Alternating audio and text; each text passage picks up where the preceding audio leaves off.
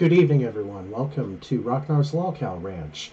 I'm your host, Governor Rocknar, and tonight we have racing steward Sam Stutler. He's kind of out of frame right now, but he's going to act as kind of like our, special Mr. Hands for this episode here. So we're just going to do a little bit more live racing here. Oh, Jen Saki's Crispy Crunchity G-String says, I got the 5 horse in the first race. Well, okay, Jen, which horse would you like to be the 5? We have our pick from Peppermint Quagmire, the red. Orange is Troglodyte. Blue is James Blueballs. Purple is Adrasdea. White is Head and Shoulders. Black is going to be Issac. So which... oh, hi, InfoWar. Tell you what.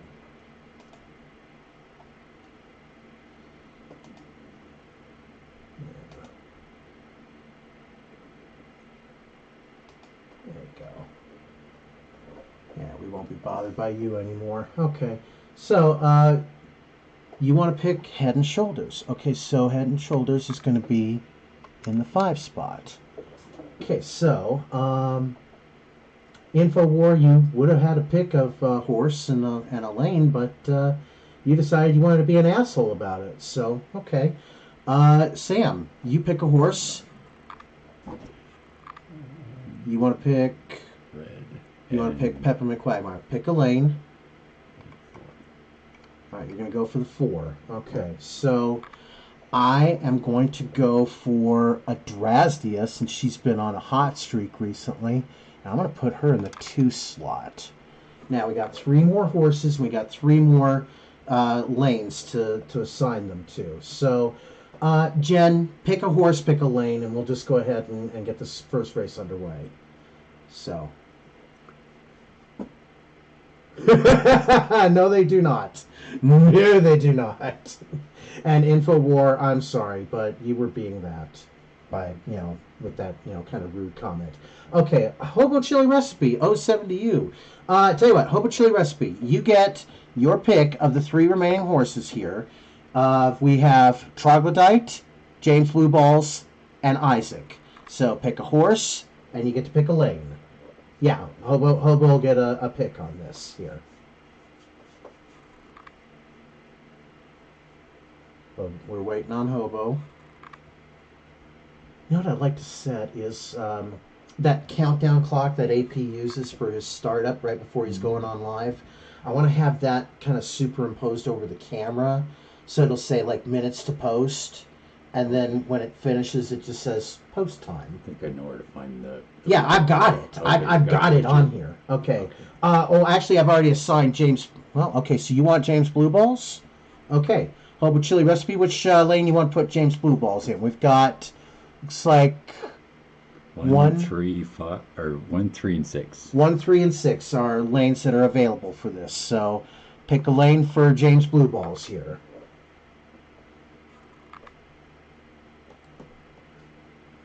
1, 3, and 6 are the lanes that are open here. So, Hobo Chili Recipes he's picked his horse. We're picking his lane.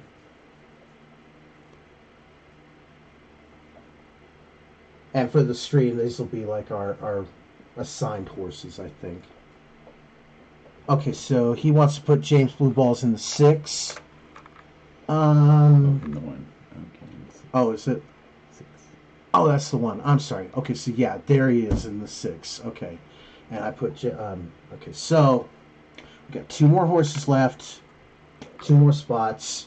Tell you what, since InfoWar wanted to be an idiot, we'll give him Issac. We'll give him the 1 spot, and that means Troglodyte will get the 3. All right, so. All right.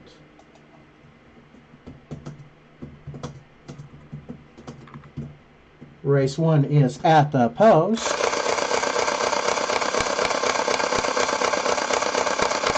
And they're off. Breaking for the lead is James Blueballs, followed by Adrasdea, and Issac is third. Peppermint Quagmire and Troglodyte in the narrow race for 4th. Tight finish for 1st. Here comes Issac. Issac barely hanging on. Issac is 1st. Oh, wait a minute. Oh, shit. Yeah. You forgot to flip those. Yeah, I forgot to flip. 1, 4, 5, 6. 1, 4, 5, 6, 3, 2. Okay. All right, that's all right. That's all right. We did get it. Okay. Show markers. Hmm? Sorry about the play show markers. Well, you got to get them out first. Oh, right. 1, 4, 5, 6, 3, 2. 1, 4, 5, 6, 3, 2. All right, so the winner of that race, well, who was in the one spot? One spot was Isaac. Isaac, yeah. Isaac was the one spot. 4 was? 4 was my pick, which was, I think, this Peppermint. one. Yeah, Peppermint Quagmire. 5 was, I think 5 was what? Who? 5 was Head and Shoulders. 5 was Head and Shoulders. Okay, so yeah, then rounding out, yeah, Drugstore Handicap. Okay. All right, so yeah, well, new round here. I'm going to pick Troglodyte. I'm going to put him in the 4. All right, Hobo Chili Recipe, which one you want? Yeah.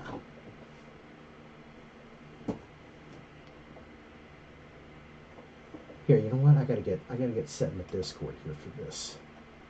'Cause I gotta get off the camera.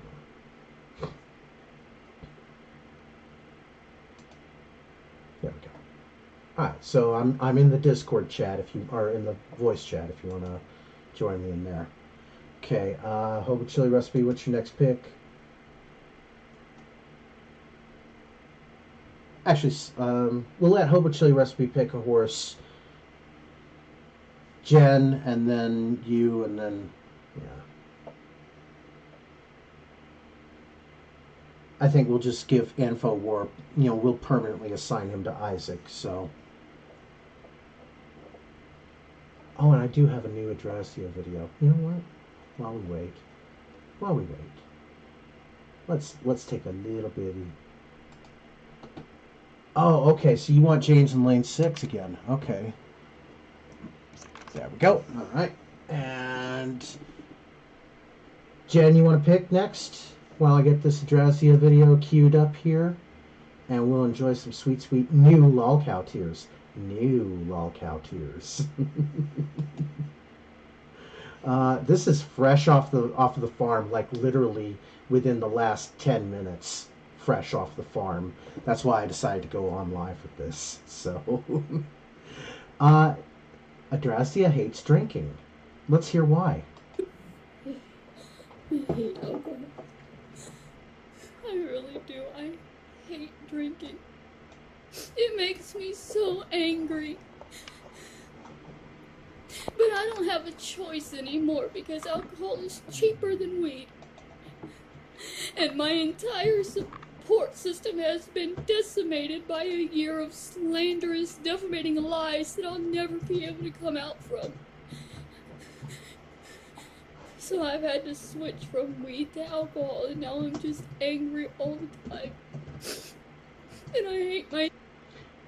Back it up right here, just for a key critical moment here, because listen to what she's saying here. Alcohol is cheaper than weed. Alcohol is cheaper than weed. Yes.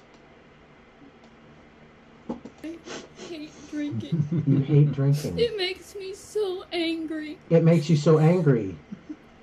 But I don't have a choice anymore because alcohol is cheaper than weed. But you don't have a choice anymore because alcohol is cheaper than weed. No. Bullshit. Bullshit you do. Okay, so yeah. You'll take James Blue Balls then. Roots, which slot you want to put him in? But yeah, listen to this bullshit that Adrasdea is saying here, is that she'd rather be angry because alcohol is cheaper than weed right now. That's bullshit. You know what, Adrasdea, I know you're fucking watching this. So I'm going to get that, free alcohol rehab Los Angeles number for you. Because we're going to get you help. Because if it's bringing you to this point where, Sam deduced you have a hangover at 7 p.m. your time, you need help. Okay? Yeah. Okay, Roots says put James Blue Balls in the 6. So we already had him in the 6 on that. Adrasdea, Free Alcohol Rehab, Los Angeles. Boom. There you go. Don't say we didn't do anything for you, and don't ever say that we're trying to hurt you or kill you, because this is proof that we are not, okay? We are looking out for you. Tough love, Adrasdea. Yeah. It's tough love that we're trying to do with you, is we're trying to get you the help that you need, but you have to make the call to that number, okay? Yeah, get better. Yeah, go ahead. Get better before things get worse. Yeah, Sam says get better before things get worse. And they are going to get worse very, very quickly for you, Adrasdea. Very, very quickly. You're not at the age where you can binge drink like a frat bro. Right, yeah. Your liver is going to suffer permanent damage if you keep this up, Mary. Your liver is going to suffer permanent damage if you keep this shit up, Mary. Please get help. He's right. Your liver is going to be permanently damaged. You would need to get a liver transplant by the age of 50, and you would not be a viable donor, or you would not be a viable candidate for transplant surgery. Okay, so back to the video. And my entire support system has been decimated by a year of slanderous, defamating lies that I'll never be able to come out from. Waterworks. So I've had to switch from weed to alcohol, and now I'm just angry all the time. And I hate myself. And you're angry and you hate yourself, Mary. Mary, this is the best time for you to call that number now. Okay? From the bottom of my heart, call this number. I'm going to put it in the chat again. All right? Just to make sure that you get this help. All right? I know you're thinking about it. I'm not going to call that number for you. Okay? You have to call that number. I hate myself when I'm like this. Mary, we've all been there. Okay? I would rather just smoke some weed. But weed is illegal in other states, and so if I smoke weed, I'm a drug addict to somebody else. No, smoking weed does not make you a drug addict. In fact, smoking weed is perfectly legal in California and Colorado. Sam Stutler, would you like to smoke some cannabis? I would enjoy some cannabis. Why, I would love to share some cannabis with you, Sam Stutler. Here. Thank you. Here, you get the first toke. You get the first tee off the green. There you go.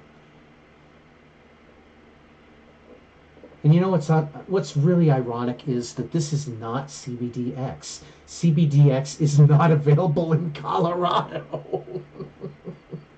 Here we're stuck with smoking actual weed. Oh, the irony of it all.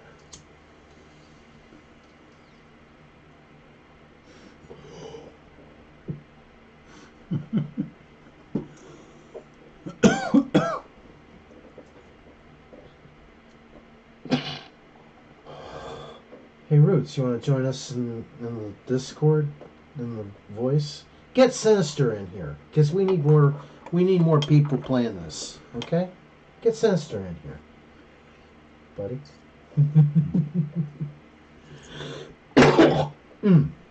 Okay, play this video. But alcohol is acceptable to everybody. Aw. It's legal everywhere. You know what? I don't drink at all, Mary, because alcoholism definitely runs in my family. And that is why the worst thing that I do, apart from the weed, is I will guzzle a 2-liter a day. And I am not kidding, Adam Farler. You thought you were addicted to Coca-Cola. You know, try drinking a 2-liter a day. Of course, it's going to destroy your teeth, but, you know, then again. Yeah, let's get this pity donations going here. Look at that cry. Look at that cry that Mary's got on her face. I'm gonna take a little snapshot of that. Perfect. You just bring on the waterworks, Mary. Mary, this is the freshest video I've ever had on my farm.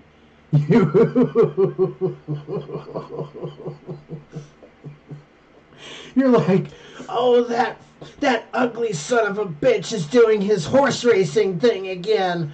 Oh no, he's watching my video.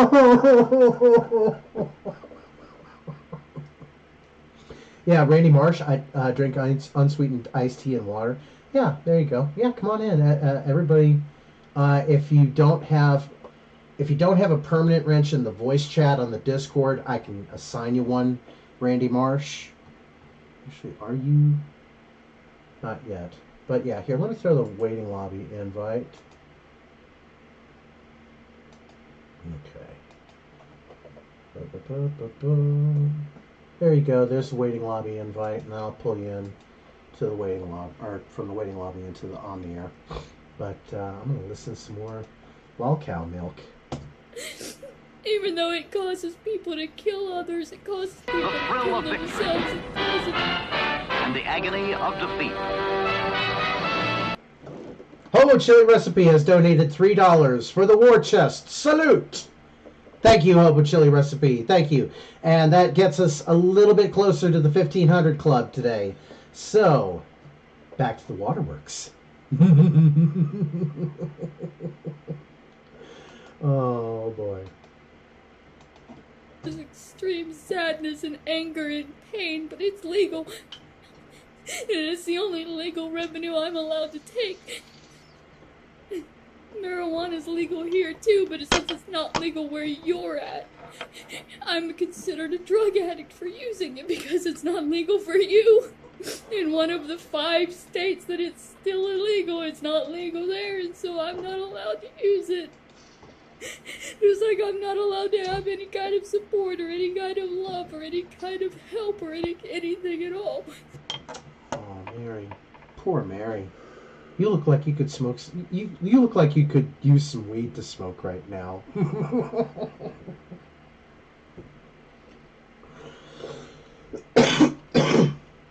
Shit, have I been muted? Shit, have I been muted? God damn it. No, I can see you going into the red. Oh, okay. Alright, so yeah, okay, so. Had to clear my throat there. Alright, so, Mary, bringing these LolCow tears. I'm only allowed to have alcohol and pain. Mary. Oh, hi, Twisted Fister. Welcome to our voice chat tonight. Hi, Twisted Fister. Sam says hi. I don't know if you can hear him. The microphone might not pick him up.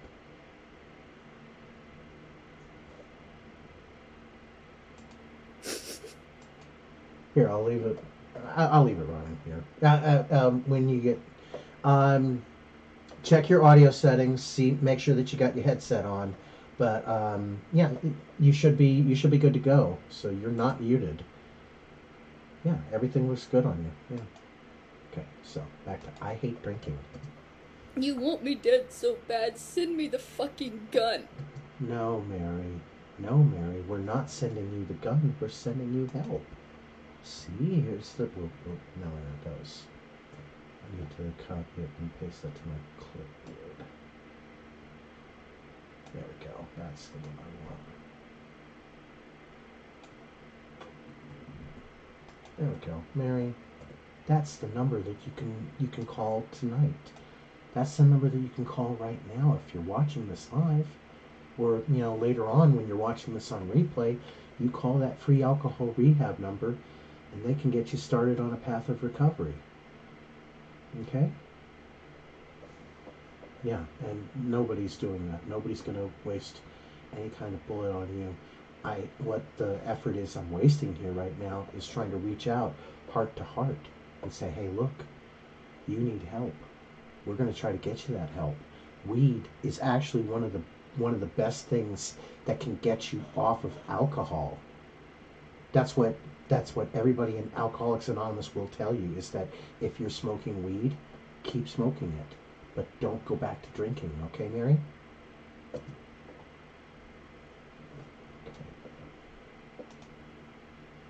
Yesterday you said, well, we're not going to send you the money because you'll just spend it on weed. So send the gun. You have my address. You know where I live.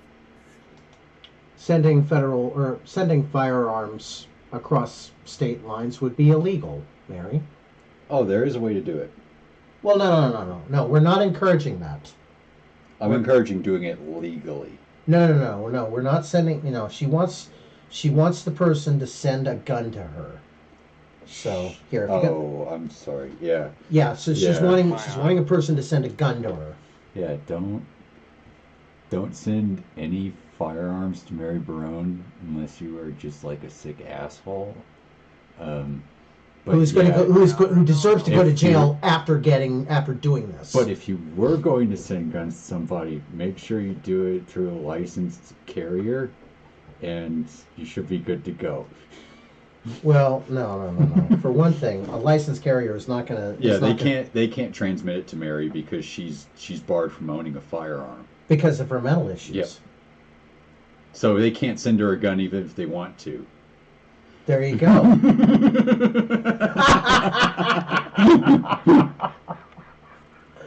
Oh my goodness. Yeah, it's fucking. Hi, Roots. How you doing? Oh yeah. Hey. Yeah. She's in L.A.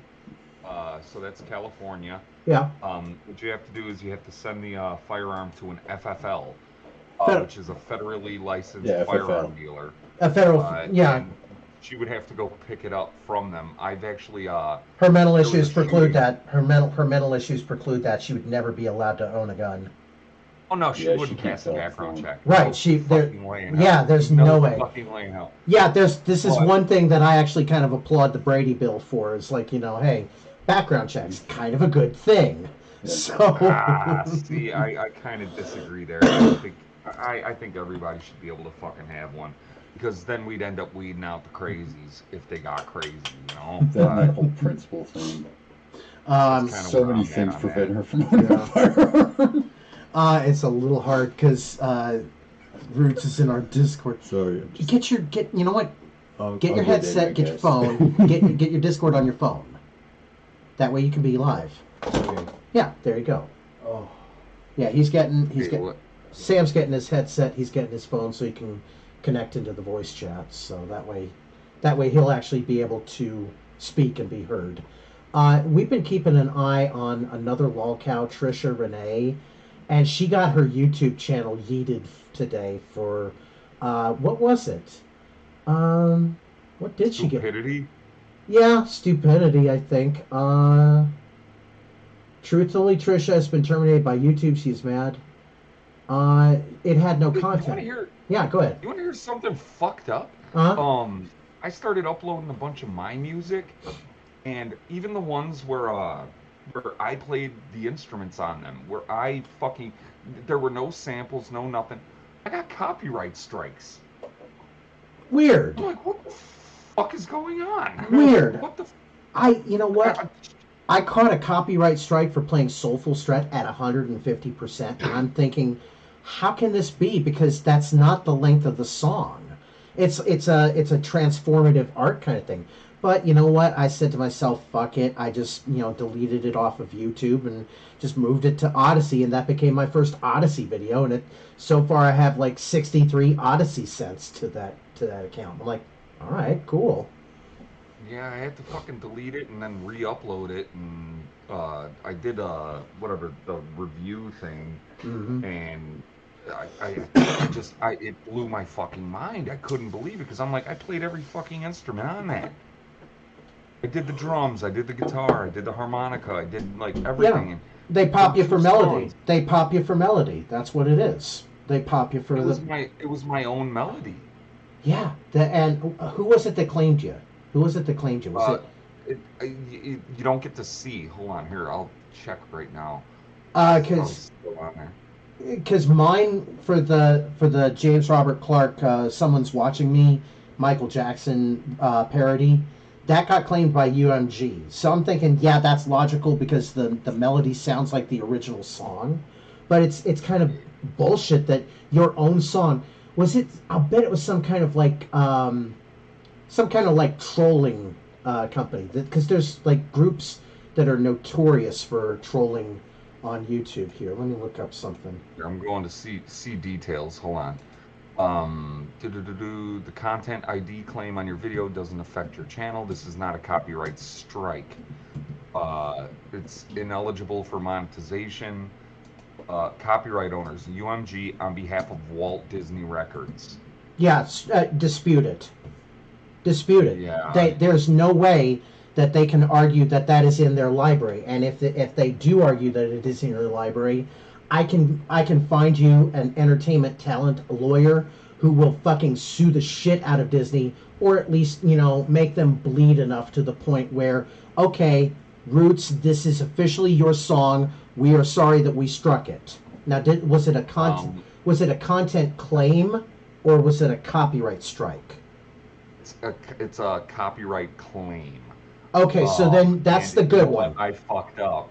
That's a good one. You could still dispute that. You can dispute that easy.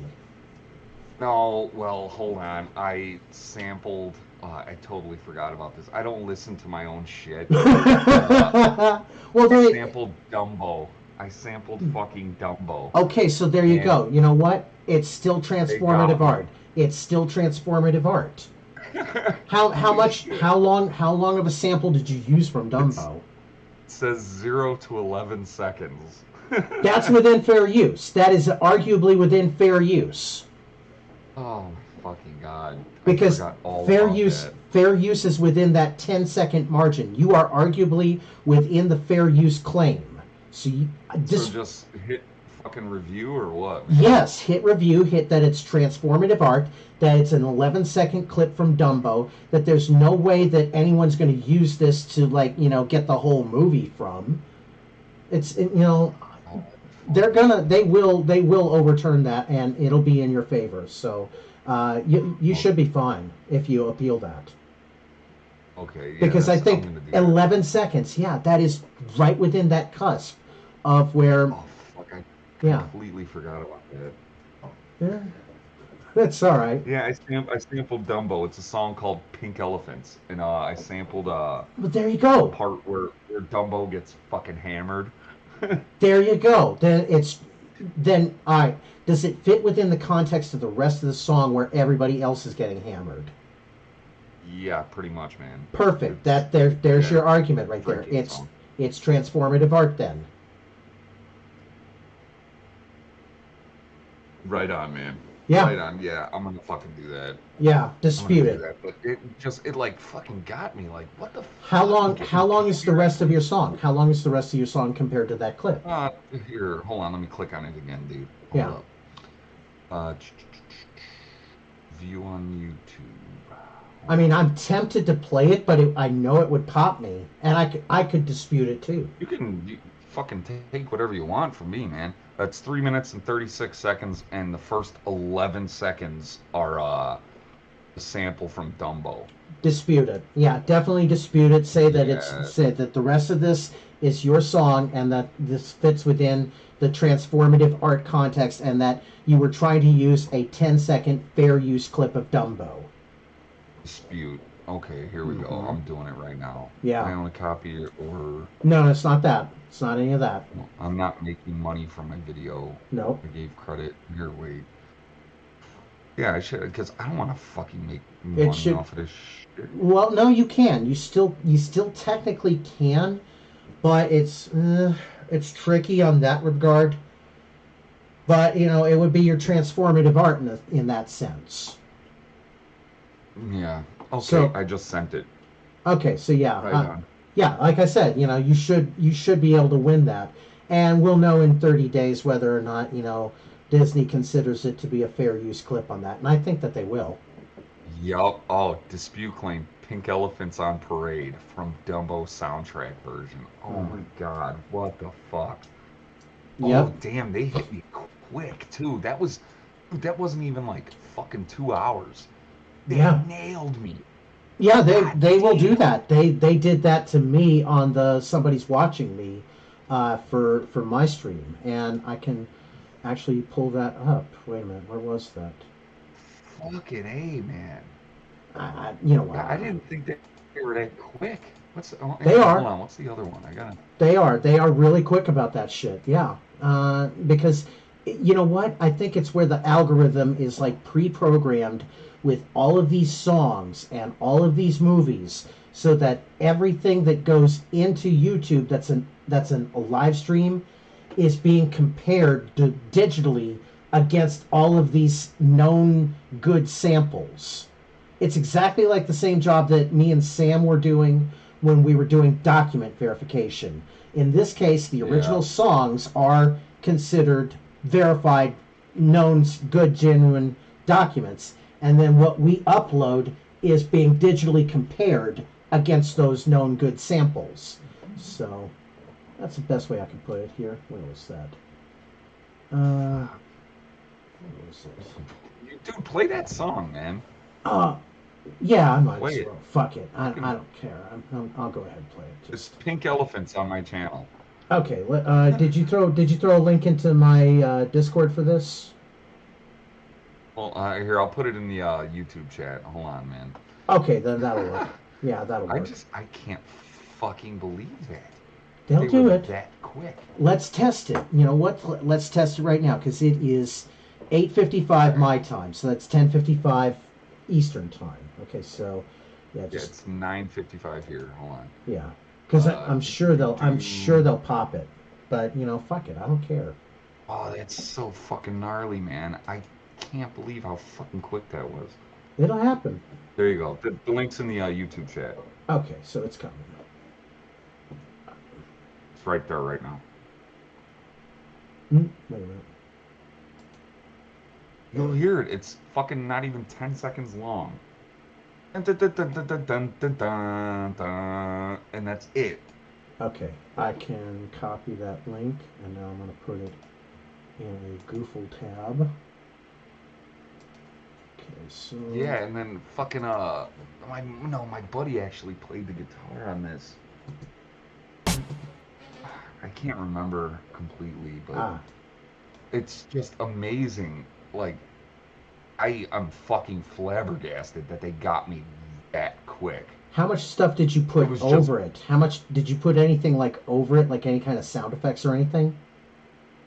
At the beginning, no. It was just like I used it as an intro, but I didn't figure 10 seconds of a fucking song from a Disney movie was gonna do anything. Like, I didn't think about that. And but yeah, no, you'll hear the music in the actual beat. It's all on instruments. We remade. So we sample things, and then we'll recreate it on actual instruments, man. All right. So Pink Elephants. Here we go. Yeah. Fucking Christ, man. I know.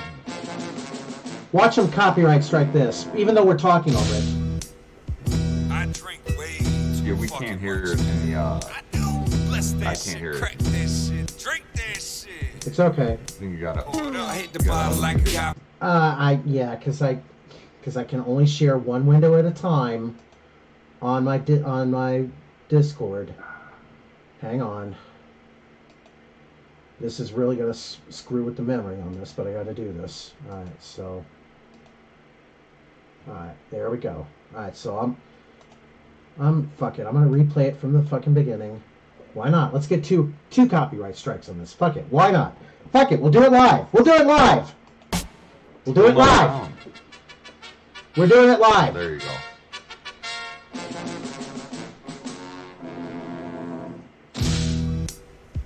I drink way too fucking much, man. I do. Bless that shit, crack that shit, drink that shit. I hit the bottle like I got beef. I'm fucking outbeat. 40-ounce heavy chugging, chipping up my teeth. My rap's wrong. For that, it probably won't last long. I stumbled out the whip and started napping on the damn lawn. I drove home and did I fly dead-eye. This life's been a ride and crew like a get out. I hit your head on. A chicken playing mind games with the fucking Jedi. You better bet I been on to stay belligerent. Admitting this step one. Let's sip to this predicament. Puking fucking slipping it. I take 12 steps and 4 flights. Plain like your boy. boss, I'm alright. I can do this all night. It ain't a problem. You kick it with the mob and bless bottle after bottle. Jameson, Henno, what's dirty on the jack? This that high life, bitch. We got a stack of 30 packs. Blue light, shine on me. And I can't tell if it's early or late. I'm a low down, dirty, on shame. We have an actual part that we recorded. God, the wine won't leave. Even on spinning, never spill my drink. I'm a low down, dirty, oh shame. Got a bottle on the brain. Am I living or what? Not many give a fuck. Hanging by the gallows with a gallon trying to mix it up. Dog, I'm from the shy. Ain't nobody feel the love. Real and bug joke. It's colder than steel cuffs while we stay blazing. Take brains on vacations. Fade faced it. I spend days on space stations. Live from the outer limits. Hip hop without the gimmicks. You getting down 7 eyes now. It's time for business. You got about a bit of crack that shit. Don't babysit the blunt, bitch. Pass that shit. Blast this tape home, but don't you crash that whip. Mr. Roots break it down like it's mathematics. The bootlegger cool killing brew with your bruised kegger. No new bender, most mornings I need a new fender. Driving like a nut, screaming I don't give a fuck. Can't find me, yo, I'm probably getting drunk. What? That blue light shine on me. And I can't tell if it's early or late. I'm a low down, dirty, on shame. Got a bottle on the brain. Lord God, the wine won't leave. Even on spinning, never spill my drink. I'm a low down, dirty, oh shame. Got a bottle on the brain. They toss me out the tavern if the street is still light out. I might ride on home if I can find myself the right route. Or find a whip, or find the keys. I'm being followed by big elephants. Somebody call them orderlies. I can sort of see, but shit don't look normal to me. Rub my eyes and blink, but they still moving forward to me. I'm freaking out. Nobody seen what I saw on the street. A figment of my mind. I'm just drunk and that's all it could be. To tell me why I see him. Peek around the corner, snatch a camera from a foreigner, trying to capture it to warn him. Got nothing. Them fucking sneaky. It's a busy city scene. Nobody seen them follow me down Beat Street. Maybe it's the heat. Nope, there they are again. More of them parading in Technicolor cardigans. Shit, I ain't sipped it in a minute. I'ma get some more. The goddamn Grand Marshal stepping out the liquor store. Blue light shine on me. And I can't tell if it's early or late. I'm a low down, dirty, on shame. Got a bottle on the brain. Lord God, the wine won't leave. Even on spinning, never spill my drink. I'm a low down, dirty, oh shame. Got a bottle on the brain.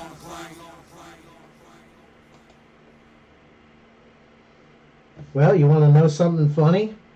Didn't trigger any strike on my channel.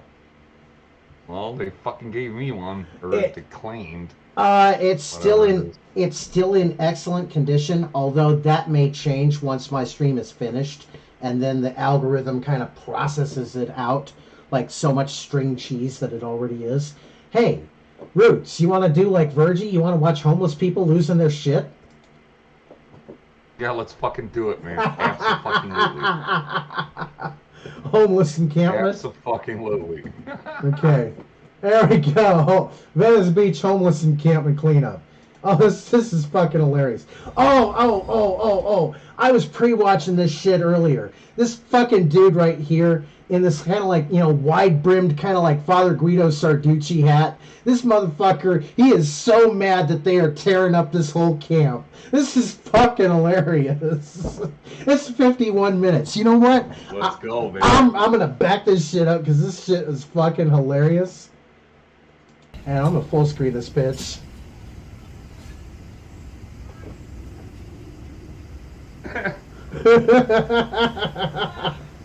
You gotta ask me twice. Oh my god.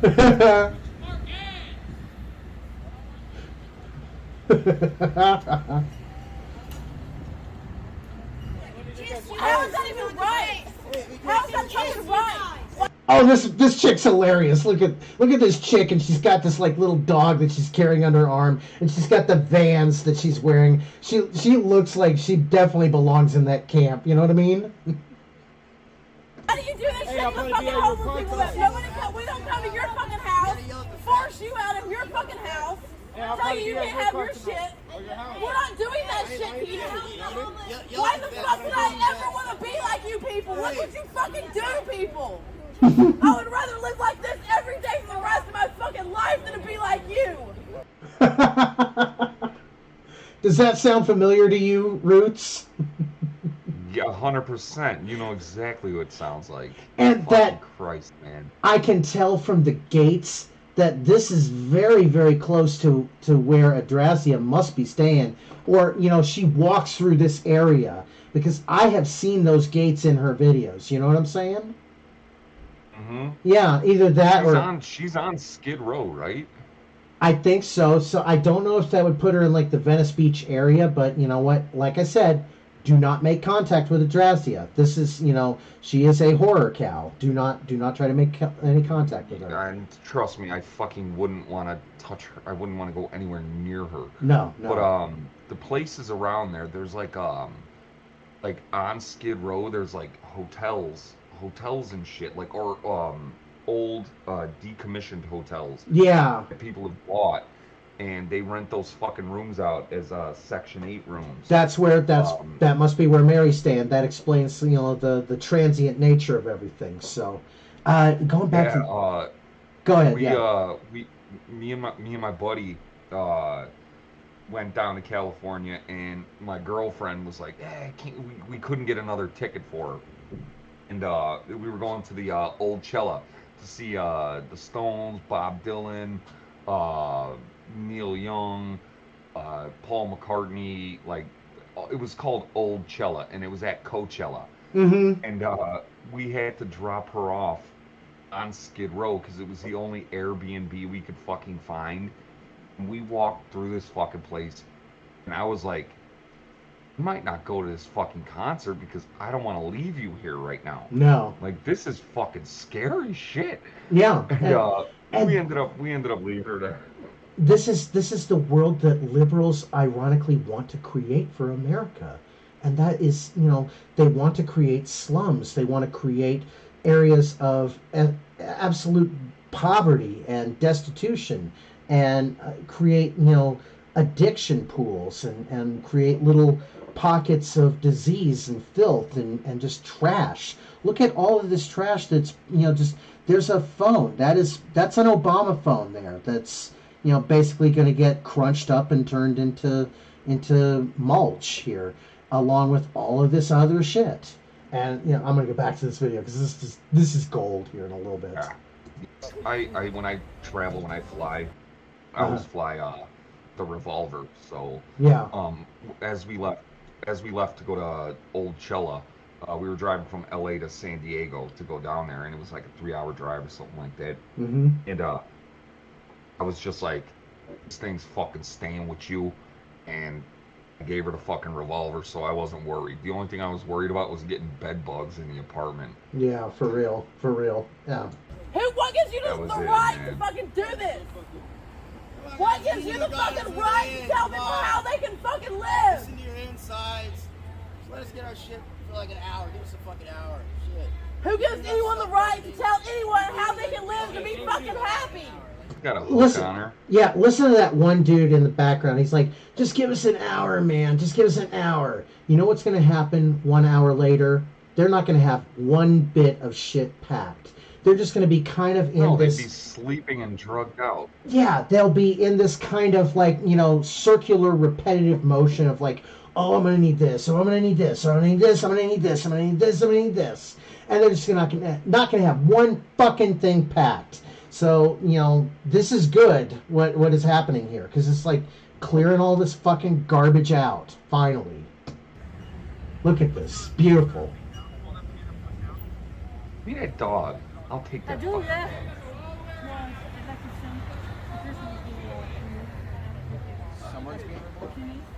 And those liberals are going to get so mad at this cop right here, because this cop is basically just doing his duty. He's enforcing the law, and they don't like it that the fact that a black man is siding with, the police on this whole matter. They are so angry at this cop right here. And this cop is just like, whatever, I'm just getting paid, man. I don't give a fuck. Okay. Dude, my daughter is a quarter Irish. She's half Irish, quarter black, and a quarter Mexican. Mm-hmm. Her fucking family hates the fact that she is not subscribing to these liberal fucking ideals. That she's like listening to me. Oh God. Dude, it's rough, man, because I'm friends with, you know, the entire family. You know, we're all still my ex-brother-in-law, my best friend on the fucking planet. He's the only person in the family that agrees with me on this shit. Mm-hmm. Everybody else fucking can't stand the way I think about things, man. It's pretty fucking funny. It's pretty fucking funny. And my daughter's just like, she's becoming outspoken. She's starting to like her own music. She's starting to think for herself. She's starting to like say things that they don't like. And they're like, what the fuck is wrong with you? She's like, nothing. I'm just thinking for myself. There you go. I'm actually really proud of her for standing up for herself, man. Fuck yeah. Fuck yeah. That is... Yeah, it's a beautiful thing, dude. It's a beautiful fucking thing. She's pissing everybody off, man. She is pissing everybody off, man. And it's just great, dude. Oh. Over there, I don't know as of right now, but sometimes you have to go around, unfortunately.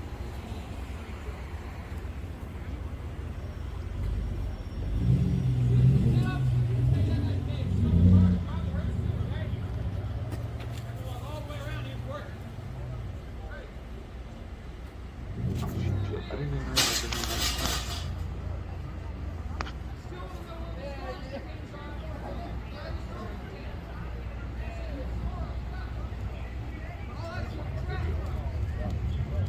Here we go.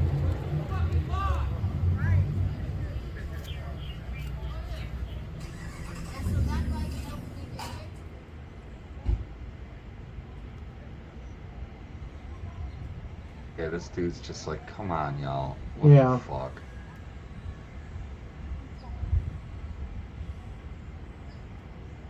Gotta wear this dumbass mask. Come on, man. Like, y'all put your garbage everywhere. Jesus Christ, look at that shit. I know.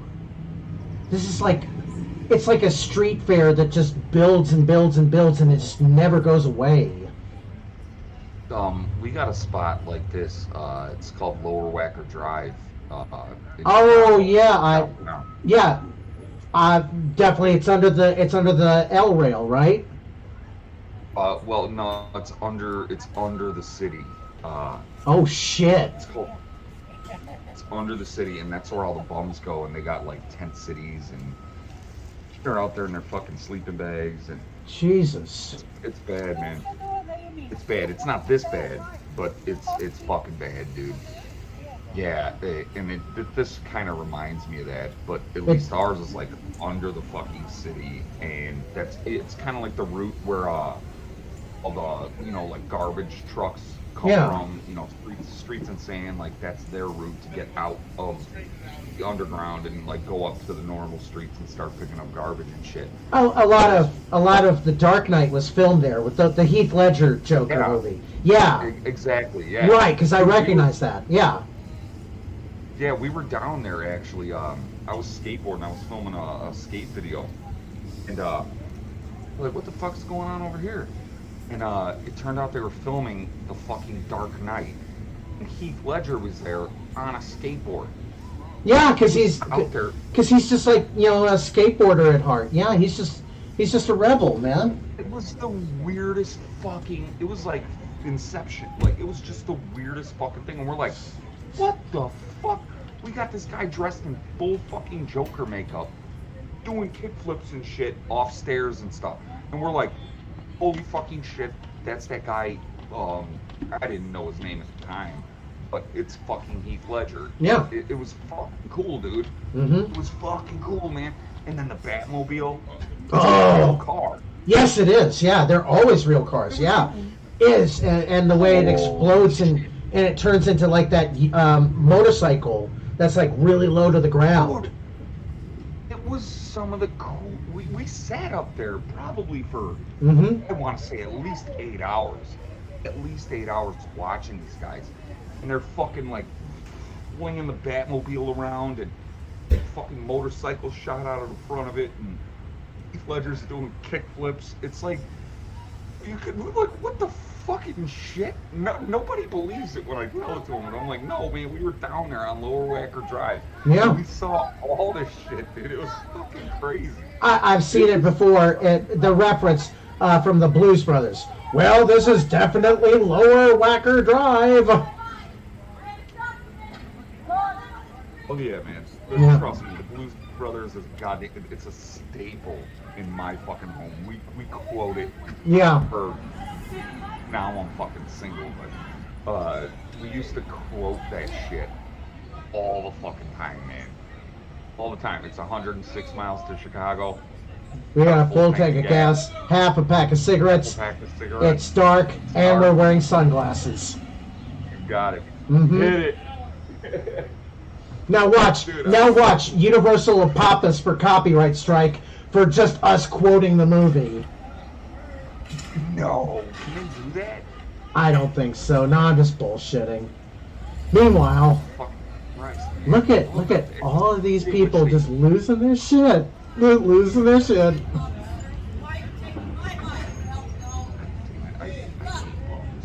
I love watching this shit on Virgie. You know what I'm saying? Oh, where is Virgie? Get fucking Virgie in here. I don't know. He's definitely on his own channel. I don't have access to his Discord, but that's okay. Oh, Pupper, look at your Pupper. There. You have access to his Discord, man. No. I'll invite you to it right now. Oh, okay. Well, I'll get to it in a moment here because I got everything full screen and I only got one screen right now, so. Yeah, I'll get to it. I love those big ass fucking blue milk crates. You see those? God damn it! Don't go on. No, you don't want to be in Virgie's Discord. No. What's up? The first thing that fucking pops up is Mary flashing her tits. Oh God! No, we don't want that. No, ooh, fuck that. No, man. No, so it doesn't look like I can invite you to it. It's okay. It's not a big deal. But I love these fucking big ass blue milk crates. You see those? Those are awesome. Yeah, those are like Pepsi crates. Yeah. And at first I thought that. Liter. Oh yeah, well no, the big ones. No, the big ones in the back of the truck that this guy's carrying. These are like gigantic. These are like fucking industrial size. They're like fucking 4 feet tall. These bastards are. They're great. What the fuck are those for? For just hauling. No, they're double stacked. They're double stacked. So those are the 2-liter ones. No, they're single. They're singles. They're singles. You keep watching. See? Came here to help, and they took her body. They literally took her body. And that's why she keeps going. It's her body. You too! See, look how big that one is right by the truck. You see there? Right behind the stop sign, there's this fucking huge ass crate. And it's got like a little sliding door that you can like, open and close it so that you can just like haul shit in from the side instead of from the top. But it's definitely fucking at least... Yeah, like a fucking coon trap. Yeah. Those crates are awesome. At first I thought that those were like, something that the homeless people had found and just like dragged over to their encampment. But then I thought, no, wait, those are actually like, the cleanup crew. So, and look at that poor black officer, and he's just sitting there, and he's like, I'm getting paid, man. I don't know about you. I'm getting paid.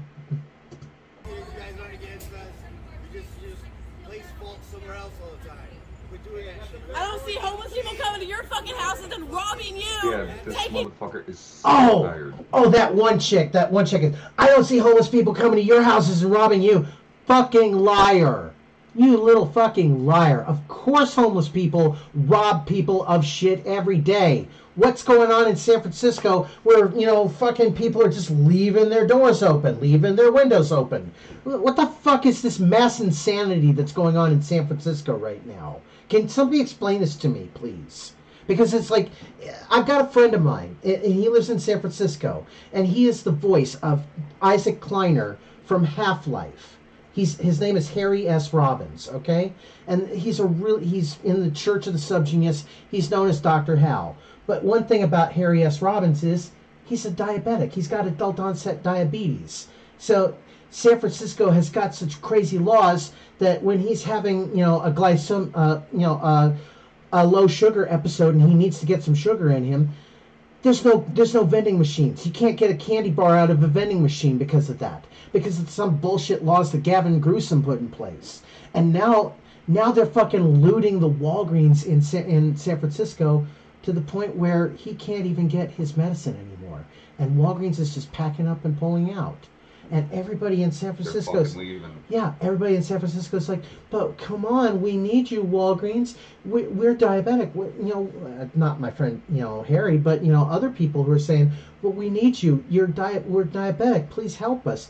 And Walgreens is like, fuck this, man. Your police can't even protect our stores, man. What the fuck are you supposed to, thinking of us? We're gonna have to fucking keep this shit behind like fucking bulletproof glass windows if you want to get it. So. When's the last time you were out west, man? When's the last time you were in Cali? 1991. 1991. It was a month after the Rodney King beatdown and before the riots. Okay. In that little prime time where there was Jesus Christ. There was just that kind of weirdness in LA. You could feel it everywhere. There was just like yeah. I was out in Frisco. I lived in San Jose, lived in Gilroy, which is about 26 miles south of San Jose. And we used to go up to San Francisco all the time to go out to like good dinners and shit. Yeah. I was Los Angeles. I was only in Los Angeles, but it's a really nice town. I would love to be in Los Angeles again. So. Oh, fuck that! No, man, never in a million fucking years. No. No, there's some spots in Los Angeles that are actually pretty decent, and I where I stayed this was when I was there for like April of '91. No, it was March of '91 because the episodes aired in April. This was where no, Rodney King Beatdown was in March, wasn't it? And then it was April. I don't remember. Because then the episodes, Jesus, my timeline gets all screwed up here. No, it was April. Yeah, because it was April because it happened like my episodes taped in April and they aired like a month later, so the episodes aired in May. I remember that, but the Rodney King Beatdown happened in March, and there was a real weirdness everywhere. Like it also the day that we arrived in Los Angeles. There was like $350 million mega ball jackpot in California for the California lottery.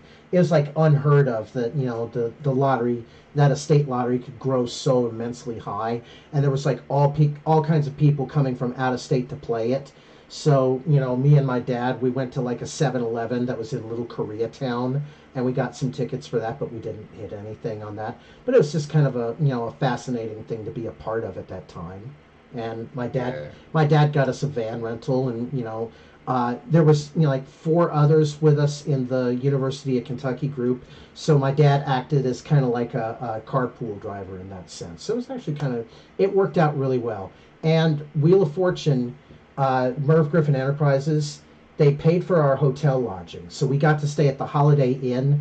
That's like right in front of the Hollywood sign.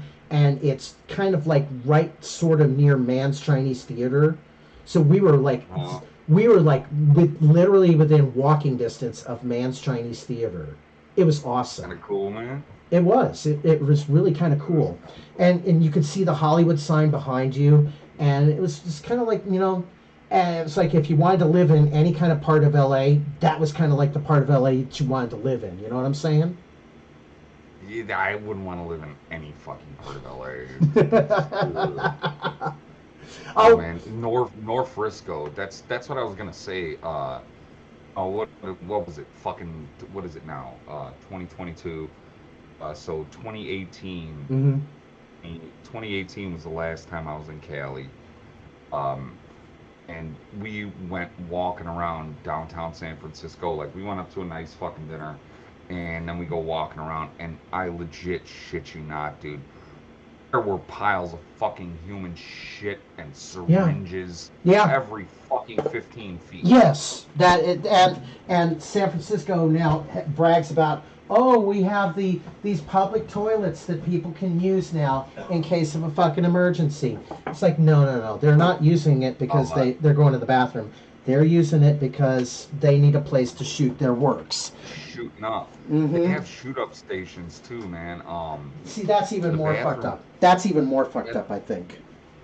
The bathrooms they have are really weird, man. They're like these, like, what would you call it? Like a vestibule.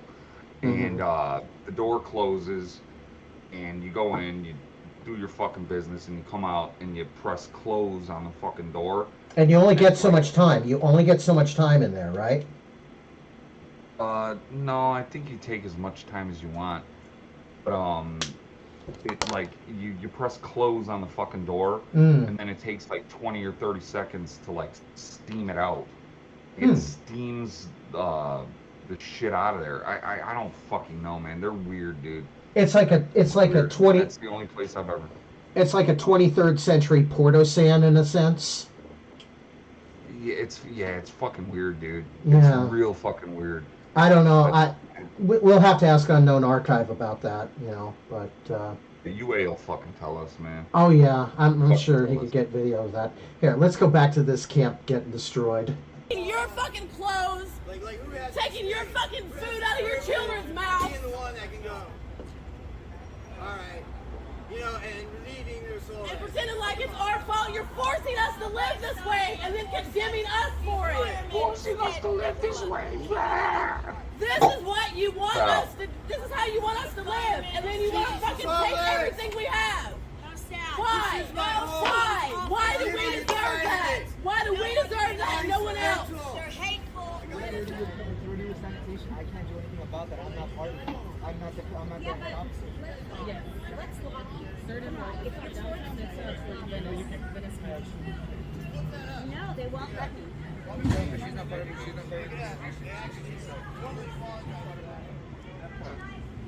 I don't know. They told her not to. I can't tell her to come in. I'm not them. So are we gonna get a supervisor? Can we call it? Did you hear her just say, are we going to get a supervisor? Is that what she said? She literally said that. I'm going to back this shit up here.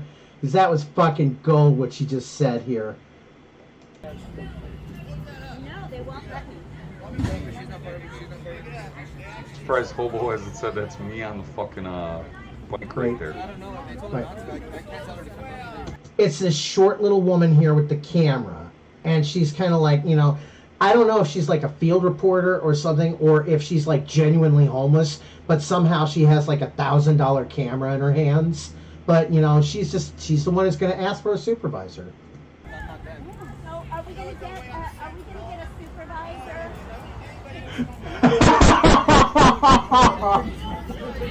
Are we going to get a supervisor? Our homeless camp is being destroyed. Our works of art are being destroyed. Are we going to get a supervisor? It's a supervisor.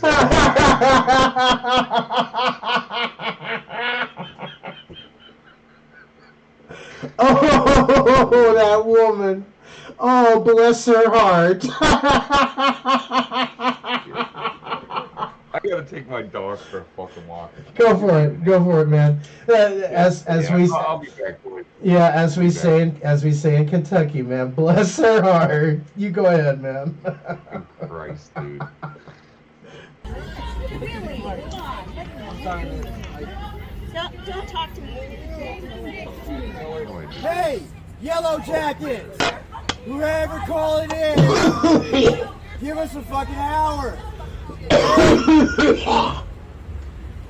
You can't just go to sleep with that shit. Whoever can make the difference, you fucking know it.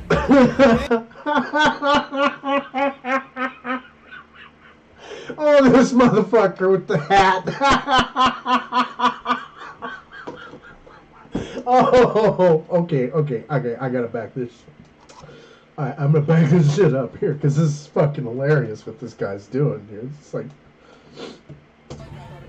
All right, so, oh yeah. I don't know. They told her not to. I can't tell her to come in. That's not them. Look at. So are we gonna get a supervisor? Can you call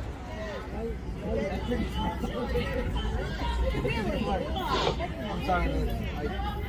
Don't talk to me. No worries. Hey, Yellow Jackets! Whoever call it is, give us a fucking hour. Okay? You can't just go to sleep with that shit. Whoever can make the difference, you fucking know it. Okay? Don't be a bitch. Could you hear that dude through my headset a little bit, Sam? Yeah. Yeah. I'll get back to that. Shit, I'm sorry to be coughing in the mic, but damn, that's some good stuff. Only too bad I wish I could get some CBDX. You know what? How many viewers we got? We got 2. We got a grand total of 2 viewers.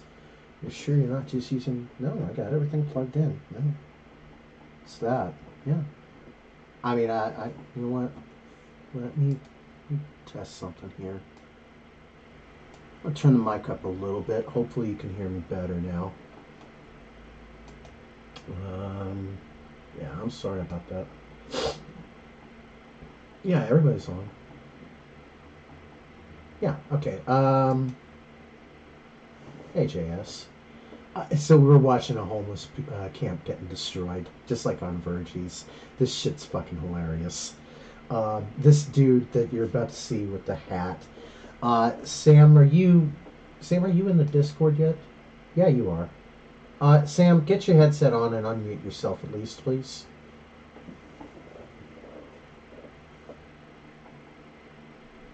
Alright. I'm gonna go back to this camp getting destroyed. It's fucking great.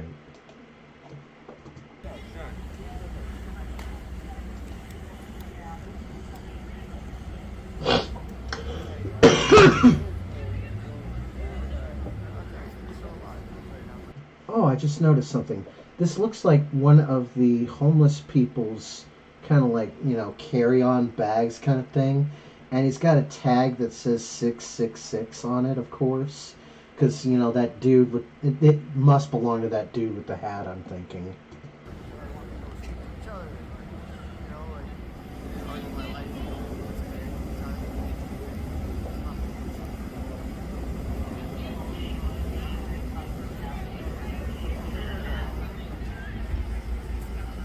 Yeah, that is definitely a 666 that he's got on that bag. So that must belong to the dude with the hat. Hey, DeBard, how you doing?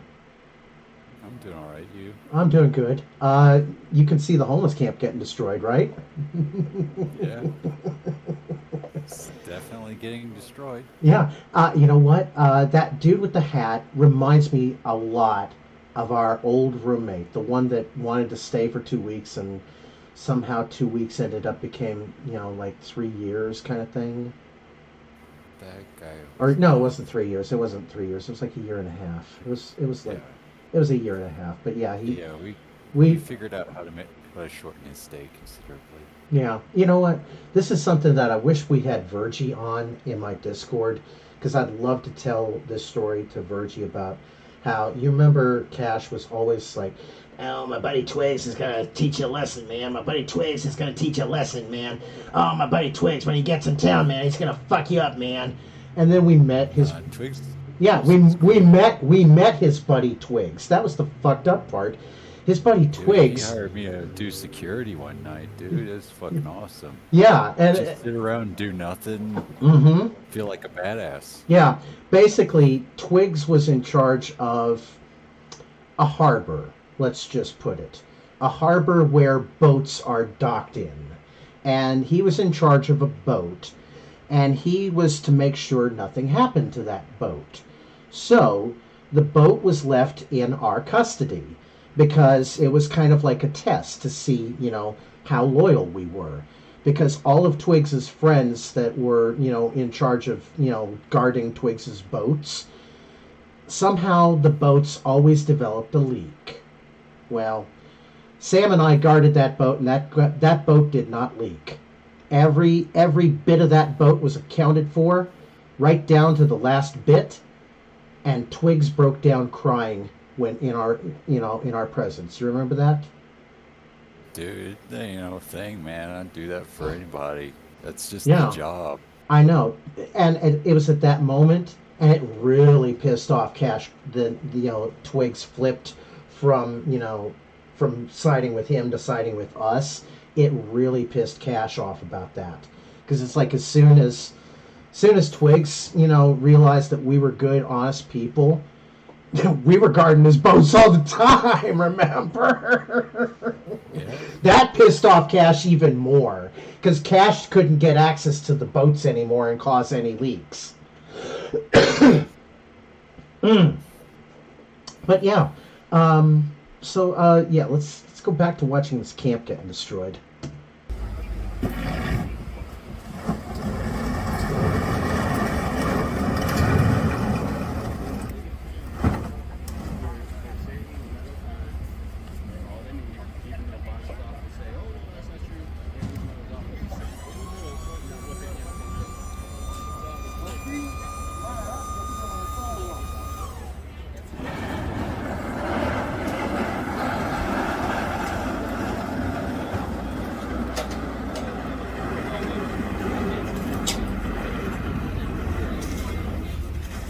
Oh, I saw this earlier. This is awesome.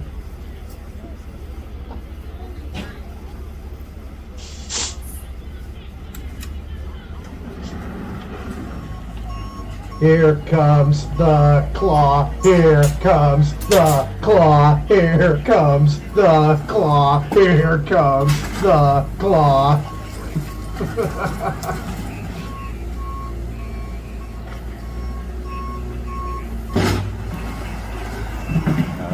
This guy's getting charged by the hour. Yeah.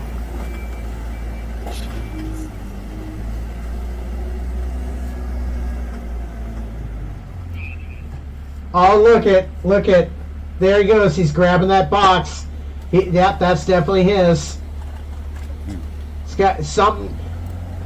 You know what? I bet that's where his works are. You know what I'm thinking? Yeah, I'm thinking a lot of important things are probably stored within. Yeah, within that particular luggage that was marked 666.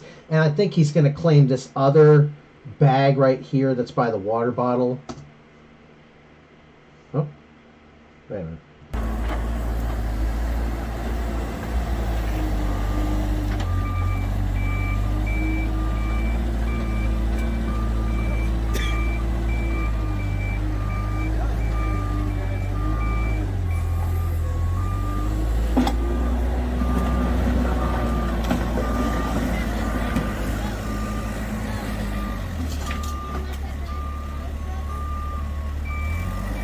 I love how he's got the teddy bear in the back window. You notice that? And it looks like he's also got like one of those little suction cup, like little something's like, yeah.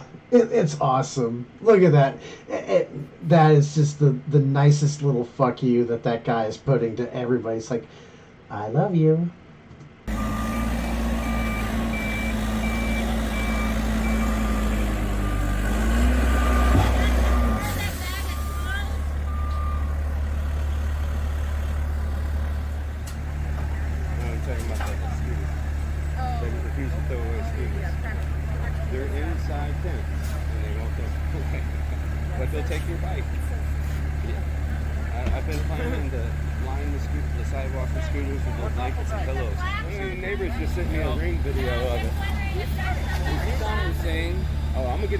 Yep, that's somebody else's works in that bag, I'm betting.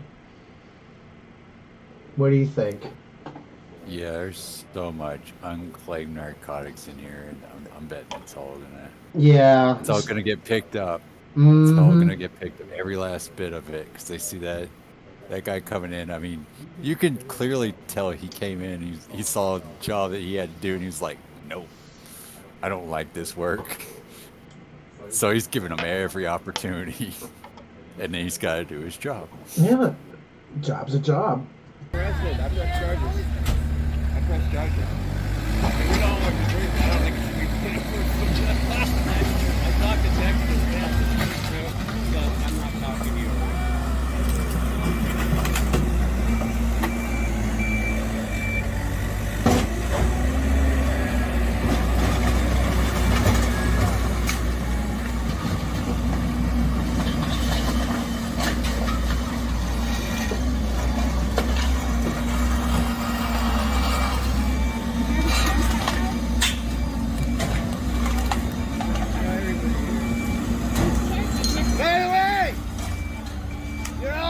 pussies. None of you have real balls. None of you, you're those guys. You're those guys. These guys, you're those guys. You're you guys. Cowards. You brought so much shit into this neighborhood, they had to call in heavy machinery to get rid of it. I mean, they usually do. Man. Yeah. And that one dude in the hat, he is just fucking going off right now, man. Because he's just like, man, y'all are pussies, man. And everybody's like, yeah, watch your shit get crunched. I don't get it. Why they're like, oh man, you're a bunch of pussies, and it's like, it's California. You're talking about literally the most generous welfare state in all the union. Yep. Mm-hmm. So these guys are going out of their way to be assholes. Yeah. But they're the cowards. Yeah. The guys doing the cleanup and actually taking care of their community so that people who are indigent and actually have concerns can go get their subsidized housing and live at least some reasonable standard of living. And these guys are just malingerers. Yep. Malingerers. They're just... the cycle of addiction is so strong that they don't want to be helped. They want to live their life of, just being, free. That's the thing I've noticed. I've had my dalliances, and the thing that I've noticed is that it's really in your brain before you ever pick up. Mm-hmm. Like, if you have the willpower to say not today or not ever, you're probably not going to need any sort of major therapy to get over addiction.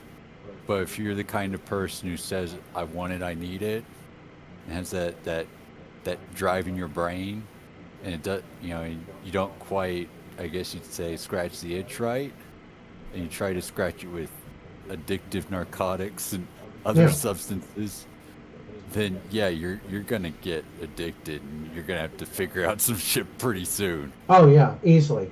And that Adrasdea had to have seen this up close and personal. You know what I'm saying? Because she walks probably this route like every day, if she's in this area, and she had to see this camp just getting put up, and all of her friends and all of her people and all the people that she was hanging out with are now gone. It's like how a flood will just destroy a town. This town was built, and that the reason that guy is so fucking mad is because that was, in a sense, his house. He didn't have the capacity to actually own property or to actually be able to take out a rental contract so where he could own even a Section 8 apartment. But he wanted to he considered that to be his house. So that's the thing. Subsidized housing in California works a little bit separate from the federal program because of the state subsidy. Because they're just, let me put it this way, a lot of ag exports, dude. A lot of almonds, a lot of pistachios, a lot of tree nuts. Exactly. A lot of tax revenue. And these guys have basically every opportunity to go find that. And it's just, I mean, that's the thing. They don't even technically have to give up the dope because it's California. $15 an hour. $15 an hour. Yeah, they don't care. They'll let you shoot up. Yeah. They'll let you shoot up. They don't. It's a very great market out there. That's the kind of thing. It's waiting.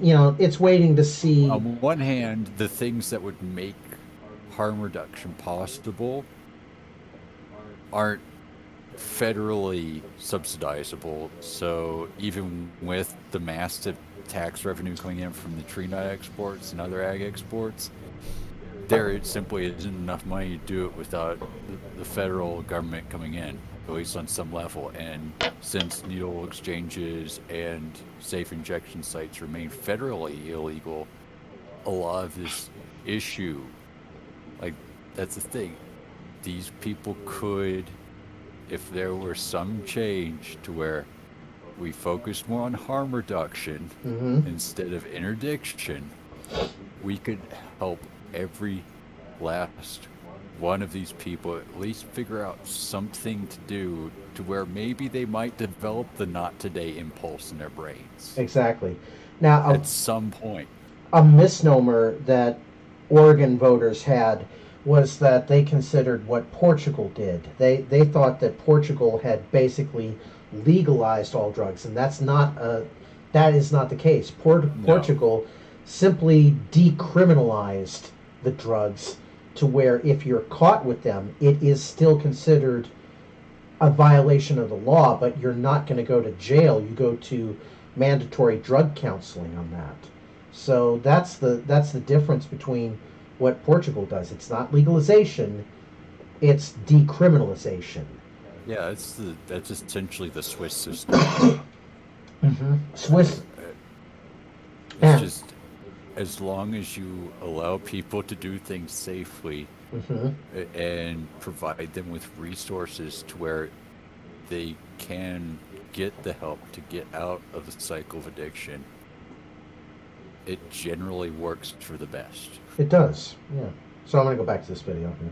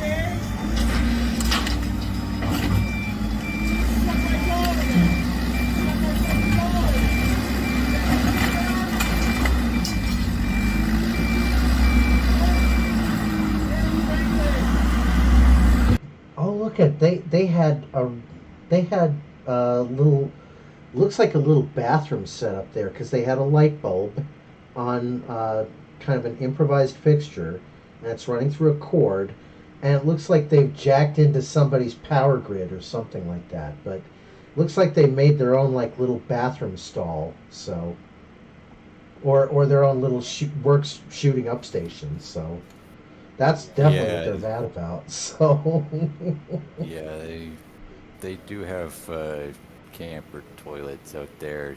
It's like normally use those for camp showers, but yeah, I can imagine there's probably not a lot of good things in that bucket. God, could you imagine how bad that little tent smells right there? That thing must be nasty. Thank God they're clearing that shit out, literally.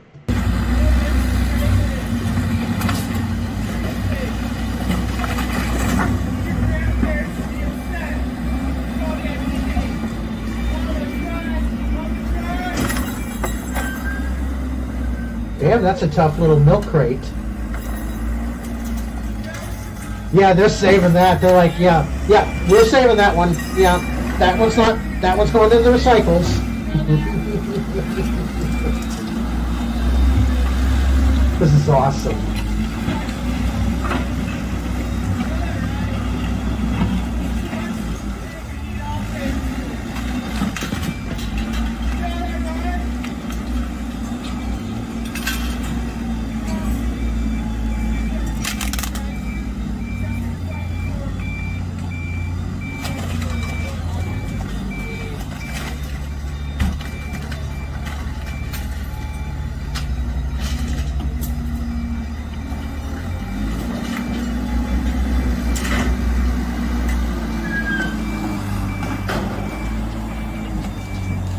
That's his bear buddy. His bear buddy loves you.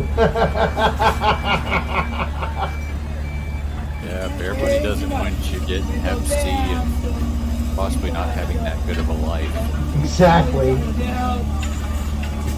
good. It's a little secret. It really needs to be God. That's how you be God. Be good. Good. See, good needs a reason for something. A good person will come and go, well, why'd you cut that guy's fucking head off? Well, because he's done terrible things and does others than he has to. No.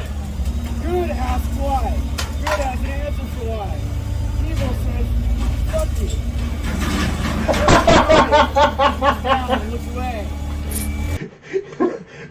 Evil says, fuck you. That dude is just so fucking pissed. Now he's gonna have. He is. There's nothing like somebody who's angry and high as fuck. It's the most comical combination you can think of. And he's clearly in that state.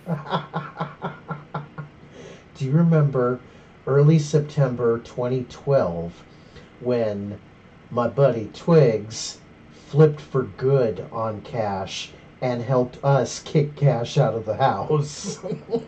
Yeah, that was great. Oh my God, he was so fucking pissed at that point. And Twigs basically held, and he's like, okay, so you get your shit, and we were able to separate out Cash's shit from our shit so that Cash couldn't steal any of our stuff. I mean, Cash got my Playboy magazines, but fuck it, I don't care. It's like, let him have the Playboys. I don't give a fuck. But he was trying to claim, like, my comic book collection and shit like that. It's like, no, motherfucker. That's mine. That's my shit. I don't, I had that shit. So, Twigs was really helpful about that. He was trying to claim the couch. Remember, he's trying to claim the couches and the chairs and, like, even the clock. Back. Yeah. Yeah, you were ready to remember fucking kill Cash. Yeah, I was literally ready to, if he decided to encroach on our property, I was looking to kill him. That's why he lived that day. Yeah. But I simply notified him that his presence was not wanted, and that if he were trying to take any of our property or enter into our property, that I would have to make him leave. Exactly. By any means possible. Right. We had served notice on him. Remember, we served the eviction notice. Yeah. Yeah. He had no choice at that point, because he had the official, 30 days get the fuck out notice kind of thing. So, oh, let's listen to this guy Spurg.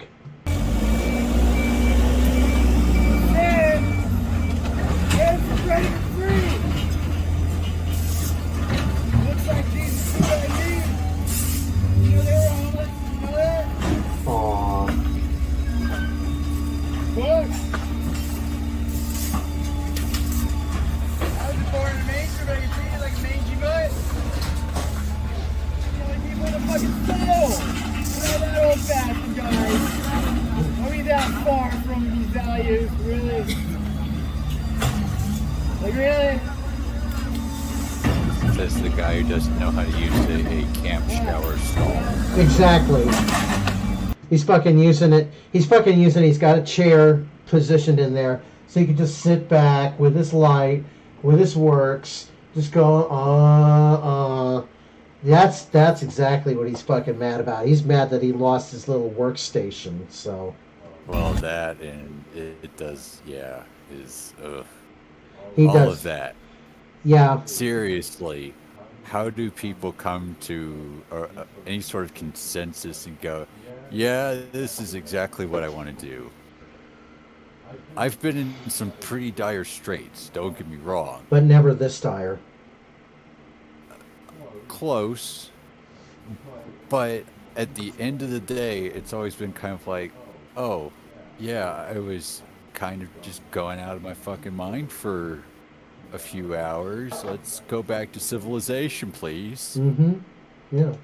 I'm gonna check something really quickly. I'll pull out something here.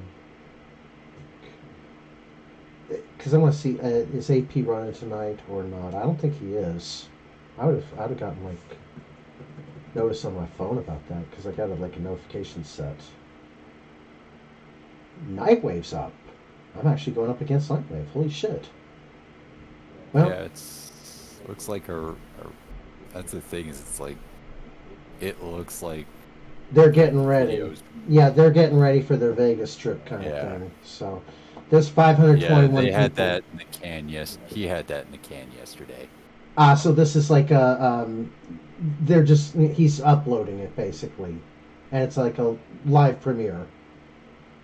No, he's still in the booth. It's just all the videos were in the can. Last show.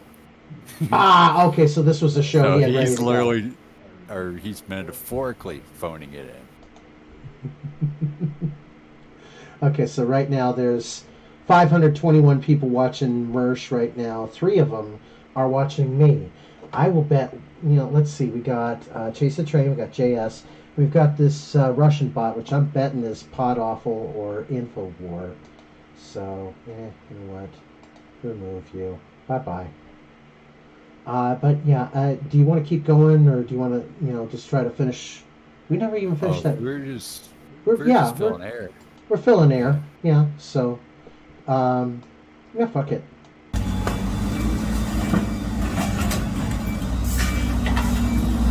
We'll go at least till the end of this video. How about that?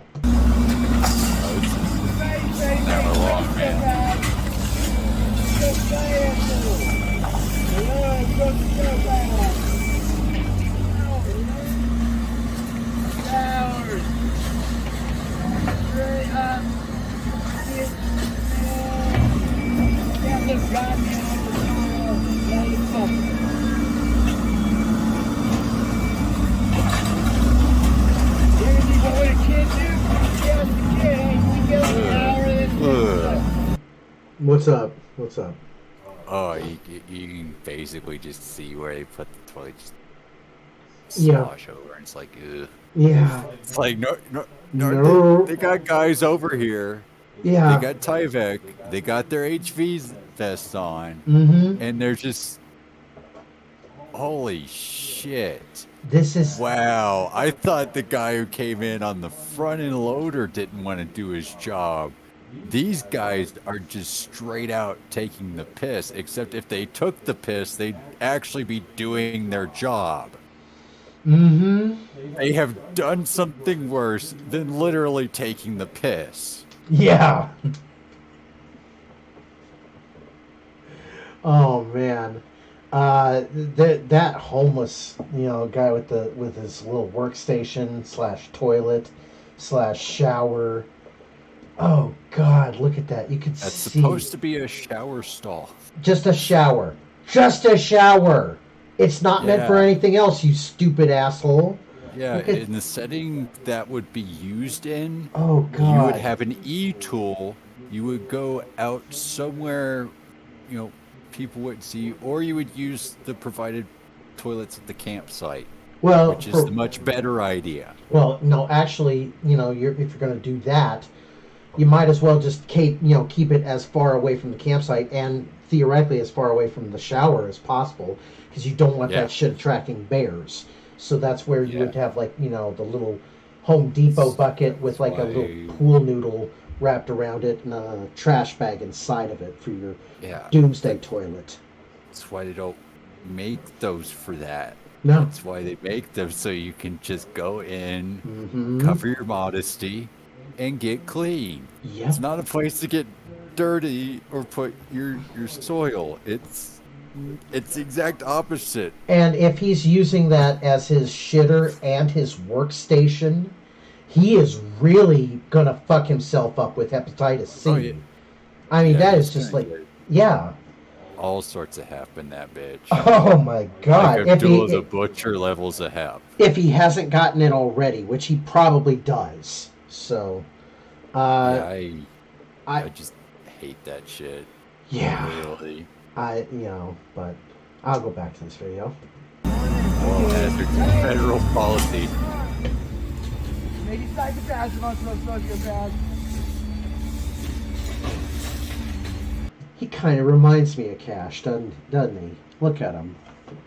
Nah, I mean, Well. only in that he appears Caucasian and he's kind of short.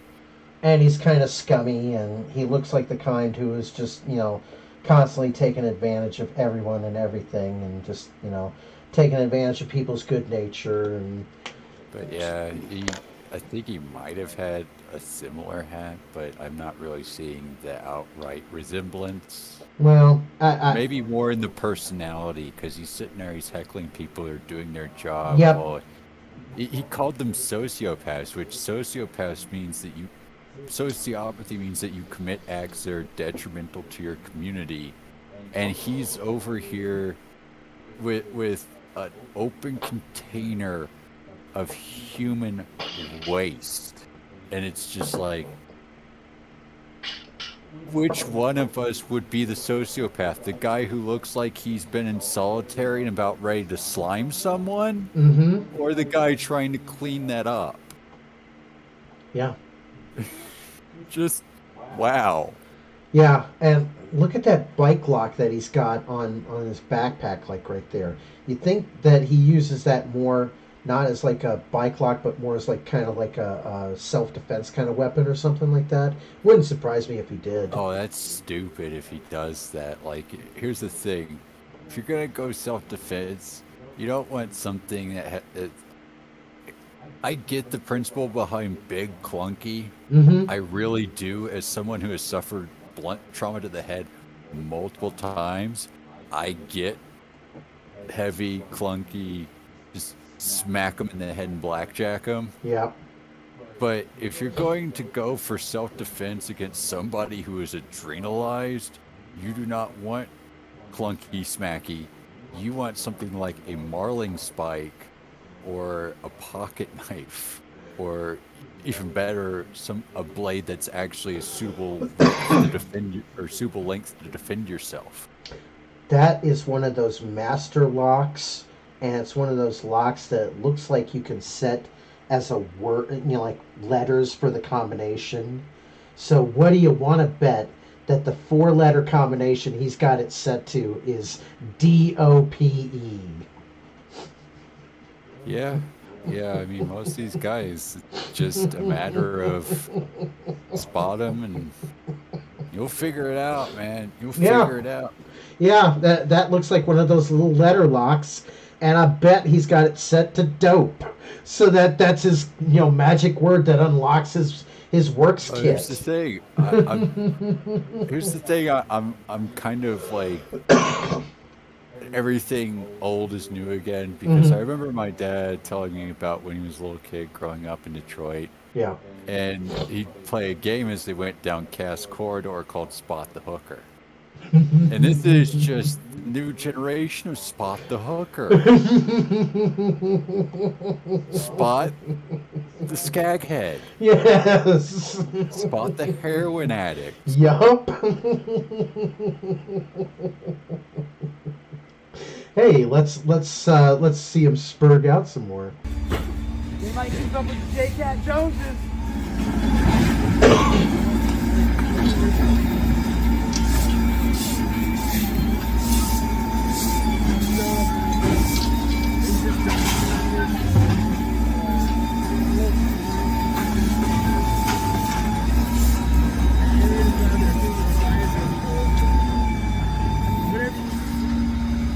That was a wheelchair wheel. Wow. I know. They've scavenged everything.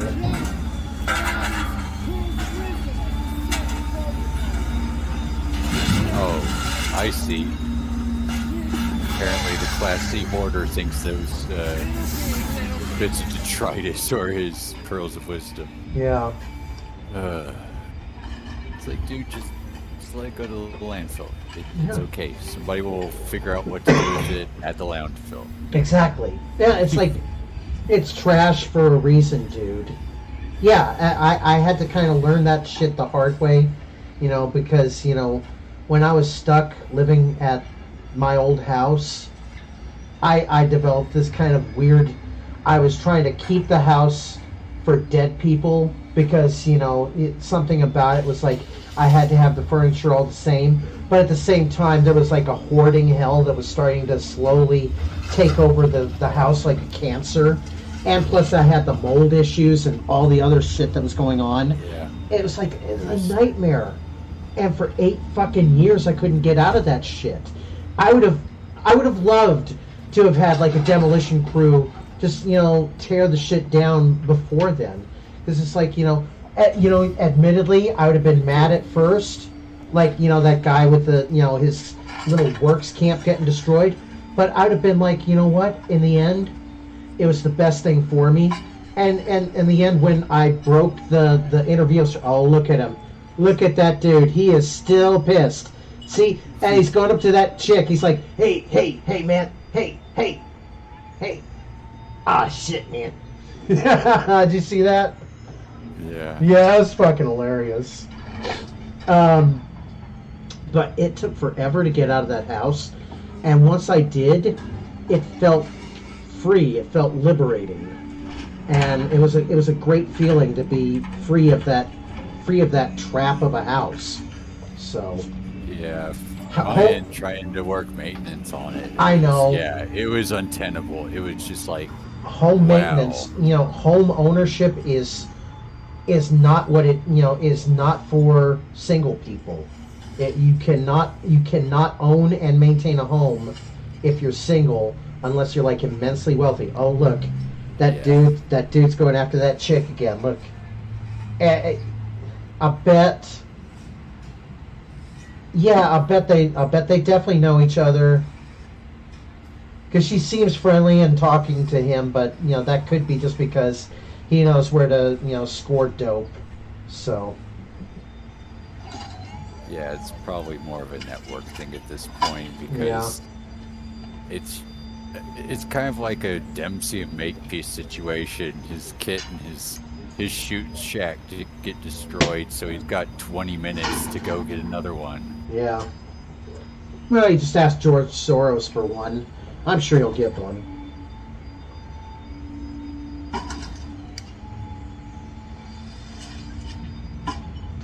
And I don't get it, why that dude with the hat is just so committed to being in this place. Because, is it that he's close to the beach? Is it that he's near his friends? Is it that a friend has like an actual apartment that's like nearby? If that's the case, then go fucking live with your friend in the apartment or something like that. Or go find a new place to stake out. But dude, he is hanging on to this little neighborhood the same way that James Clark is like latched onto Eliana for 7 years. I'll bet he's been in this camp for something close to maybe a year. I was going to say 2 or 3 years, but I'm thinking no, a year. How long do you think he's been in this camp? Most people tend to stay in the gym for about 6 months, like at the most. Like that's the thing. If he's been living here in a year, then he is somehow scrappy and resourceful. Like he doesn't look it. Well, these sorts of places. I mean, look at Adrasdea before she went in, after she went over to the homeless camp. And you know why? I'm not saying that she was anything of a prize before, but it's clear, just looking at her face, that these places age you like nothing else. And that's not even getting into the excessive sun exposure. Like, these people gotta have like fucking heat strokes, sunburns. Yeah. Like all sorts of dehydration and exposure related injuries and organ damage. Yeah. And it's just like these places cannot be sustained for any longer than a few months. Which means that if he's been at this for 6 months, it's probably his second encampment. Yeah. Like, assuming that he's like at the absolute tail end, he's just the survivor who will never ever actually, so much as be agreeable enough to do chores for room and board. he could have also been part of like a Venice camp that got demolished in like July of 2021, because it must have been like really close to this camp, because he seems to drift from camp to camp or whatever. So wherever he can make his home, where he can set up his little workstation kind of thing. Yeah, I don't get why people would rather choose addiction over productivity. Don't get me wrong, if you could go to like one of these places and not have people shitting in buckets and shooting up constantly, it'd be kind of fun. It'd be urban camping. It'd be something that you get the whole family in on.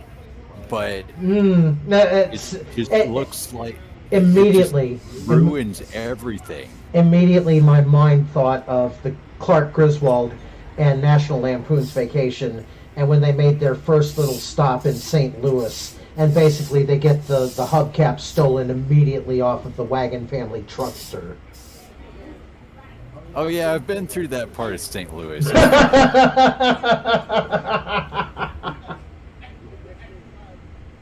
I mean, really, only thing is just look like a scary dude, and they won't mess with your car or anything. Yeah.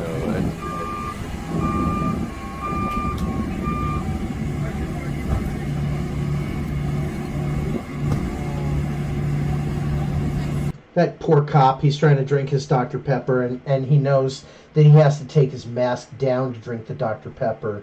But if he takes his mask down, he's going to get cited by the other cops and probably gets, a suspension from Infernal Affairs Division for taking his mask down. Yeah, it also, even with the mask, I cannot emphasize this enough. If we're to take every health precaution as the literal gospel, not that you should. You should always have a healthy level of disrespect for authority. But these guys are huddling together. There's clearly more than like 5 of them huddled together. Why? It's like you can clearly do this at whatever distance your procedure manual requires. 6 feet, 8 feet, whatever. Yeah, I mean, you could sit the opposite sides of the block. You got 2 ways. Exactly. Yeah, and I was also thinking you could make like $1 million if you invent a mask that you could drink like a bottle of soda through. Oh, dude, that'd be something. You'd have to like. Well, you know what? Sort of... It's very much like I don't know how you could do it. It's the It's Always Sunny episode. Remember when Frank thought that everybody had the plague? And this was long before that thing happened. But it just turns out that it's withdrawals. Yeah, it's just alcohol withdrawals. Yeah. But it's also that they had Charlie made those special like biosuits with like a fishbowl, and like he had like a special portal that he could like pour a bottle of beer through. That's eventually where we're headed. So it's like if 12 Monkeys combined with It's Always Sunny in Philadelphia. That's the world we're living in now, man. Yeah. Without the time paradox, obviously. No, maybe there is a time paradox. Maybe. No, there maybe is. There is a time paradox. And that's where Parkenstein comes into play. Oh no. Parkenstein, did you set us up the bomb? I think he did. I think he did. Ooh, Parkenstein. I know, but you know what? His original timeline of 2354 is going to be repaired eventually. So, we just got to ride through this. We'll get through this. So, I just wanted a guy on TikTok who did more than lip sync to videos, like actually show some fun electrical engineering and physics experiments. Like, honestly, channel's boss. It really is. I mean, dude, that's someone I want to have on the channel as a rancher. You know what I'm saying? Because I want him to like show us because I want him to like watch like Creoson and stuff like that. I bet he'd love. I bet he'd love Creoson. I mean, he's got an engaging subject. He's got a distinct presence, and he's got great presentation skills. It's a triple threat. Dude, we watched Creoson and Anton build a fucking X-ray gun. Remember? Oh yeah, X-ray gun. The X-ray gun in itself is a triple threat, but not in the way I was talking about Parkenstein. It's more of a triple threat to thyroid, gonads, liver. That's where I'm thinking. Maybe Creoson is part of like the whole time traveler paradox. Maybe he's from 2354 also. You know what I'm saying? Yeah. He seems to know how to turn like basic electronics that we throw away into like super fancy high-tech shit. So well, that's the thing. When you think about it, okay, X-rays are just electromagnetic radiation. Mm-hmm. And all you need for electromagnetic radiation is to get electrons moving at a specific wavelength. And he got them. He got it with like a television with some parts from like a television set that he got it. Yeah, it's very high frequency, very very high energy stuff. Yeah, do not do that at home.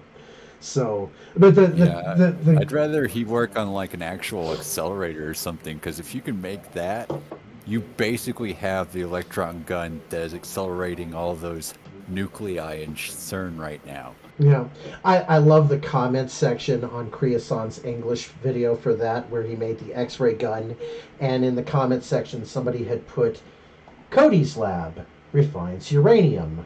Creoson, hold my vodka. I think more in his case would be hold my kvass. Yeah, well, you get the general idea. Yeah. But anyway, I'm gonna go back to this homeless camp getting this shit, crunched all to hell. So.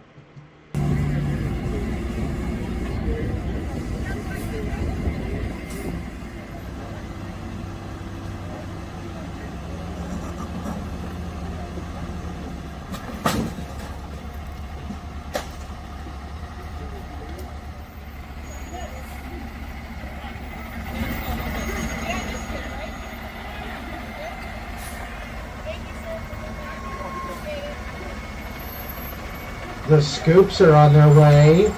The scoops are on their way. Hey,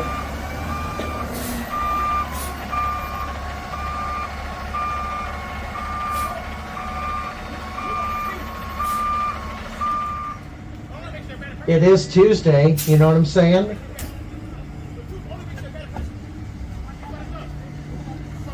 Yeah, it is Tuesday.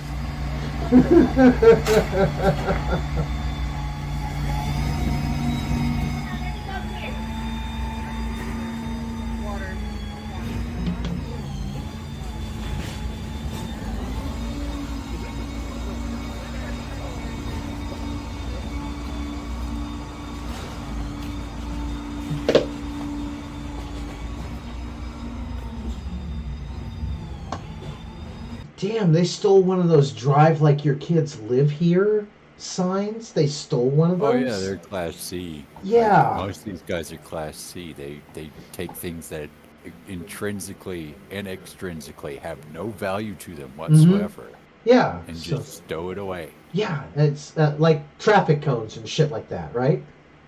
Here's the thing. Traffic cones, if you're in this sort of situation where you're squatting and you're trying to enforce squatters' rights, so to speak, traffic cones can be useful. Pylons, barriers, that sort of thing, as long as you're not trying to obstruct rights of way, like in a way, like for example, you'd want to use the traffic cones on the pavement. Yeah, I did see where they were crunching up a big old orange road construction sign, and I'm thinking, well, goddamn, they definitely stole that from somewhere. So, but. Oh yeah. Yeah, they there's so much of this is purloined. Like it's like Fallout 4. It's nobody came here with a tent. It is like Fallout 4. Everybody has built their own little sanctuary city. So, Jesus. Yeah, imagine if these guys actually put that know how to actual civic engineer or civil engineering. Look at that. That is something that Cinnamon. I like that. That's a pretty fucking nice creche. Okay, I'm gonna admit these dollhouses. Look at those dollhouses. I like that. That is something like Cinnamon Jalal DuPont would would be heartbroken that this thing would be destroyed. It's like, look at all this love and all this time and effort, and some homeless addict decided that it belonged on the street rather than in the care of somebody who could give it an actual home. Yeah, and you hate to see it. Look at all of these McDonald's DoorDash bags. Look at all of these fucking DoorDash bags. That's another fucking problem. DoorDash should not be allowed to deliver to these homeless encampments, because this is just furthering the problem in a sense. Well, here's the thing. That's not even half of the moral hazard of DoorDash's model, Uber Eats, what have you. There's a lot more moral hazard than serving the indigent. And quite honestly, I don't care who you serve as a business. That's not. Yeah, it's like money's green. Yeah, if your money's green, fuck it. But look at all of, because that has to be like pricey ass fucking orders. That's like $20, $30 a bag easily for those fucking $30. That's even if they got a modest meal, even if they got like just a little something. Yeah, if they're getting like $30. Well, they're also probably chipping in, so it's like saying, okay, I'm getting an Uber Eats order, and then 3 other people kind of go in on it, kind of thing. You know what I'm saying? Unless they're like just getting like the basic hamburgers, which honestly, if I were going to do something like this, not that I would ever squat on a nice neighborhood like Venice Beach, but if I were going to do something like this, you need to organize how to get people fed.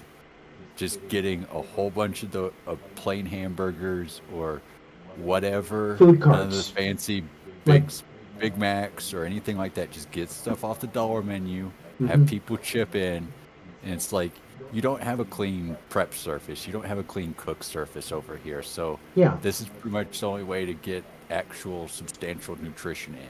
Yeah, so, but that's a lot of fucking DoorDash orders that they're taking in over. Yeah, it's like at this point, if you're not organizing, if you're not this down and trying to figure out who can provide the best leadership, or at least the best negotiation skills possible, if you don't figure out who your like 9-10 charisma character is, you're fucked. Exactly. And you have a whole bunch of people ordering their expensive combo meals, which is great for the restaurant, but horrible for them. Right. And if Adrasdea is watching, and I want her to consider this, each of these DoorDash bags represents a $30 order, because they're not going to come out for anything less than $30. Okay? Each of those DoorDash bags is roughly a $30 order. That's 1 month of your rent. And that is 1, 2, 3, 4, 5, 6 bags. I'm counting. Probably a lot more over here, but we're going to count that as 6 bags. So that's 30, 60, 90, $180 worth of your rent. 6 months of your rent, Adrasdea, is sitting right here in these empty bags that's been consumed in roughly 1, 2, 3, 4, 5, 6 nights. Okay? So in 6 nights where these random homeless people have been chipping in for $30 for each of these bags, that's 1 of your months of rent for your, Section 8 apartment. Yeah, try to figure out. Yeah. Try to figure out shit like legality of rent parties. That's fun. Yeah, for it's always fun. I mean, I'd brush up on your culinary skills and etiquette and maybe a little bit of decor, but it is fun to entertain people. And if you absolutely need to come up with rent. There's no better way than just splitting the cost. Hey, exactly. Yeah, no doubt on that. And this is kind of like a fun 4-day rent party we're having on YouTube, where I'm just gonna, you know what? I'm gonna bring out a whole bunch of cows. I'm gonna bring out a whole bunch of cows tonight. So after I get done with this video, I'll go through my cow collection. You know, how about that? Yeah, we're gonna be doing some intense screening. Yeah. Because we got big time slot to fill. You know, you know what? We can't fill that $1,500 club with just James if he's not even fucking posting videos. You know, good. Actually, I'm actually proud of you, James, for not posting videos, and I am not going to encourage you to make any more of any kind. Leave it the fuck alone. However, if you do make a video, James, I'm looking right at you, James. Look at me. Look at me, James. If you do make a video, it's going right on this fucking ranch, almost within seconds of it. You know what? Yes, I want to check just to make sure that he hasn't fucking pulled anything on us. No, you're behaving yourself. And you know what? Yeah. You lost 2 subscribers. I just noticed. You were at 920 subscribers. You were 80 people away from monetization. You're starting to lose your subs. Good. That's good. So, all right. So it means that the spectacle's dying down. It does. It does. So yeah. So maybe he'll get back to doing some more of his stuff. I guess his nutrition, his whatever. Yeah, because that's the thing. He's actually been posting fairly consistent like drops on the community tab about nutrition, fitness, martial arts, even recommending a few guys that I watch already.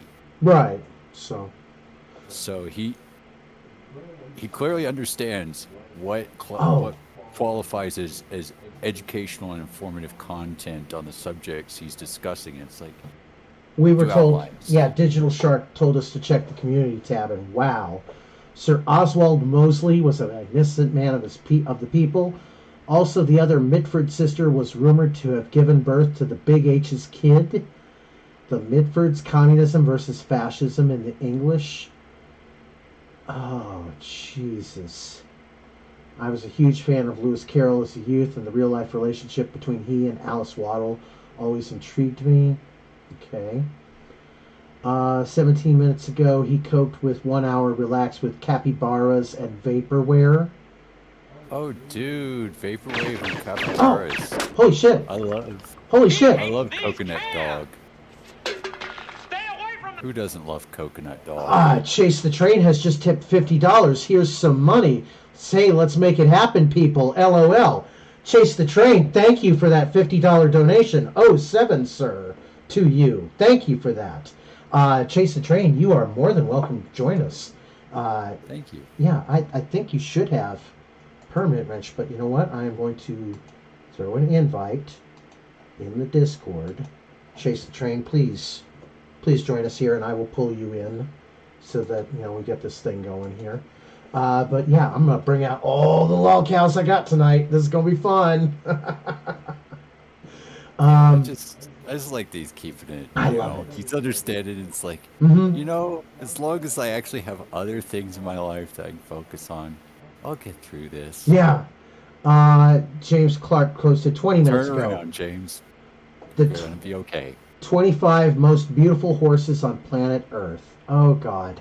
He's trying to bond with Eliana on the fact that Argentina,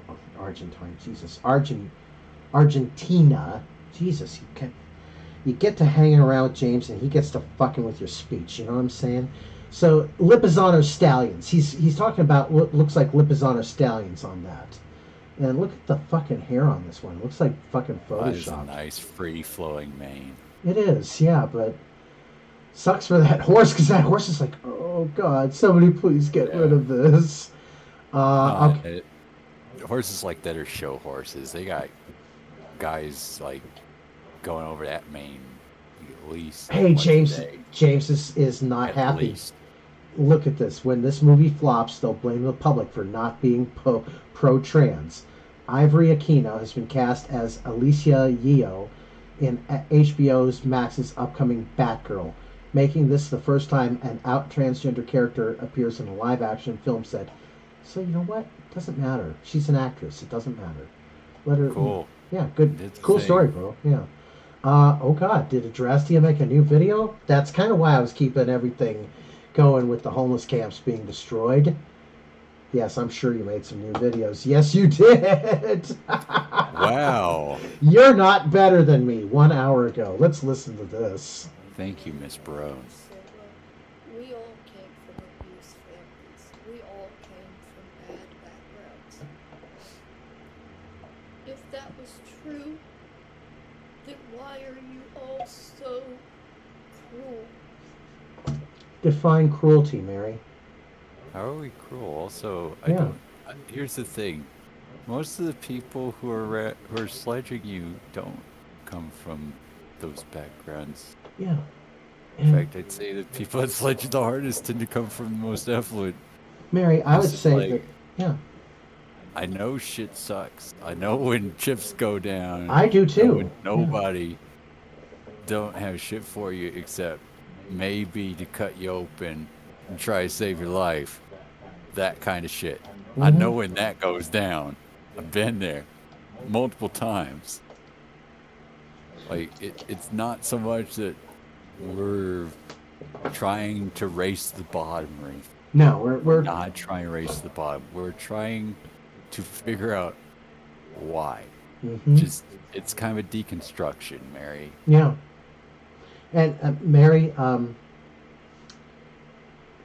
out of all of the channels that review your material, everybody has said that I'm probably the most impartial of the group, because I'm actually, trying to like balance out your nuttiness with how it compares to, when I was stuck with a house for 8 years and kind of in, kind of a spiraling situation where I was doing whatever I thought I could to get myself out of that poverty, to get myself, breaking free of poverty, kind of to, you're spiraling, but you want to rocket yourself upward. You know what I'm saying, Sam?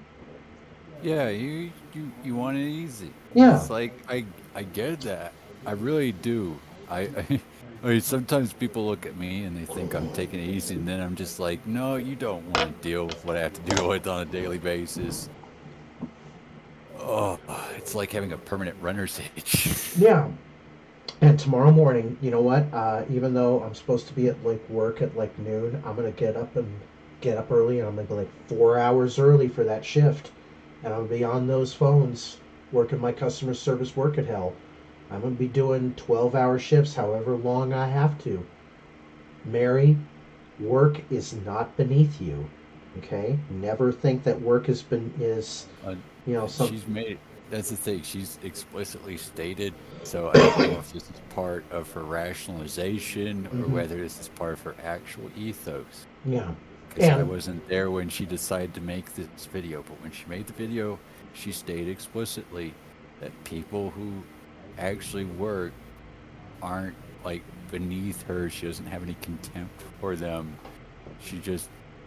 She has,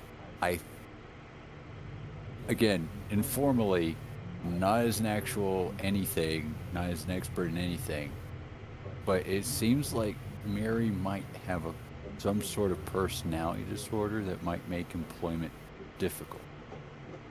She snaps.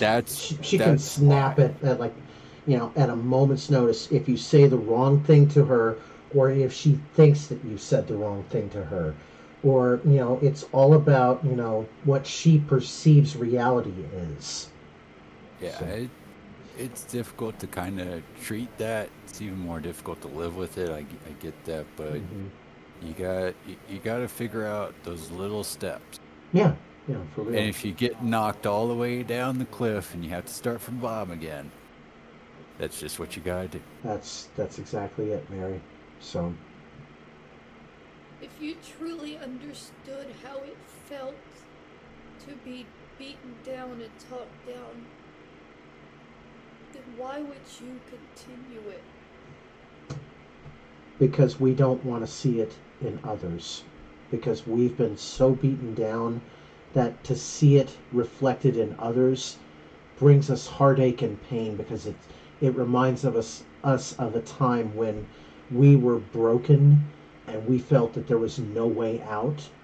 So, Mary, your cries of your, being harassed and that we're trying to get you to commit suicide and we're trying to kill you are all hogwash, okay? Yeah, no, I wouldn't even want anybody, like No. a worst enemy, to commit suicide unless they'd done something especially heinous or something. Right. where That would be the only way to resolve it with any sort of dignity for their family. Mm-hmm.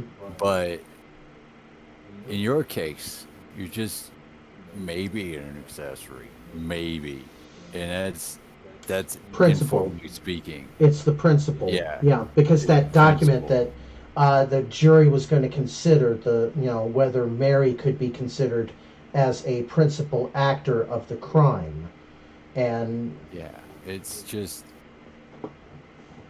I mean, Mary, how she says it, how the court says it, two different things. And it's like we sludge a bit on that because you take some creative liberties with truth. it doesn't erase Mary, it doesn't erase the fact that, Kenneth McBride pleading guilty does not erase the fact that you nagged the shit out of him for 2.5 weeks. Get rid of Roberta. Do whatever it takes. Get rid of Roberta. Do whatever it takes. You nagged the shit out of him, and he did the thing in a moment of, temporary insanity, call it. Because he wanted the nagging to just stop. He wanted Mary to finally shut the fuck up. But it was when Mary had finally convinced Kenneth to do that deed, Mary had awoken a monster in Kenneth, and that she knew she had immediately lost control of that monster. And from then on, she was looking at Kenneth in a completely different way. So she knew that she had to get rid of Kenneth sooner or later. So 5 weeks later, when the body is really starting to stink up the neighborhood, that's when she decides, okay, time to bail. So It's like, normally if you're able to spot that sort of thing, you usually don't wait until advanced decomp sets in. Yeah, for real. I mean, God, Jesus, Mary. I mean, could you at least have not given the family dignity of an open casket? Oh wait, never mind. Yeah.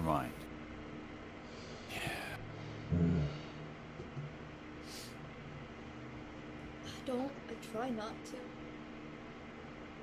You guys tried to make me talk down about James. You tried to make me talk down about other people.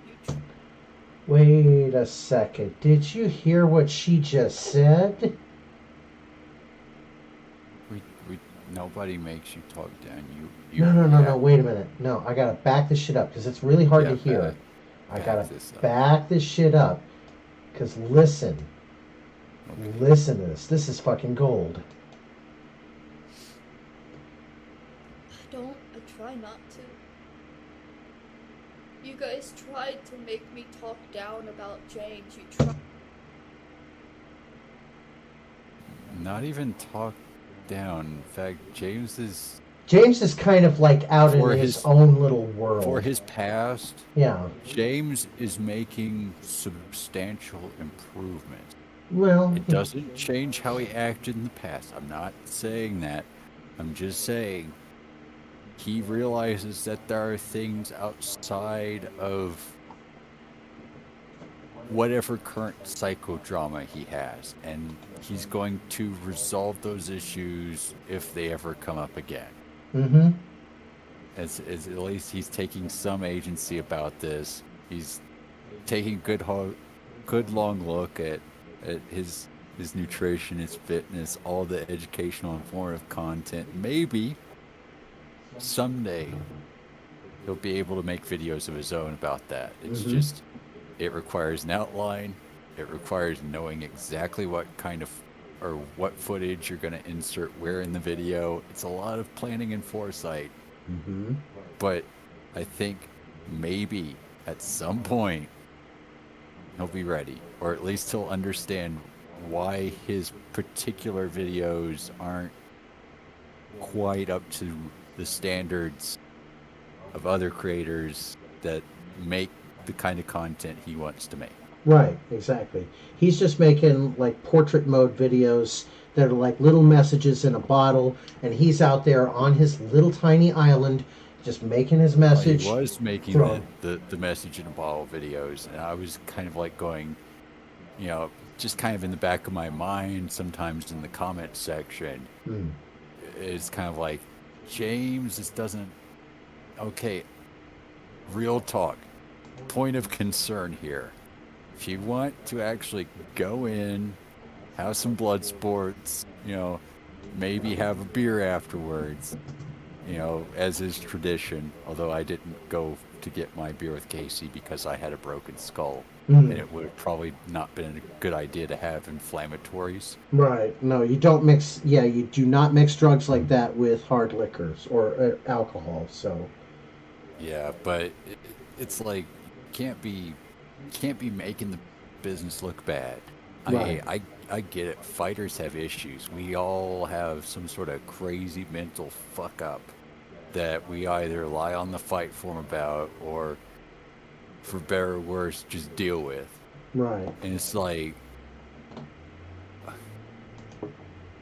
I think he realizes that he's not alone in this, and he understands that if going to follow his hobby, he's making a lot of changes. He can't do that with his current video format. So he's going over to the community tab, and thankfully he stopped molding.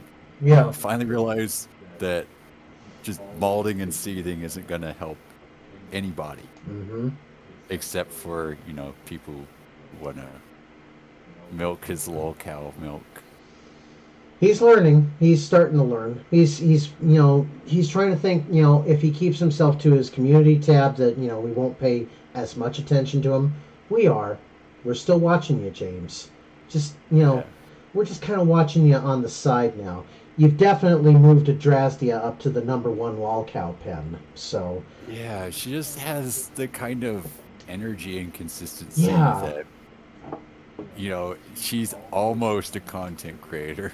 Almost, yeah. She's trying to be. So like, I don't even try to be anymore. I just sit on other people's streams. No, man, I'm serious. If you started doing at least, what was that one game you were playing?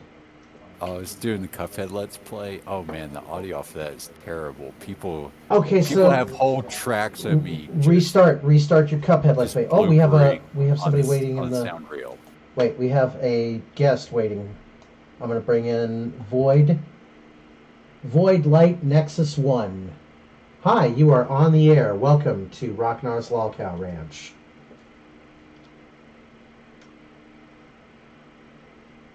And you're on the air. See, this is where I'm starting to feel like Matt Jones when he gets these kinds of calls. You know what I'm saying? It's okay. You know what? Hi, Void Light Nexus 1. Hi, we see you talking on there. Hi, can you hear us?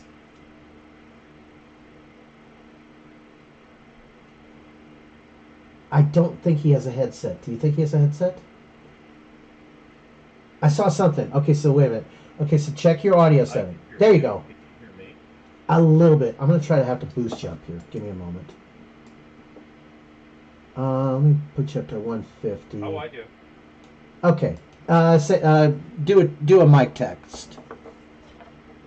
Is testing? Just talk normal here. Let me turn you up some more. Here, let me just turn you up to 200. There you go. All right, so just talk normal. Hey, welcome to the chat, Void Light Nexus 1.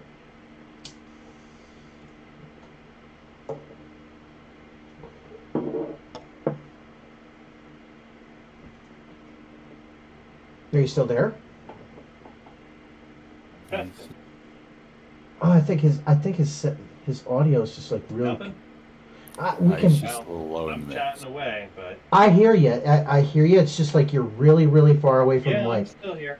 Do you have a headset on? It's best if you have a headset, but I know if you don't, then you got to work with what you got. But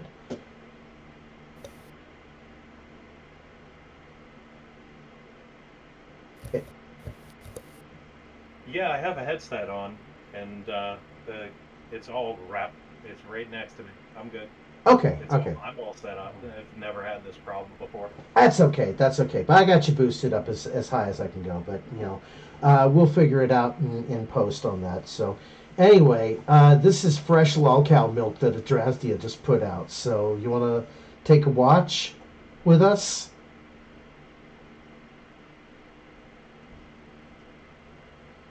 Here, I'll just go ahead and play it. So.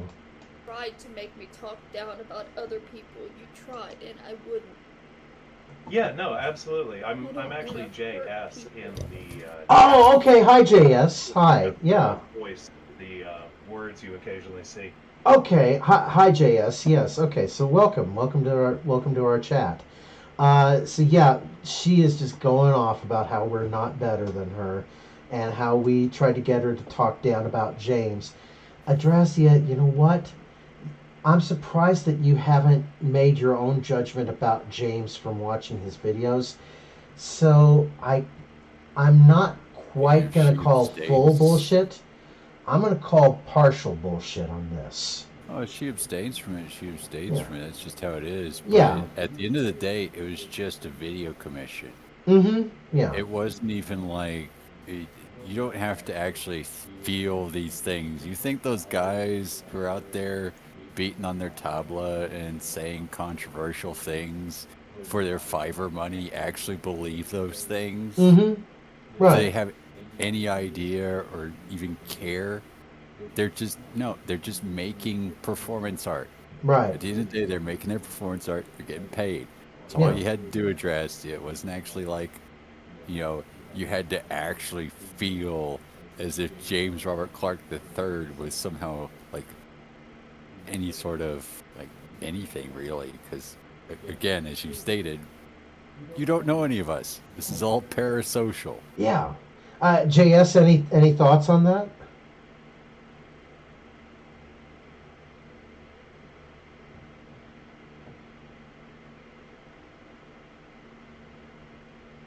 Yeah, all of these. Yeah, absolutely. I was saying, like, earlier in the chat, and ever since I came across this monster, that, yeah, this is just performance art, and it's just a grift. This is all intended for people who have absolutely no history, who are viewing this video for the first time. All of her videos are like that. It's just maddening. Yeah, I wish there were like some seriality to it, it's like it has some sort of continuity. No, the videos, you know what? Here's thinking to this. Her videos would only work if she had some kind of portal gun, like out of Sliders or Rick and Morty, to where she simply slides to another reality where she hasn't made a video, grifts money from that universe, and then slides over to another dimension. So her videos really only work if she has some kind of portal gun to where she can just hop to the next convenient reality and grift money from that reality. Does that make sense? Well, you kind of wind up with like a multiverse busy beaver paradox where there might be infinite Marys doing this exact same thing, so in effect they wouldn't be doing anything. Whenever they make something that really is glaring to the narrative. It's like the moment that you get caught in a lie, Mary, that's it. And you've been caught in so many fucking lies, and you just keep telling. They tend to like just bury their number of videos and their timeline. It's a thing where as soon as you start telling a lie, you got to tell two more to cover that lie, and you got to tell two more, and then eventually you're just telling nothing but lies, Mary. So. And the only difference between that and show business is engagement. Mm-hmm. Exactly. Yeah. And like, wouldn't it be better if you just did just shtick, Mary? All you have to do is shtick. Mary, you're in Los Angeles. There's probably countless talent agents who would probably take you on as a YouTube performance artist. No, I'm actually serious. I'm serious. She's got to have a better reel. She's got to have more sizzle. Well, she's got to have more sizzle. Well, no, there's the Mayo trilogy. Oh yeah. Yeah. Yeah, there was the live stream where she put mayonnaise in her hair. And yeah.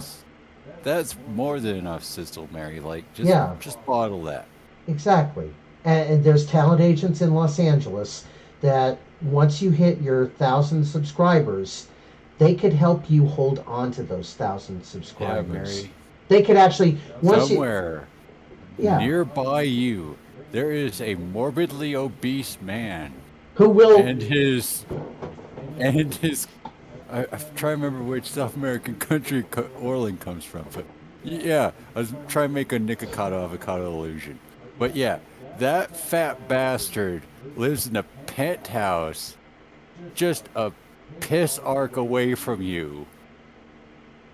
Think about it, Mary. Mm-hmm. All he does is rage out and cry and spurg and eat massive amounts of food and do pretty much the same pity narrative, except he does it with flair. Mm-hmm. It's like, just once more with feeling, Mary. Please. Once more with feeling. Please, Mary. Yeah. I mean, don't get on the booze, also. Down and talk down. I'm sorry the audio is so low. I've got it boosted. I try not to. You guys tried to make me talk down about James. You tried to make me talk down about other people. You tried, and I wouldn't. I don't want to hurt people. No. Do you think any of us are actually hurt by this? I think that she's confusing the people that she thinks we would hurt versus she thinks that we would help. And James is definitely not a person that would help you, Mary. That's the thing. That's the great thing about parasocialization is you just take the medium, disengage from the medium. Yeah. And that ends it all. It's like it's not like an ongoing thing like actual socialization where you have kind of like the spiral of a relationship where it never quite gets back to the original point. It just kind of like changes and spirals through time and all that fun stuff. But more importantly, just find some time and go off to anywhere, just like even just an empty section of your apartment. Just take a few breaths, Mary. All you gotta do. It's like if I ever get upset about one of your videos or I get upset about something on the internet, and we've all been mad at the internet at one time or another, you just walk away, take a few breaths, check to see if you're taking care of your needs. And you go about your day. Yeah. Mary, why do you think I bring out the little mechanical horse race game? Because I need it as a fucking stress reliever. Because it is a perfect example of the random chaos of the universe. You know what I'm saying, Sam? Yeah, it is. It is chaos theory. It is a perfect chaos theory game because each of those 6 lanes has like an equal opportunity of winning, and the motors just all shake at just the same rate, yet the horses just kind of move in their own little pattern. And it's just so fascinating to watch chaos theory in action because you can't really apply any kind of like morning line odds to any of our horses. So that's why we don't do any kind of gambling with this, except, like just insults like James Blue Balls and Adrasdea and Issac and Head and Shoulders kind of thing.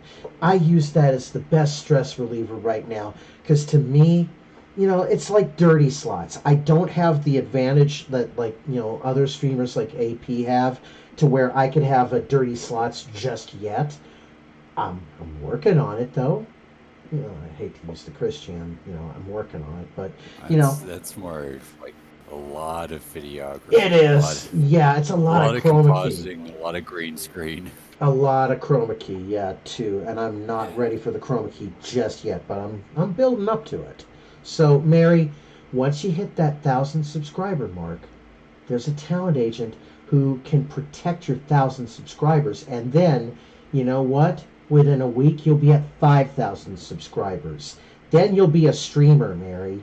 Then that talent agent is going to say, okay, here's what you do. You get a laptop and you start doing live streams. You start doing live streams of your video games, and then you have 5,000 subscribers who will all super chat you money. Okay? Then you can.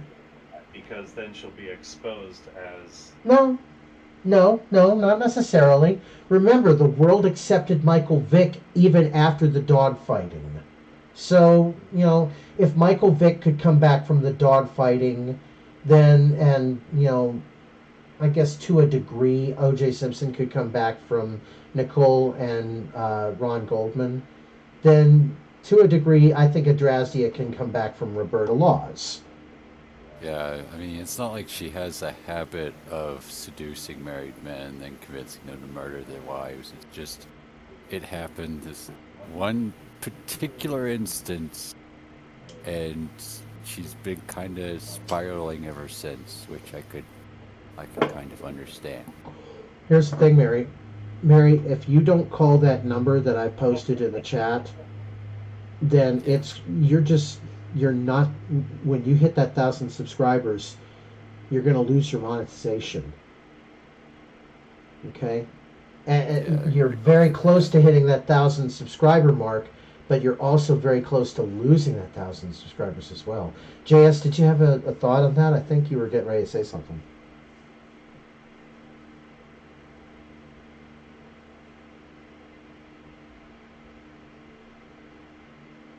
A little bit of a delay. I think he's on mobile data. Oh, no.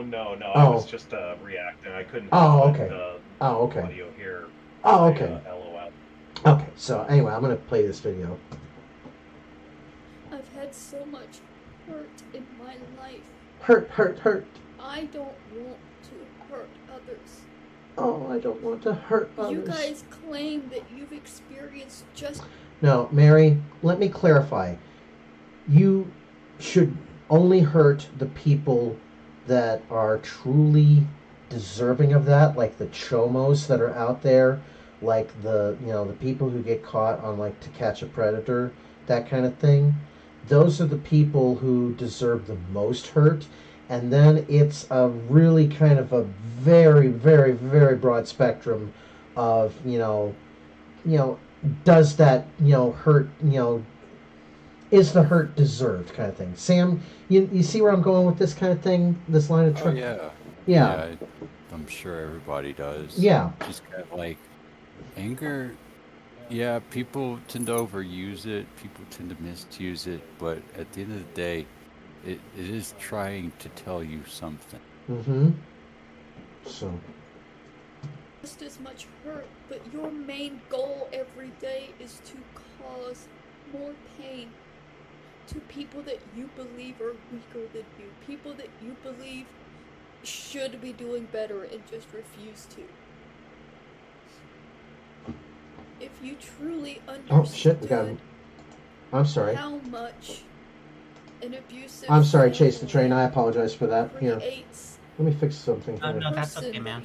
Okay, let me give some permanent wrenches here, because you've definitely earned one. Thank you for that. Here.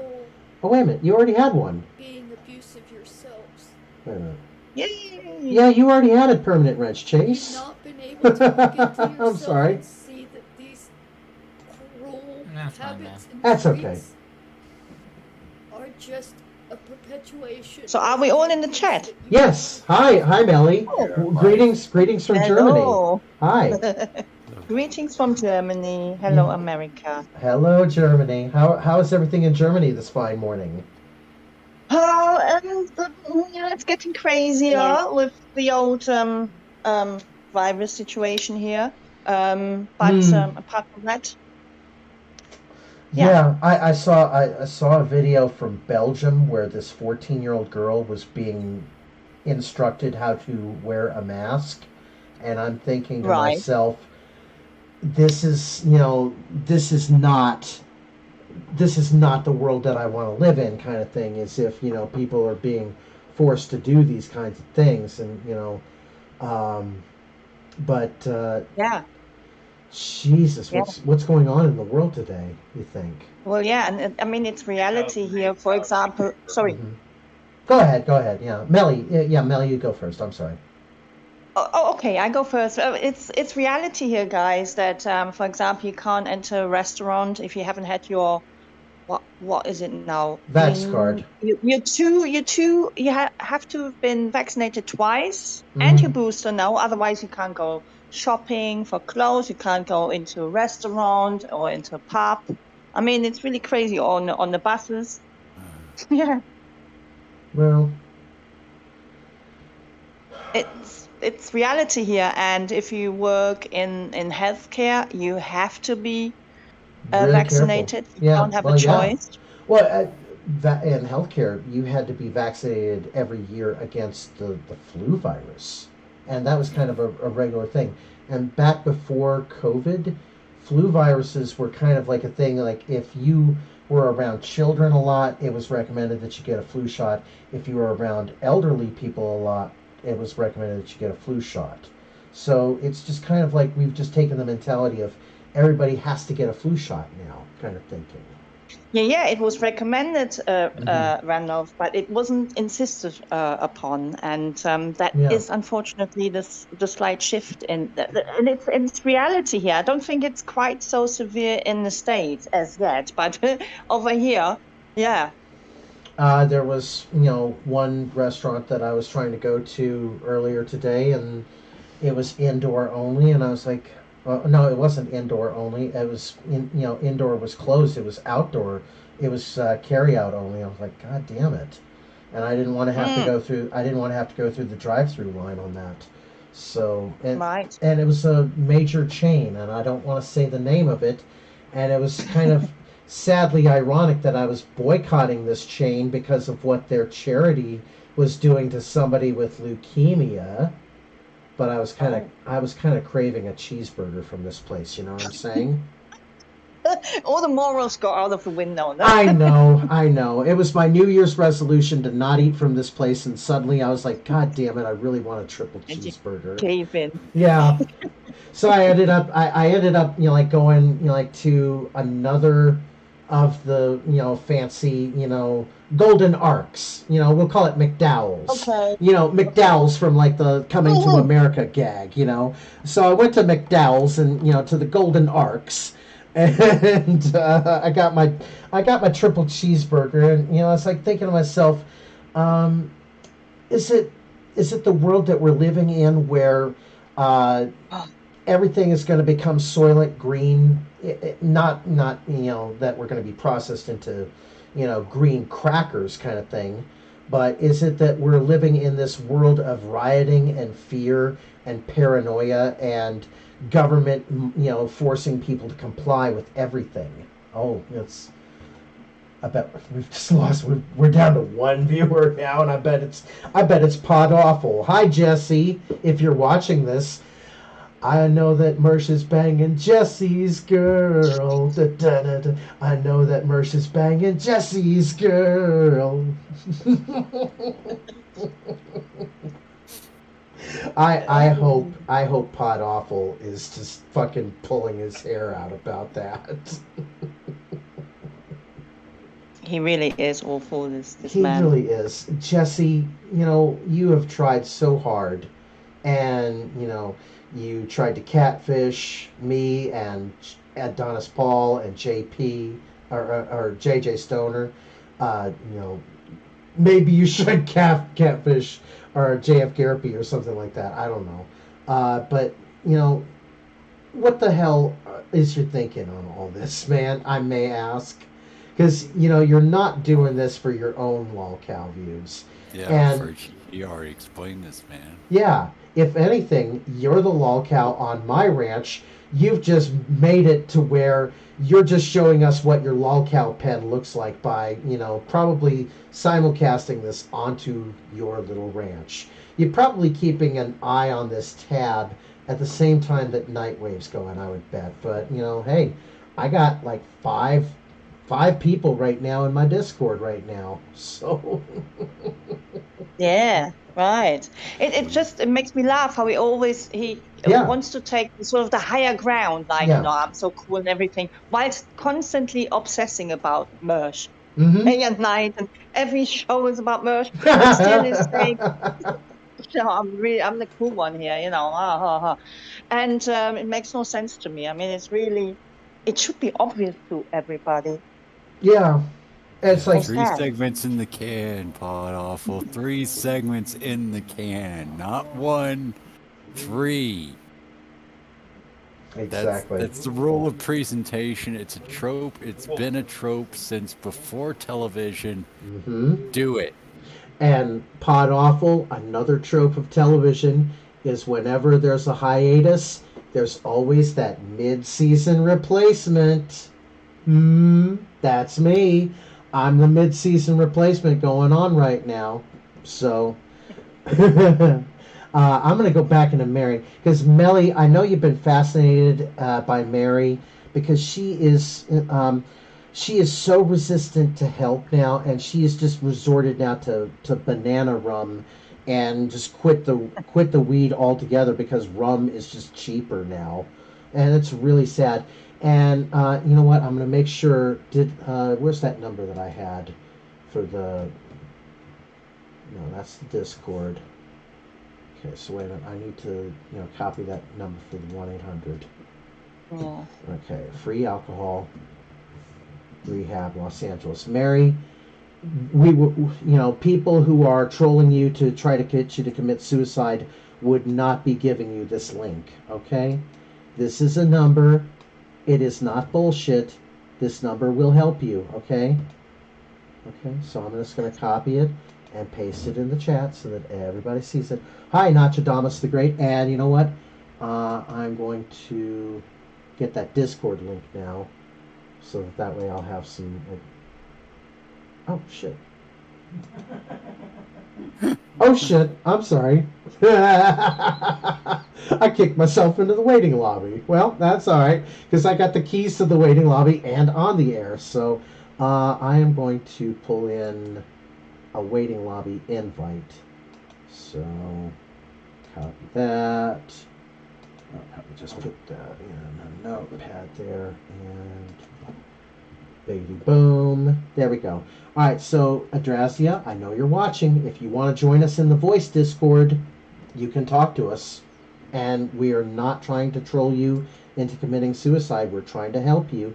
If you call that toll-free number, that 800-780-2294, that is a number that will help you, okay? But you have to make that choice about that. Mary, it doesn't matter what happened with Roberta Laws at 1-800-273-8255. Yes, Mary, these numbers will help you, okay? We're trying to get you off of Skid Row, okay?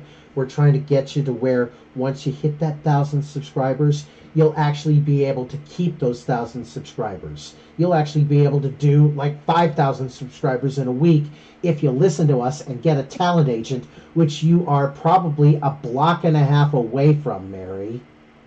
Think about it, all right? Yeah, just figure out how to Adam West it, just like put on that high intensity performance. It's just don't make it to where you're just breaking yourself down any harder than you have to. You know what? There was and this is something that I was thinking about with the passing of Louis Anderson, the comedian, and if there's ever going to be a biopic made about Louis Anderson, I want to play Louis, and I will memorize everybody's part in that script like Dolly Parton memorized everybody's part in the movie 9 to 5. to make sure that movie got made. Did you know that, Melly? No, I didn't know that. Working 9 to 5. Yes, Dolly Parton not only memorized every line that she had, she memorized everybody else's lines.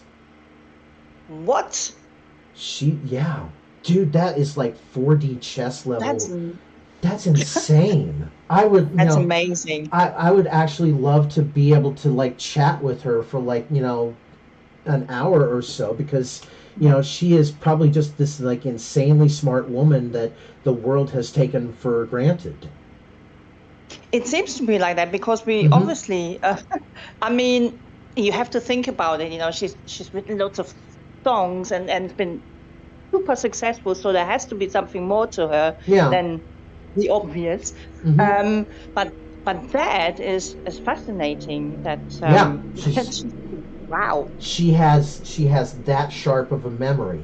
I guess when you're a singer for country western songs, you got to know everybody's part in the chorus, kind of thing. But, I guess so. Yes. Yeah, that's really really intensely, and it's like, wow. You just think about it, it's like somebody who could do that, And it's a shame. It's a shame that she didn't do any other movies, because she did a couple others. She did Best Little Whorehouse in Texas, so if she's got that level of memory, she's able to memorize everybody else's lines in that script as well. And then there was the one movie that she did with Sylvester Stallone, and then I think... No, I'm confusing the Bette Midler and Lily Tomlin double identical twins movie that they did for Buena Vista Films. But I think that Dolly Parton did like a total of 3 films. So anyway, let's go back to Mary here. Where was Mary? You're not better than me. Oh, Mary.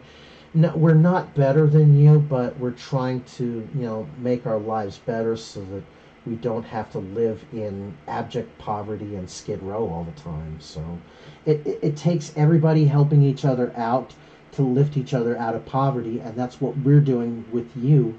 We're trying to lift you out of poverty. We're not trying to hurt you. We're trying to help get you a damn talent agent, because you're a video producer, Mary. You produce videos. Sometimes you produce good videos in your studio.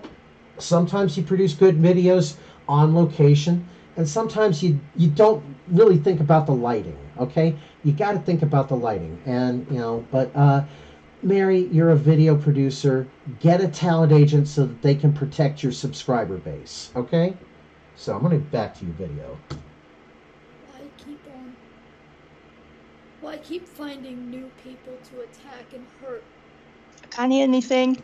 Go ahead. Yeah. Melly? Oh, I was just... I can't hear anything. Are we going on with the videos? Oh yeah, her volume is like really really low in this. I guess that's something with YouTube, because I can turn it up to 125% if I did this. You know what? I gotta do this for the quality of the streamers. Yeah, fuck it. The stream on the Discord didn't stop, so we can't hear the audio. Oh, wait a minute. No, on the Discord? Oh, that's right, because I was doing the screen. Oh, shit. Derp. Derp. I'm a moron. See, I'm like Virgie G, I'm retarded like him. So... It's just on-air nerves, man. I know. You're stoned. You've been smoking too much weed. I know. Well, it's for the $5,016 worth of titanium plate that holds this left wrist together. Okay? Yeah. That is, you know what? There are some days where you can really feel this thing, and it feels like it shifts around some days. It's just like, good. And weed does help that. So, that is legitimate. This scar right here you see on my arm, that is not a suicide scar, trust me, because there's the nice little cross stitching there that, is, where they cut my wrist open, and then they put put a nice little titanium custom implant in there that cost me $5,016. And that was ironically out of the sale of the closing of my house. I had to pay cash for that shit. I broke my wrist the night before I was getting ready to move out of the house for good. I broke my wrist. It was like December the 2nd. And I had slid on a patch of ice on the front doormat. And I had a box in my hands. And my wrist hit on a concrete brick sidewalk. And, it just shattered. And they saw the x-rays. Nobody's wanted to fix that little patch of ice under the mat, and I know. It just, I know. And I was just, you know what? I was so wrapped up because I was going through a lot of emotional shit, you remember. It almost felt like I was kind of, and here's the best way I can compare this. I held, we got Void Nexus Light 1 here. Let me pull him back in on the air. Sorry about that. Okay, did I give you a wrench? Let me make sure that I give you a permanent wrench here.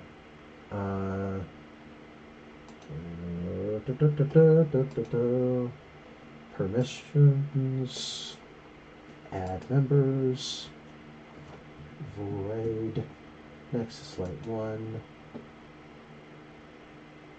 Done. Okay, so you are now permanently wrenched here, Void.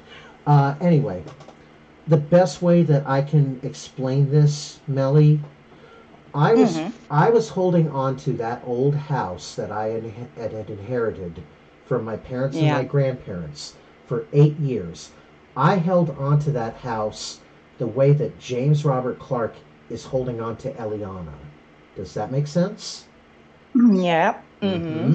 Only in this case, the house can't put a restraining order on me, but the neighborhood association can issue fines and citations for the fact that I'm letting the house go to shit. And I couldn't help it. I mean, I'm stuck working at an inconvenience store 10 p.m. to 6 a.m., literally like 6 nights a week, trying to like balance out like work and in the inheritance of a house, and nothing was working, and I'm just kind of, instead of like quickly spiraling down the drain, I'm only just kind of slowly ebbing down the drain. But it finally worked out to where I could get out of that ownership of the house, and then I was free. Yeah. And now I don't have to worry about that. I don't have to worry about maintaining a property tax anymore. Because what I earn can go more effectively towards my rent payments. So, it works out that way. But homeownership is not for somebody that's single. You should never own a home if you're single. Oh dear. Oh boy. You do not know what you're in for if you're single and you want to own a home. You're thinking to yourself, oh, I'm the problem with it. Oh no, I'd go with if you're like a split level. I think the thing was it was just like this single story that had a whole bunch of renovations added to it, so it's really hard to just do any sort of maintenance because it was technically like just it's like it was essentially a couple houses smashed together, and you could see it if you looked up on the roof. Hopefully they fixed that. Yeah. Well, there was an add-on that my parents had put on there in like 1991, but it was part of like a division of houses that were built in like the late 1940s or like early 1950s, because all of those houses in this neighborhood had this kind of same universal design. You see what I'm saying? Where they had like the same layout of like the bedrooms and the bathrooms and the living room and the kitchen kind of thing. And some of the houses had their own little add-ons to it. So yeah. And I think, Randolph, in your case, it was obviously a property which held a lot of sentimental value, value, emotional things, and maybe needed repair and this and that. So that is what we're saying is totally understandable that you needed time to, and that you felt free once you got rid of it. That's you know, that's something to sentimental, understandable. But it's possible to own places without getting overwhelmed by them. I mean, it's not impossible. That's what I'm saying. It takes a significant amount of income if you're going to own a house, and you can't really do it without any kind of proper. If you're not making at least $100,000 a year, don't even consider owning a house. Okay, you are not going to be able to own a house on that.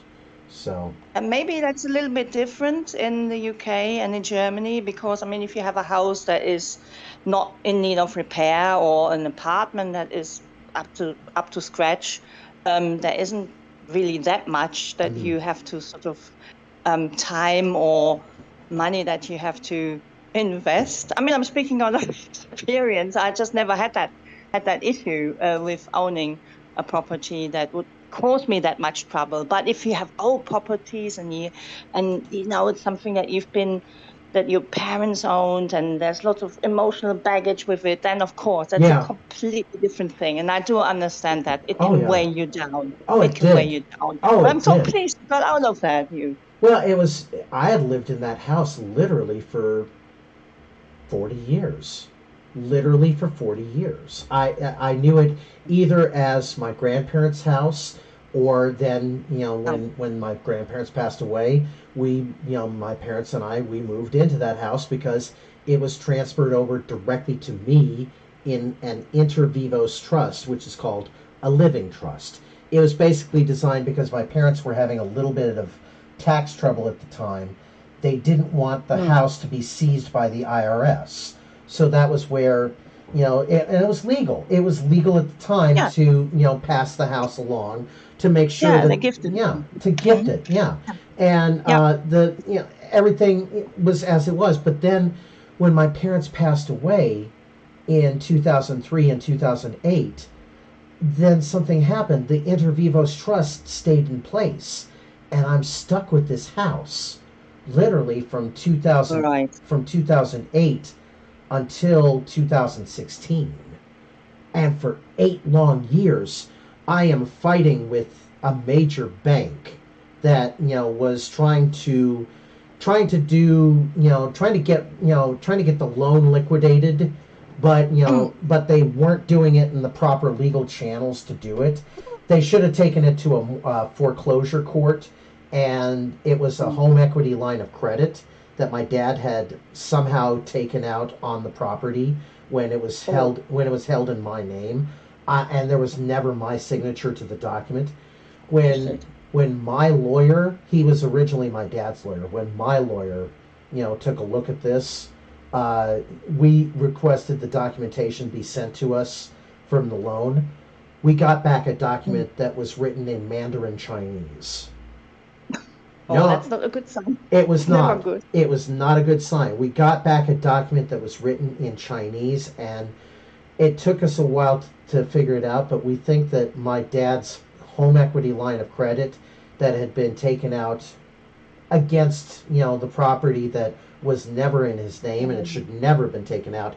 My dad had the dangerous kind of relationship with the bank to where he could just call them up on the phone and say, move $3,000 from the corporate line of credit into the business line of credit. I'm good for it. And they would do it. And they brought the paperwork to the house for him to sign. They brought the paperwork to the house. And there was really no way I could really stop him from doing this, because he was kind of in the throes of his own dementia, because he was convinced that he had to keep, his self-made business running, that he ended up selling and becoming like a consultant to another company for. And it was just really sad to see that the mental decline in my father. Yeah, and he ended up leaving me $75,000 in debt on the house that was never in his name. And I fought that bank for 8 fucking years, and they never could take that house from me. They tried 6 different collection agencies, and me and my lawyer, we beat them all. Well done. Yeah. So. Done to you. But it must have been extremely stressful and must have really worn you out. It did. That of It did. But you know what? I shouldn't have. And if I had learned to let go of the house right away when my dad passed away, I would have had a lot. I would have had a lot more equity in the house. I would have gotten a lot more for the sale of the house than I would have by sitting on it for 8 years and letting the place fall to shit. I was so stubborn about keeping a house for dead people. That was my Eliana. That was your Eliana. Yeah. Yeah, but it was your emotional connection, and it's not easy to separate yourself from those kind of things. It isn't. It really isn't. No. And well, thanks for sharing that. You know what? It's kind of like the insight as to why do I do these videos is because I see parts of myself in James that annoy the shit out of me, because where he has been annoying to other people, but also at the same time committed to certain aspects that he really shouldn't have been committed to. I have been at the same time annoying to other people, but also at the same time committed to keeping a house that I really should have never held on to. So, but well, that's very big of you to admit that. To be that honest. Yeah, I mean, so it's like, yeah, you gotta figure out what your priorities are in life. So, I am going to grab this video so that we can pull it, and we'll watch it on the VLC. That way, I can boost the volume on that. Here, just a moment. So let's do a little bit of behind the scenes magic. You're not better than me, Mary says. Now, Mary, if we have if we're trying to help you, it's not that we're better than you. We're trying to make you as... Oh, wait a minute. Oh, wait a second here. Let me switch my output on the Discord so that way I'm not sharing the screen. I'm going to share the VLC. There we go. Alright, so everybody should be seeing my Discord now. Or in my Discord should be seeing my VLC now. And I'm going to boost the volume up on this because this was horribly, horribly low. I'm going to boost that up to 125. And I'm going to start this. Yeah, I'm going to start this over here. A lot of you like to say, well, we all came from abused families. We all came from bad backgrounds. Yes, Mary. And all 5 of us in the voice chat right now are going to say, yes, we did come from abused families and bad backgrounds. My dad, up until when I was the age of 9, hit me with a belt. And then after, when I learned how to defend myself at the age of 9, he never hit me with a belt again. Mary, you gotta stand up for yourself sometimes in your life, okay? We've all got those dark demons in our past that we have to exorcise. Not exercise like a Peloton, but we have to exorcise like the Exorcist. Like, we're Max von Sydow and you're Linda Blair and you're just spitting up your banana rum vomit right now at all of us and calling us, cocksuckers who are going to burn in hell. Mary, so what? Marin was at the point in his life in that movie where he was like, you know what? If this evil's going to kill me, it's going to kill me. But I'm going to make sure that I take it with me. That's the best way to look at them. That's the best way to look at the movie The Exorcist, is that Marin kind of realized that his life was nearing its end, especially towards the beginning of the movie when he sees the gigantic statue of Pazuzu and he realizes that shit's getting ready to happen. So it's kind of that thinking that he's fought this battle once before and now it's going to consume him, but he's ready for it. So. But, Mary, this battle has consumed me of, trying to hold on to a house and annoying people. But, we can break you of this. I know we can break you of this. If we're breaking James of making his videos, we can break you of your banana rum. I'm pretty sure of that. Melly, any thoughts you want to add to this? Well, I mean, I would like to say that luckily I'm lucky not to have had to suffer abuse in my family. I really am lucky with that. And I think I said to Mary in a comment section that nobody's better than anybody else. But what I've done through life is I looked at the people who are successful and were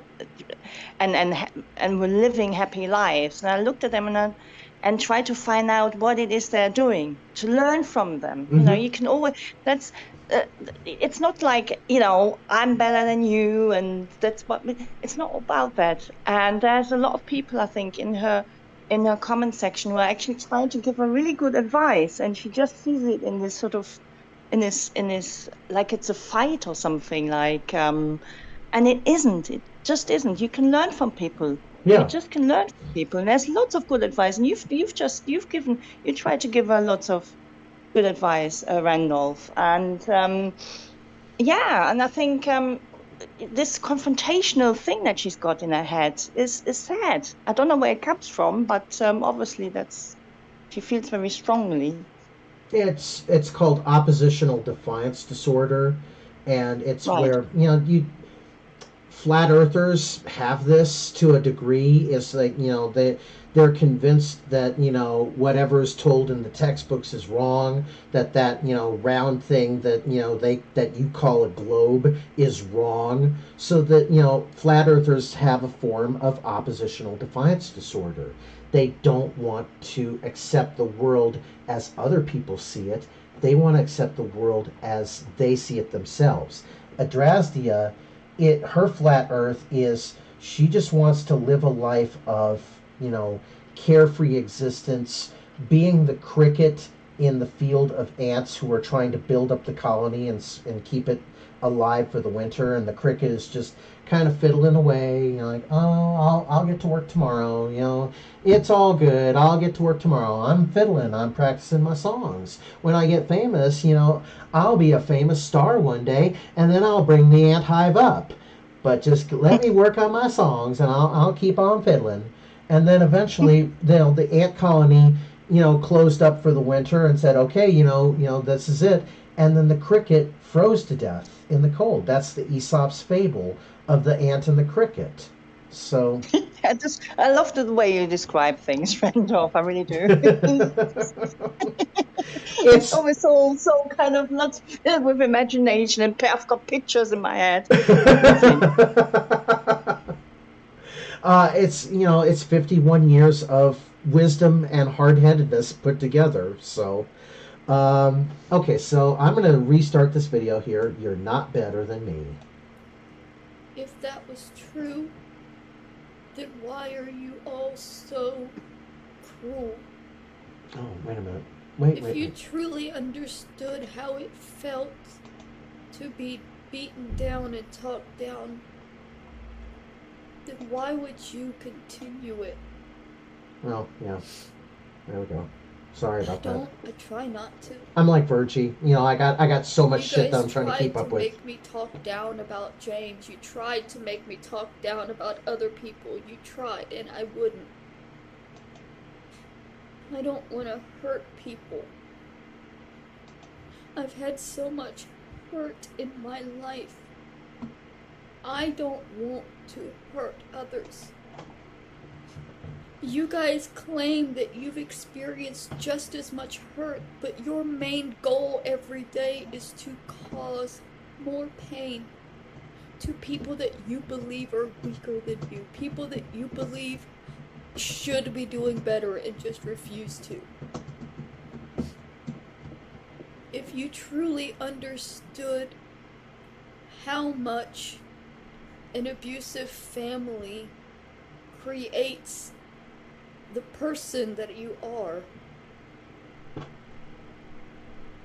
why are you still being abusive yourselves?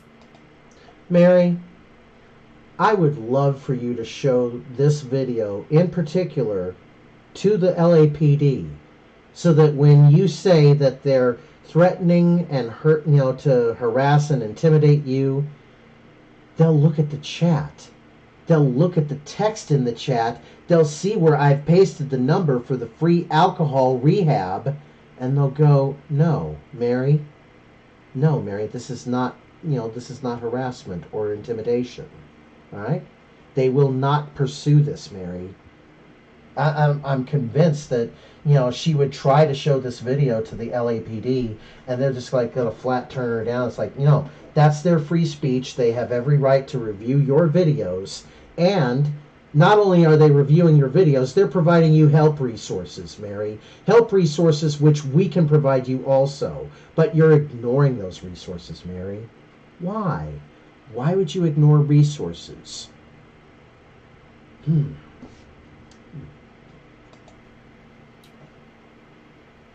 Have you not been able to look into yourself and see that these cruel habits and traits are just a perpetuation of the abuse that you hated growing up?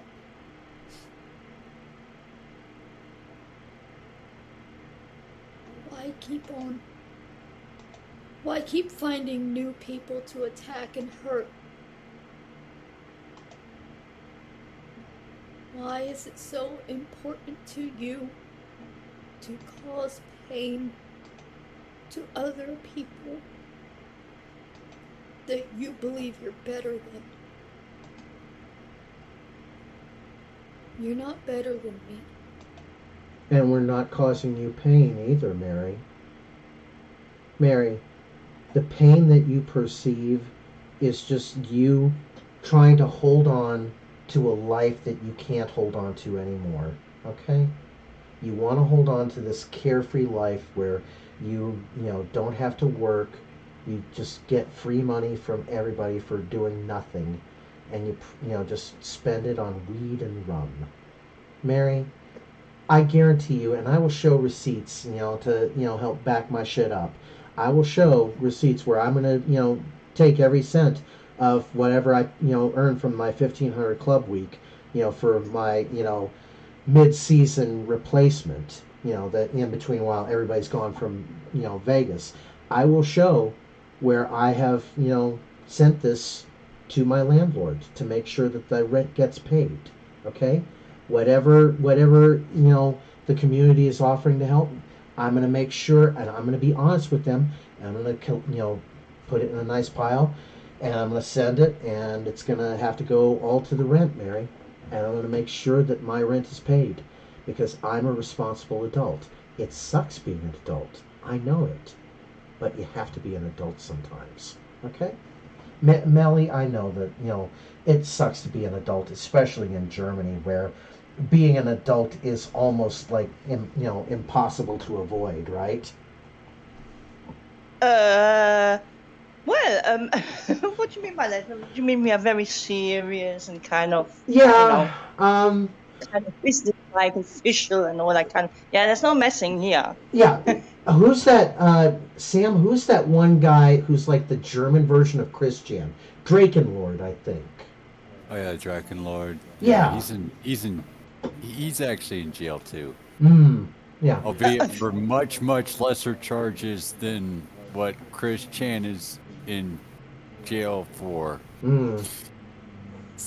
He just happened to assault a couple people with like a water hose or something. He's like in he sprayed them. German version of county lockup for that. Yeah, he sprayed them. He sprayed them with a water hose, and they're calling it assault. Just being an asshole, a little simple assault. Well, I don't want to adult anymore. I don't either.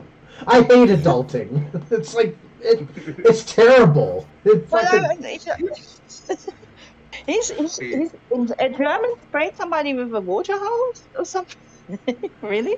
Yeah, this is all right. He's called the German Christian because he loves. Well, Sam, you explain. I haven't really kept up with Drakenlord.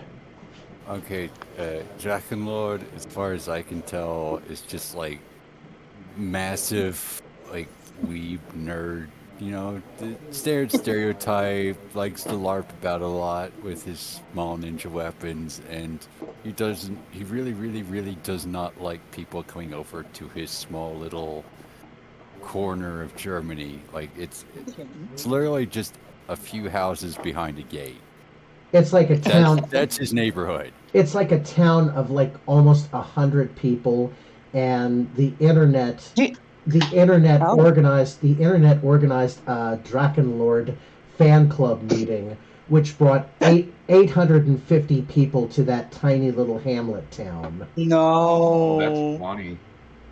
It's funny. Where is it? I mean, it matters a little bit. Do you know roughly where, north or south Germany, or sort of, because then Sam, there are differences. Yeah, I'm looking for the thing. Yeah, there are definitely a lot of cultural differences. Mm-hmm. Yeah. Oh boy. Wait, who are we talking about? Drakenlord. He's Drakenlord. Never heard of him. He is the German Christian. Okay, so he's a transvestite or whatever, or transsexual, or no, he's actually a musician, but he's not a very good one. He's kind of a meme. Okay, yeah, I have no clue who we're talking about. I'm in Germany. I've never heard of the guy. Yeah, in Munich.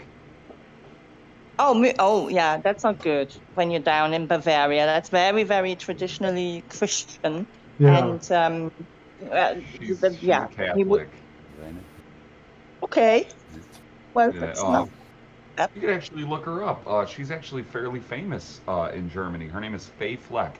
Fee Fleck. Fay Fleck. She did there was a monument they made apologizing for World War II or something like that, and they commissioned her to do it. Oh, really? Yeah.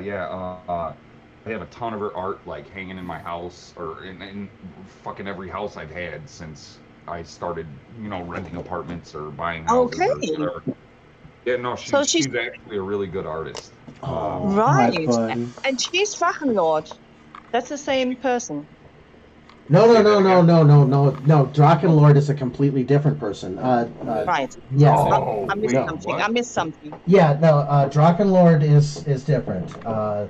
No, Drakenlord is definitely male and definitely spurgy, and if you come within like 100 feet of his house, he is spraying you with the garden hose. He'll spray you with water. Yeah.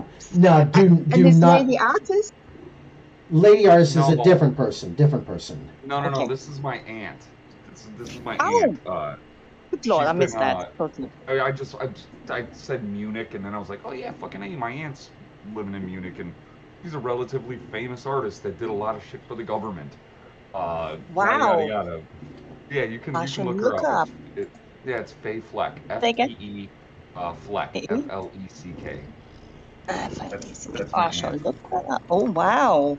Oh, all these connections here.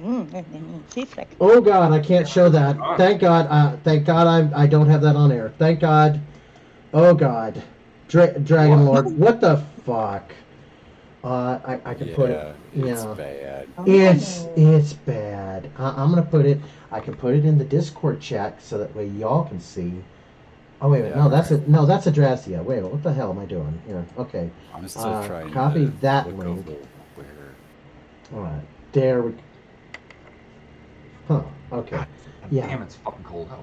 I know. Is it like still like 12 outside where you're at? Negative 10 with the wind chill. Oh fuck. Dude, my dog doesn't even want to go outside. I wouldn't. I'd be like, dude, you can shit on the floor. I don't give a fuck. I'll clean it up. I'll just clean it up. I'll just put it in the toilet and flush it down, buddy. You don't worry about shitting on the floor tonight, buddy. Everybody salts their sidewalks, so it fucks with his feet. Yeah. He doesn't like that either, and then he ends up like fucking cramping up and shit, and sometimes I gotta like carry him up the stairs. Oh. Dog. Yeah. It's cold, man. It's pretty fucking cold here. Dude, it's like actually. Hello, Bud. Yes, Melly says hi. He actually heard you. He actually heard you through the headset, because I got my headset. Yeah, so hi. He's looking at you in the camera. Yes. Yeah. So. Is that your cat? Yeah, that's Bobcat. Yeah. Hello, Bobcat. Yeah. I love cats. Oh, he's a. I have a male cat called Eddie. Oh. You want to hear a good story? I started dating this girl about 6 years ago, and we're broken up now. It was a pretty messy fucking breakup. But she had a cat, and he was from Feral Fixers. Yeah. And he would mess with the kids. He would mess with her, like always getting his claws in their hair and getting tangled up in their hair and jumping on them and doing all this kind of crazy shit. And I'd come over and I would just sit there, and the cat would be really nice. Yeah. He'd be like, "Hey, big guy, you know, how you doing? What's up, big guy? Hey, good boy, good boy, good boy." And after a while, you know, I start going over there more and more. I start spending the night more and more, and then I start doing work there more and more. You know, I start writing there more and more. So I'm up late at night, and the cat was always coming by me, and it was always just like it was always very cordial with me. Yeah. And my ex is like, "Fucking cat now. That's your cat." Yeah. And I was like, he picked you. You were his human. More like that. Yeah. Yeah. Yeah. I'm allergic to cats. Like, oh, that's why. That's exactly why he picked you. That's exactly why he picked you, because he knew you were the one that was trying to stay away from him. It's like, oh, I lost you, man. No, That's why he picked you. Is because you were the one staying away from him. Yeah, I'd leave him alone. I'd let him do his fucking thing, man.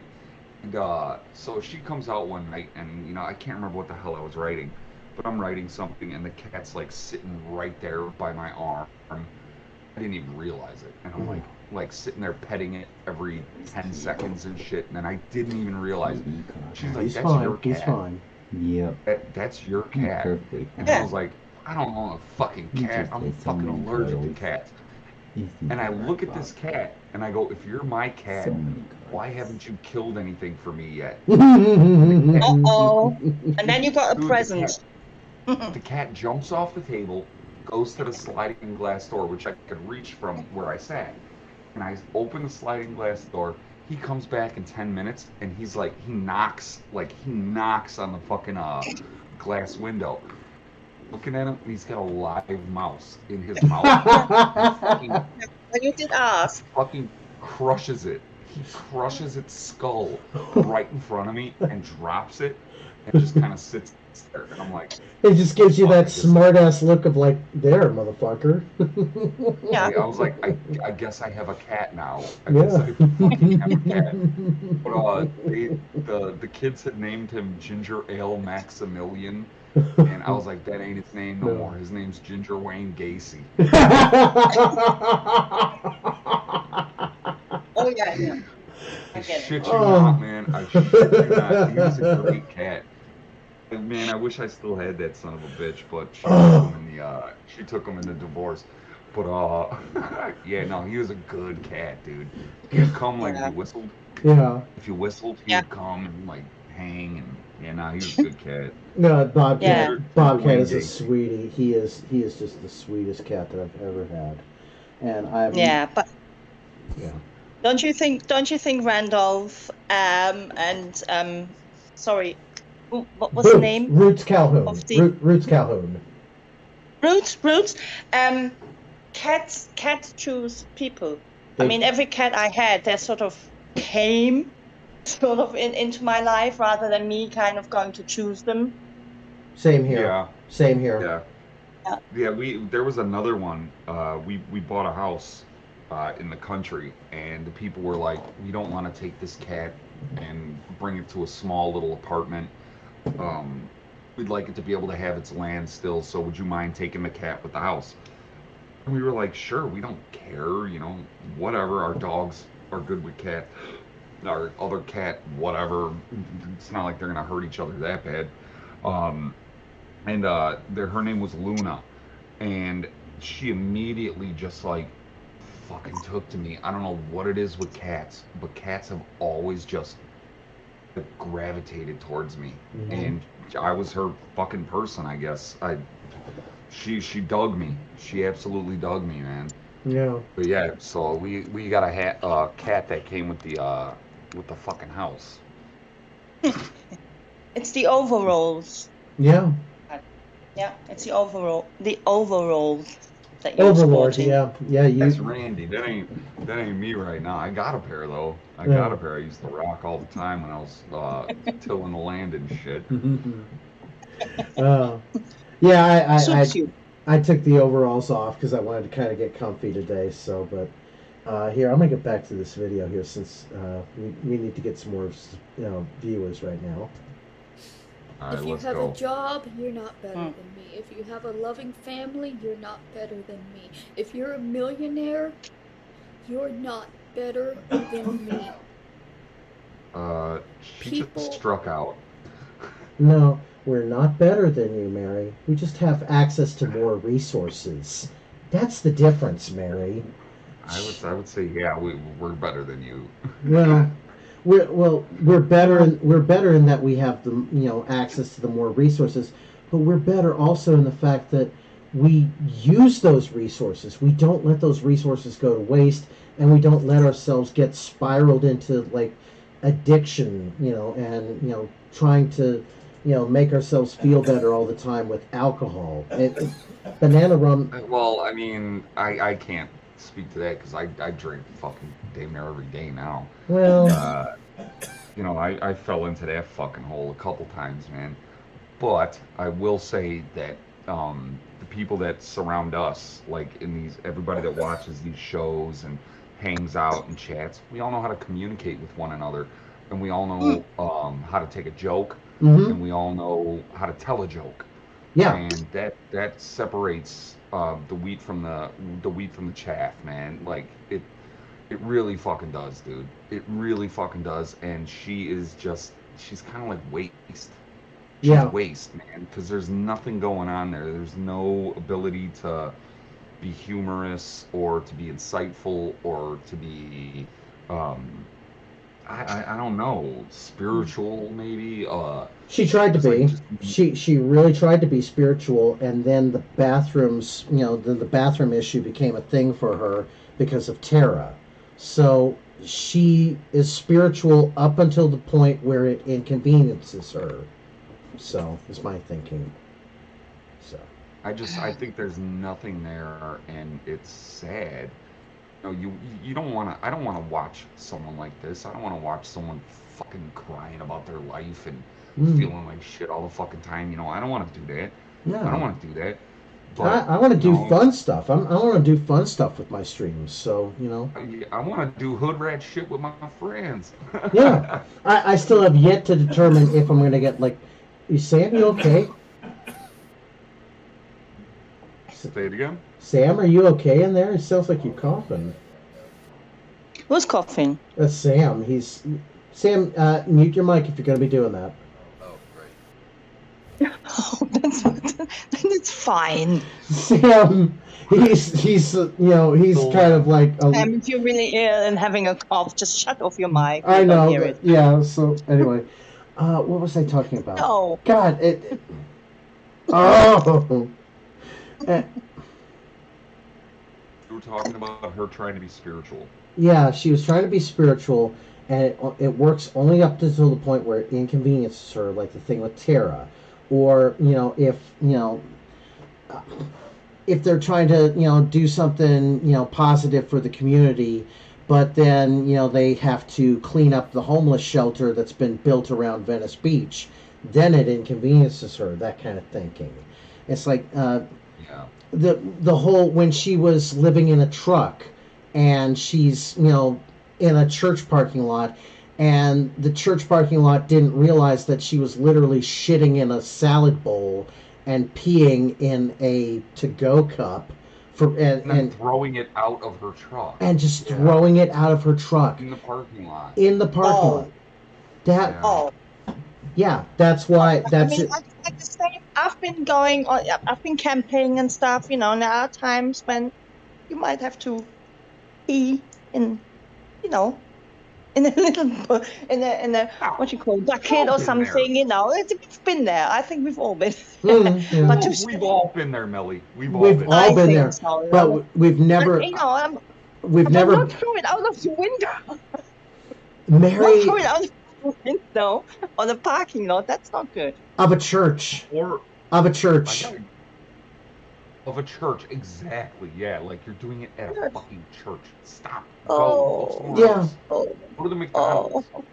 Oh, yeah, exactly. To pull it, exactly. Yes, you have to dispose of it. That's that. Oh, I didn't know that. No. Before my cousins, before our shop, plumbing.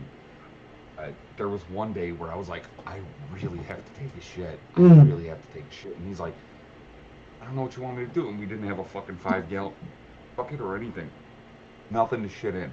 And I'm like, dude, I really gotta fucking go. I brought in a big ass fucking garbage can. I got inside of it.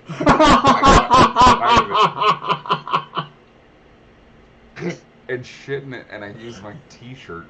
My t-shirt to wipe my ass. What? That was a couple months ago, man. I was like, holy fuck, that was bad. Man's laughing. I'm sorry. Yes, but the point. I'm sorry. It's just got me thinking. But the point is, I'm sure that Roots disposed of it discreetly and somewhere filled. That's what I'm saying. No, I fucking just threw my t-shirt that I used to wipe my ass on top of it, and then we threw more garbage over it.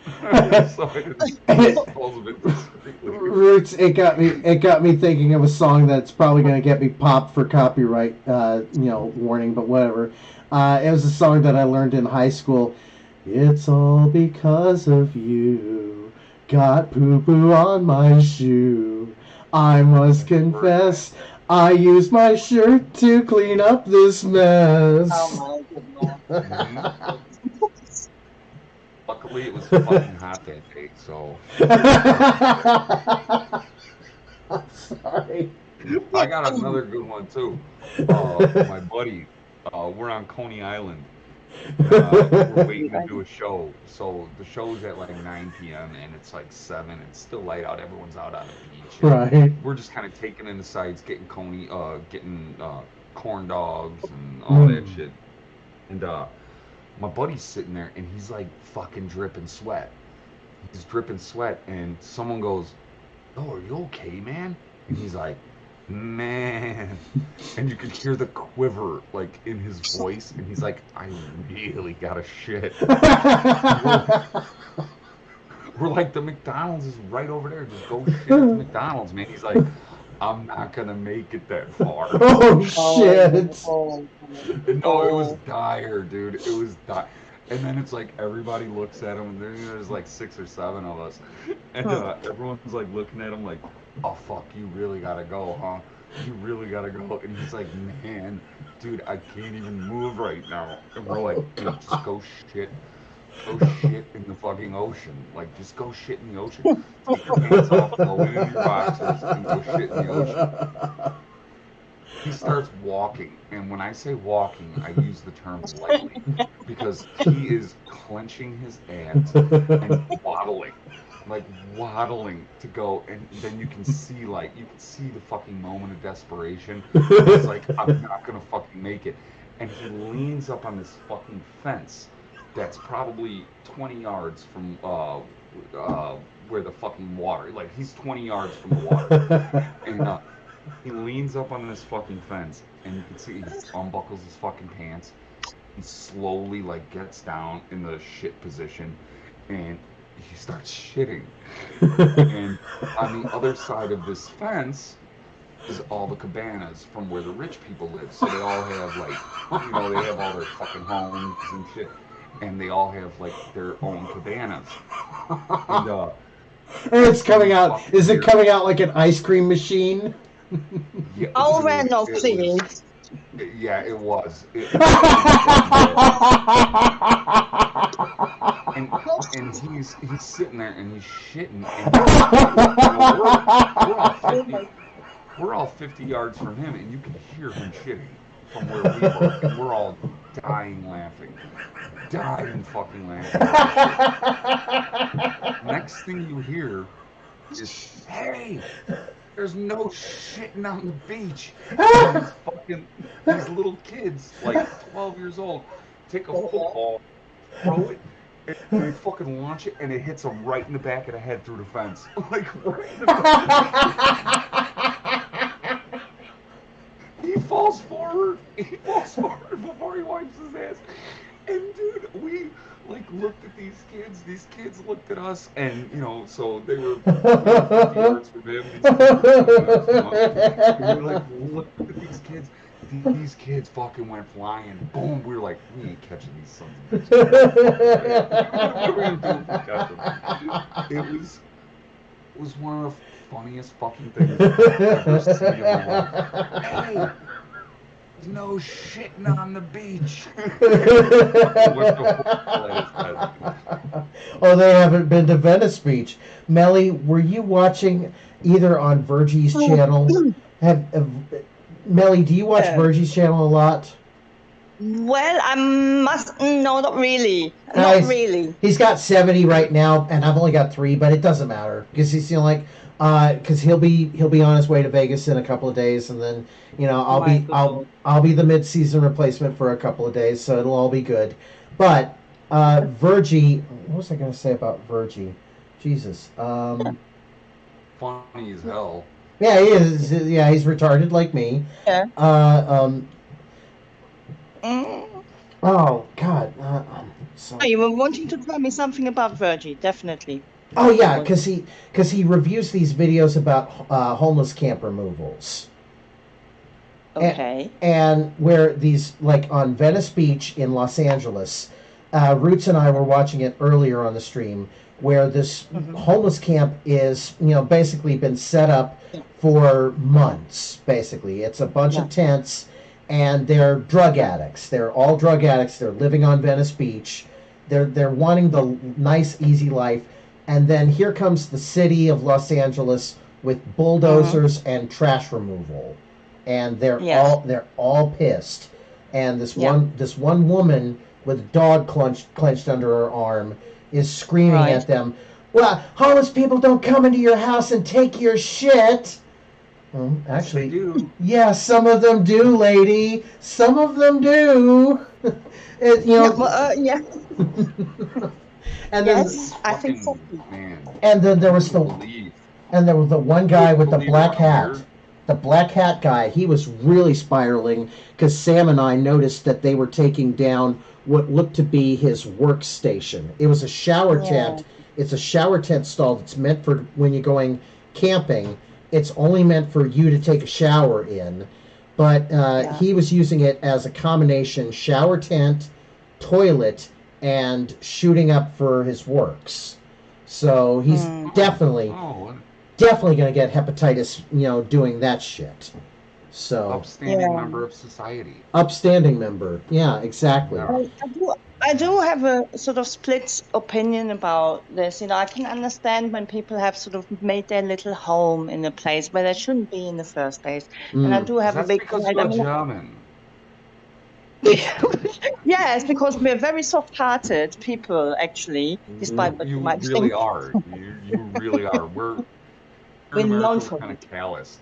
Yeah. And we don't like to play with that shit. Like, kind of like fucking pull yourself up by your bootstraps type shit. Exactly. Yeah, I don't believe you. Yeah. I don't believe you. Right. I don't believe you. I'm sure there's some of you who feel the same as me. That I have a soft heart for people like that, and you kind of feel a little bit. Well, there you are. And I'll tell you what, the 1500 club. When I get to a position where I'm actually, relatively stable, and it will not be that long, I promise you, I'll be able to give like a $50 boost to Virgie's stream. So I'll pay it forward. Yeah. Have you ever seen me and Hobo go on Dono Wars? No, I haven't. No. Oh my God, it'll happen on your stream one of these days, dude. He donates in my name, and I donate in his name. It's always just some gay shit. Oh, is this where the Roots love sucking on big black cock? Yes. Well, no. The yummy cock shit. That wasn't me. I said that on either Tripp's channel or Virgie's channel, and yeah, that became a thing. But we'll just get into it. I look at my statement. And I'm like, I spent like $300 talking shit with one of my friends. Like, holy fuck. Like, holy hell, why did I do that? It's funny, man. It's funny. We dick around. But yeah, as you were saying about being soft-hearted or kind-hearted, I am as well. You know, there's a couple guys, you know, I see them at the grocery store or gas station, and, you know, they're hard on their luck, and the one dude is an ex-bricklayer, and I'm a bricklayer myself, and I always toss him, I always toss him, if I got it on me, I always toss him like $5 and be like, hey, yeah, go grab yourself a fucking $5 footlong, or whatever. And he's not an alcoholic, he's not a drug addict, he just really, I think he hurt himself. I haven't really talked to him in depth about it, but I think he got hurt on a job, and he's not getting workman's comp, he's not getting anything like that. So I'll always, duke him fucking $5 or, whatever I got in my pocket, and say, yeah, grab yourself something to eat.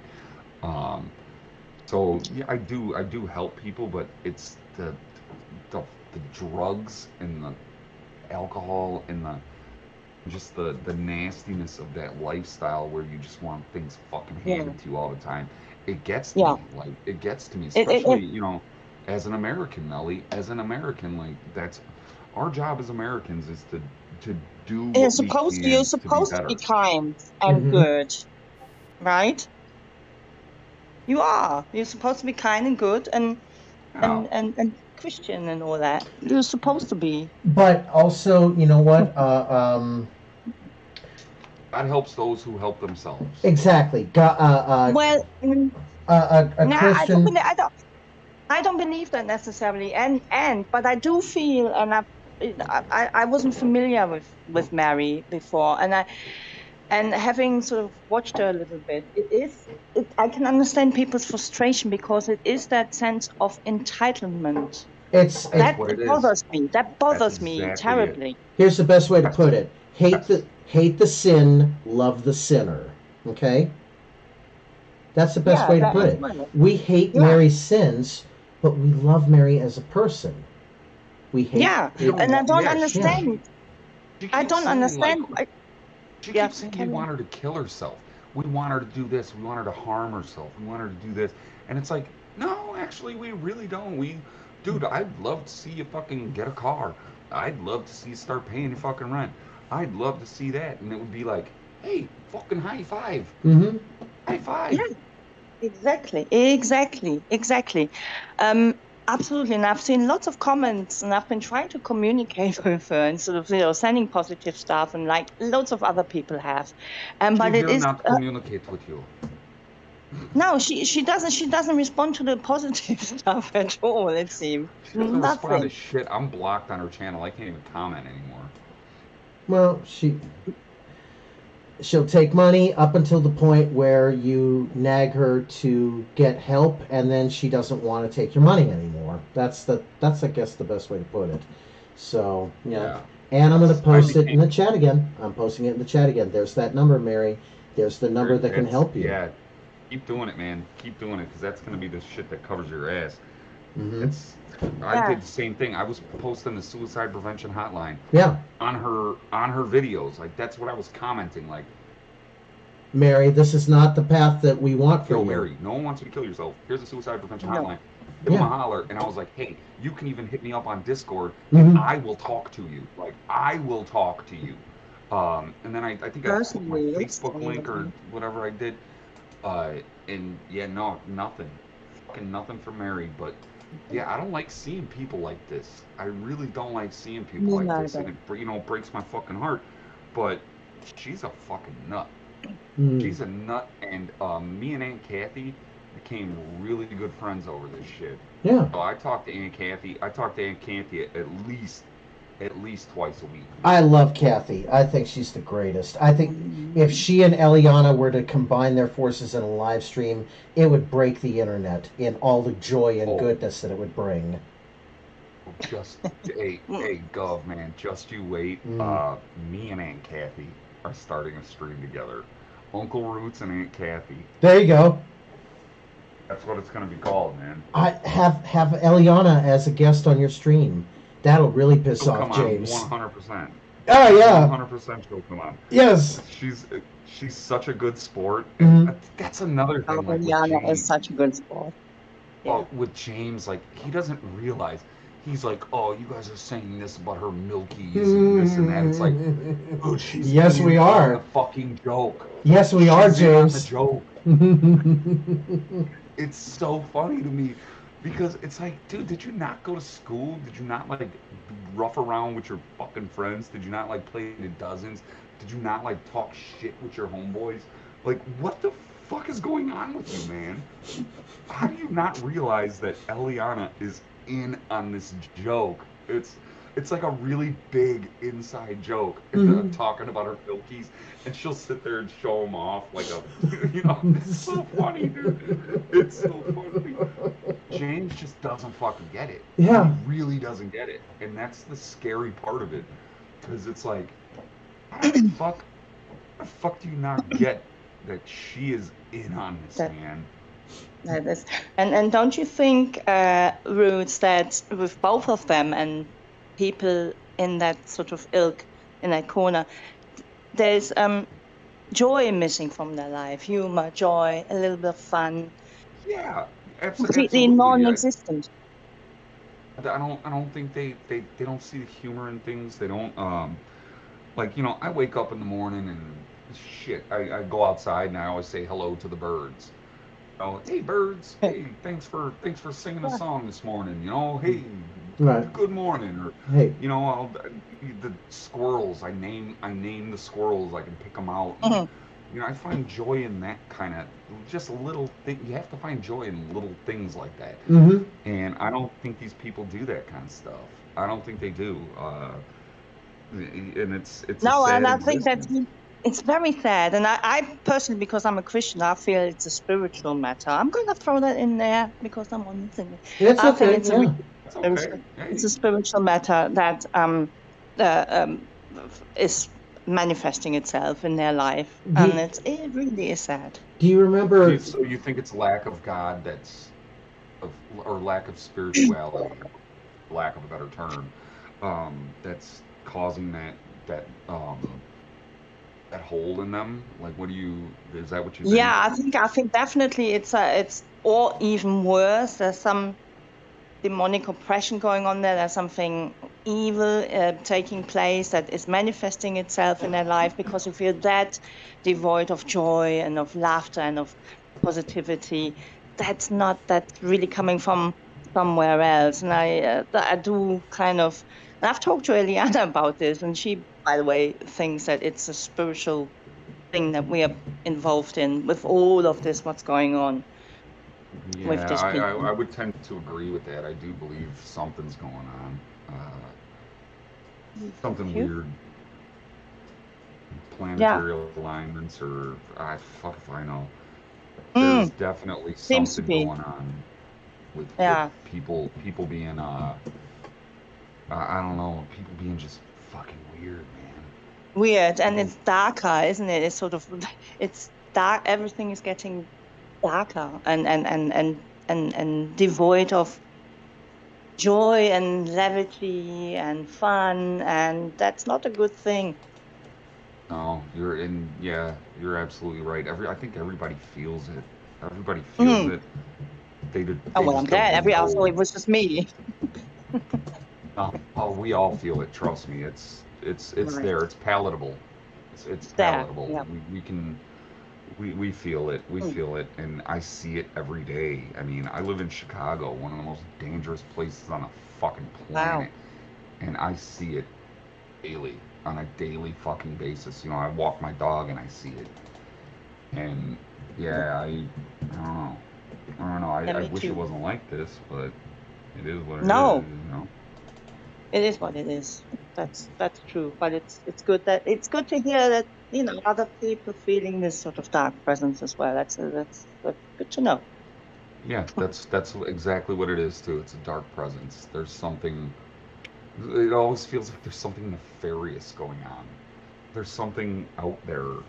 I don't know. It's like a dark cloud. There's a dark cloud hanging over all of us. Yep. Absolutely, I agree. What do you think, Randolph? Funny you were mentioning about demonic possession. There's a video that I'm trying to find from Vatican Catholic's YouTube page, which really kind of highlighted what you all were saying about how there's kind of this sense of the world wanted Hillary to be president in 2016, and the voters decided no, we wanted Trump, and you could see the screaming, the fits that these people, the liberals, are having in the streets. They're screaming and carrying on because they feel that their world is about to come to an end, and Vatican Catholic kind of equates it to a form of possession of demons, where these demons are so upset that things have to change, that that they are screaming in rebellion, kind of thing. Yeah. I was trying to see if I could find it. Shit, sorry about that noise there. But yeah, it's a really kind of eye-opening. Melanie, did you watch the other night when I was showing the Fiat Lux Revelation 18:2 had just happened video? No. Okay, Roots, you were here for that, weren't you? I believe so, yes. Yeah, what did you think of that?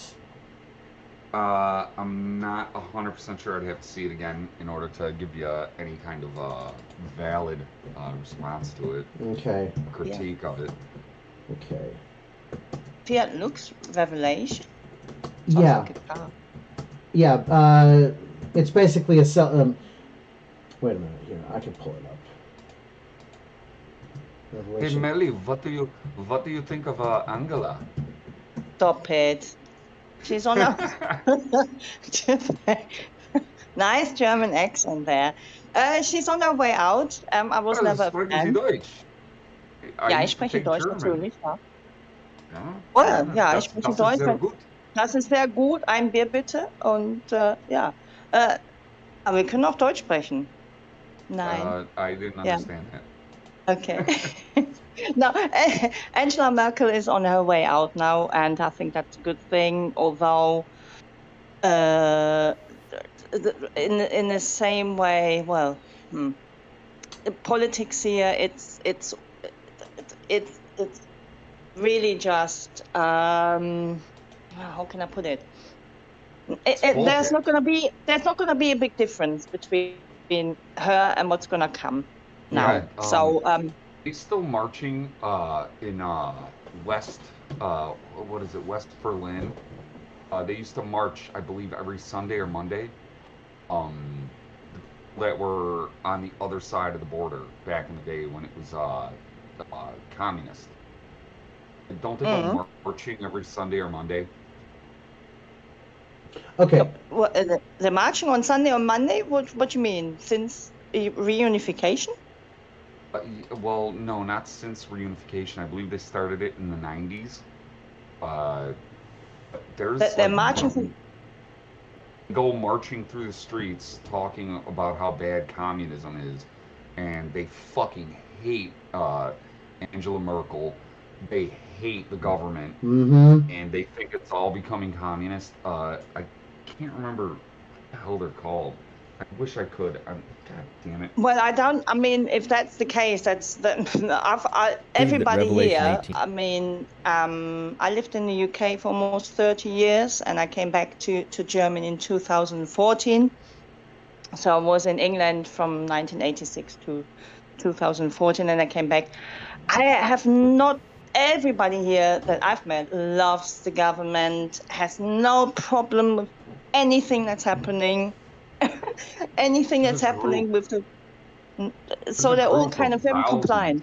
Okay, so I got this video. Roots, you remember watching this video the other night about Fiat Lux and the Revelation 18:2, and how St. Peter's Basilica had become the hold of every unclean beast and unclean. I do remember this. Yeah, Yes, Melly, watch this. This is like really eye-opening. Now, the Fiat Lux Festival happened, and it was basically kind of like a video projector that was being projected directly onto the front of St. Peter's Basilica. And when when an observer who was in Rome at the time is watching this, he's thinking to himself, "This is Revelation 18:2." And he gets out his video camera and he's recording this, and he's getting these still images, and it is very eerie how accurate this is. So I'll go ahead and play this from the beginning here. So. I must. On December 8th, 2015, on the Feast of the Immaculate Conception, the Vatican held the unprecedented Fiat Lux light show. This was a multi-million-dollar propaganda event for, quote, climate change. It occurred with the approval of Anti-Pope Francis. During this bizarre light show, images of the Earth, images of basically every kind of animal and bird, symbols associated with the New Age, and symbols associated with false deities of paganism were projected onto the facade of St. Peter's Basilica. Even many members of the Vatican II counterchurch were outraged by the event, rightly calling it a sacrilege and beyond ridiculous, among other things. It's a sacrilege because it treats in an irreverent manner that which is supposed to be dedicated to God. Before the Vatican II revolution occurred, St. Peter's Basilica was the most important Catholic structure in the world and the home of true popes. A reader of ours named Mike, who viewed video as well as screenshots of the event, sent us an interesting email. He wrote down the names of some of the animals featured in the light show, and he noted that many of them were deemed unclean in the Old Testament. He also agrees with us that the Whore of Babylon prophesied in the Apocalypse is the dark and evil end times counterchurch, that is, the Vatican II sect, which is led from Vatican City and Rome in the final days. As our material covers in great detail, the Whore of Babylon is not the Catholic Church. It refers rather to the city of Rome's apostasy from the Catholic faith. The Whore of Babylon describes the worldwide counterchurch that is following apostate Rome into heresy and spiritual fornication in the final days, after Rome has fallen from the true Catholic faith and been overtaken by heretical anti-popes in fulfillment of prophecy. This counterchurch, which is not Catholic, is currently operating under anti-Pope Francis.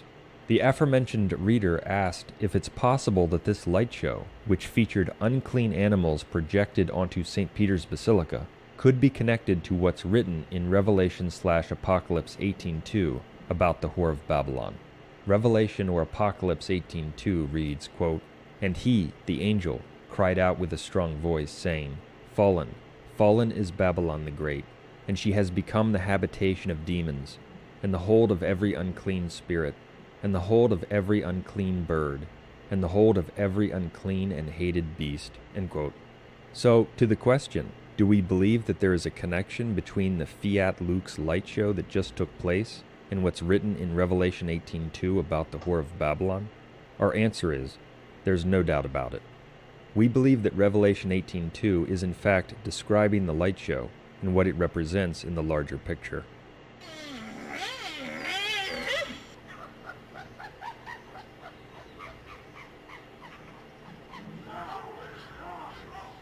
Those real sounds there? Yeah. Yeah. I'm not hearing any. But so far it's creation that is being displayed, which I don't have a problem with. But it's the Now, pillars. before we proceed, it's the pillars. it should be noted that there's a textual variant in Revelation 18:2. Some Greek manuscripts do not include the phrase "kaifulake pantos theiriou akathartu," which can be translated as "and the hold of every unclean beast." However, numerous Greek manuscripts do contain that phrase. That's why some... I'll pause it here for a moment. It's where they believe that the pillars on St. Peter's Basilica represent the bars of a cage. So the projection of all of these animals onto the front of St. Peter's Basilica makes it appear that all of these animals are being held in a cage. Okay, that one right on. Yeah, that's where that is where they were going with this. Is that St. Peter's Basilica had become the hold of every unclean beast. Big meaning it was a symbolic hold of all of these unclean beasts, kind of thing. So. Gotcha. Okay. Yeah. All right. I see this. Yeah. Some translations. I don't think tigers or wolves or I don't think they're unclean. Well, no.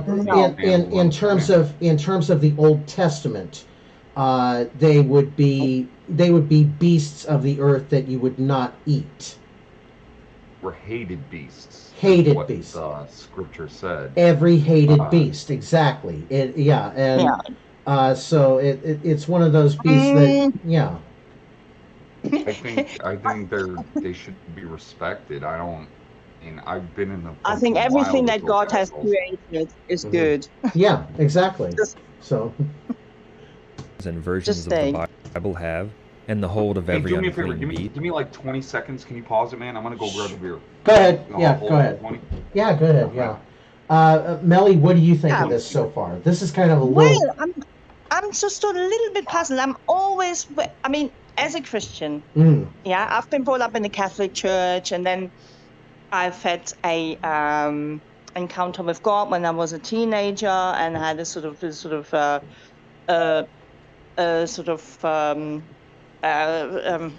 how do you put it? Holy Spirit experience, and God became really very real in my life, and I managed Christian bookshops in my time, big companies in England, and God has been with me ever since. So as a Christian, and having been brought up in the Catholic Church, I think every sort of really true believer sees there is a problem with the Catholic Church on doctrine. So we don't have to be convinced that there's an issue with the Catholic Church, right? There are issues. As to like people coming out with new revelation and wanting to put dates on Christ's return, I always go back to the Bible, and the scripture clearly tells us that we shouldn't try and put a date on Christ's return. Because nobody knows. Nobody knows, and we shouldn't worry about that stuff. Yeah. And if we want to sort of, I just don't think that anything that God has created is bad. So I don't know what are they trying to say with this thing? Well, okay, so the whole line of Vatican Catholics channel on YouTube is they are sedevacantists, and that is a Latin word that means the chair is empty. They believe that the Vatican II sect that is in control of the Catholic Church is an anti-sect. It is an anti-popes are in control. That's where they believe that they're going against the true Catholic dogma, and they're inviting all of. I would tend to agree with them. Yeah. So that, I'm not a fan of the current pope, I must say. Ever since I was a kid, I always I had to go through CCD, it's catechism, where you go to learn how to be a Catholic, then you get confirmed and all that shit. And I always looked at the Pope like, why is this person adorned in gold, riding around in a little bulletproof fucking vehicle with a big staff, sitting on a throne of gold? Like, what? How is that following the teachings of Jesus Christ? I always thought that, so I never understood the papacy. Never understood it. Never got it. It's just wrong with me. It's a continuation of the old Senate of Rome. That's exactly what it is. Yeah. I mean, the more history you read, the more you learn. Like, oh, okay, I see what they did here. Yeah, because Caesar originally, Julius Caesar, that is, declared himself Pontifex, which is what Pontifex. What the Pope is. He is the holiest leader. So, but it's just, all that the Catholic Church is, it's just a continuation of the Senate of Rome. That's exactly what it is, man. And I just, as a kid, I didn't understand that. It took me a long time to get that. Probably into my 20s, where I realized, like, oh yeah, oh hey, look, the Roman Senate, the papacy, oh blah blah blah blah blah. Like, oh, I get it now. But it took a long time. But even as a kid, like the papal office, the papal chair, the papal seat, it never sat right with me. Never sat right with me. I always thought something was weird about it. Like, what the fuck is going on here? And this is where we have our great debate with the Catholic Church, whether authority, spiritual authority, is based on Scripture alone or on church tradition and Scripture. I mean, I'm definitely a person, as I said, I was brought up in the Catholic Church as well. There cannot be, if you say it's church tradition and Scripture, you're basing your beliefs on man-made things. And it's very clear from the Scripture that the Scripture always says, go and check with the Scripture. Don't believe anything else. Go and check what the Scriptures say, which is the Word of God. Yeah, Logos, Jesus himself, the Word of God. Check back there, and when it says, don't call any man father, and that Jesus Christ is the only mediator between man and God, then it's difficult. Then you to sort of. Speaking of logos, I got a really cool band cartoon, that I can show here in a little bit here. But let's finish watching this Revelation 18:2. But hey, please. Hey, thanks for pausing it, dog. Oh, it's all good. Yeah. Or a similar rendering for this verse, and some do not. But even if one were to use the shorter version, the reference to Babylon having fallen and having become the hold of every unclean spirit and the hold of every unclean bird should make the connection between the light show that just took place in the Vatican and what's described in Revelation 18:2 clear. However, I believe that this came out like in 2016, I think. So this video's been around a while, but it's stuck around on YouTube because nobody really has paid any attention to it up until now. So the manuscripts which contain Kaifulake Pantos Theiriu Akathartu, that is, and the hold of every unclean beast, reflect the original reading. The omission of this phrase from some manuscripts is easily explained by the fact that Revelation 18:2 contains repetitive elements, such as Kaifulake Pantos, Kaifulake Pantos. It makes sense that a scribe or scribes inadvertently omitted the last one in the series of phrases. Mistakes like that are how some textual variants have arisen. Many scholars believe that the manuscripts which contain, and the hold of every unclean beast, reflect the original and correct reading. And then when you look closely at what just happened in the Vatican, it becomes quite obvious that the manuscripts which include Kaifulake Pantos Theiriu Akathartu, that is, and the hold of every unclean beast, contain what St. John originally wrote for this verse. Now, here's something else that's extremely interesting. The word that is sometimes translated hold in this verse, as in Babylon having become the hold of every unclean spirit, and the hold of every unclean bird, and the hold of every unclean beast, is the Greek word phulake. In many instances, phulake in its various forms simply means prison. See, for example, Mark 6:17 and Matthew 18:30, among other verses. So, what St. John actually records is that the angel cried out with a strong voice, saying, "Fallen, fallen is Babylon the Great, and she has become the habitation of demons, and the prison of every unclean spirit, and the prison of every unclean bird, and the prison of every unclean and hated beast." And it occurred to me that when you look at St. Peter's Basilica and the pillars in front of it, the structure looks just like a large prison with bars. And then when the images of the animals and birds are projected onto St. Peter's Basilica, it looks just like the animals are dwelling there in a large prison or cage. There is no doubt that Revelation 18:2 is describing this event. The light show is an amazing and direct fulfillment of what's written in Revelation 18:2. What is written in Revelation 18:2 is exactly how the light show would appear to an angel or to someone from a different age.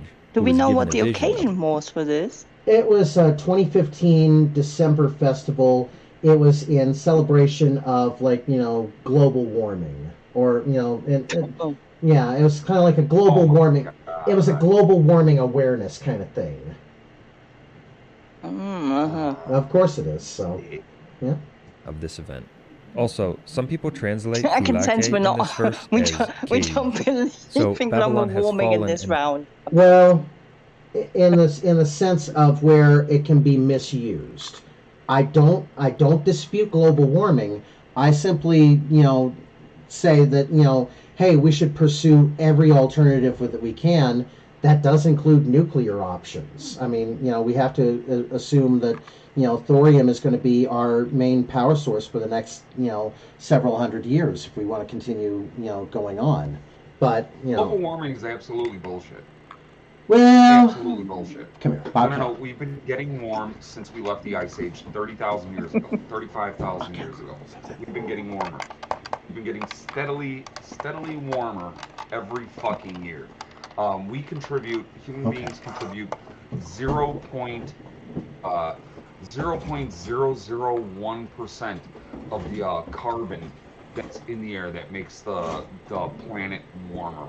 It's fucking bullshit. It's negated by the hell's it called? Fucking Christ, man, you'll call me on a bad day. It is fucking bullshit. It's absolute bullshit, dude. Think about it. The last ice age was only 35,000 years ago. That's a blink of an eye. It's a blink of an eye in historical terms. Yeah. It's a blink of an eye, and we've been getting warmer. Of course. And human beings, with all of our vehicles, our airplanes, everything that produces carbon into the atmosphere, it's 0.001% of what the hell's up there.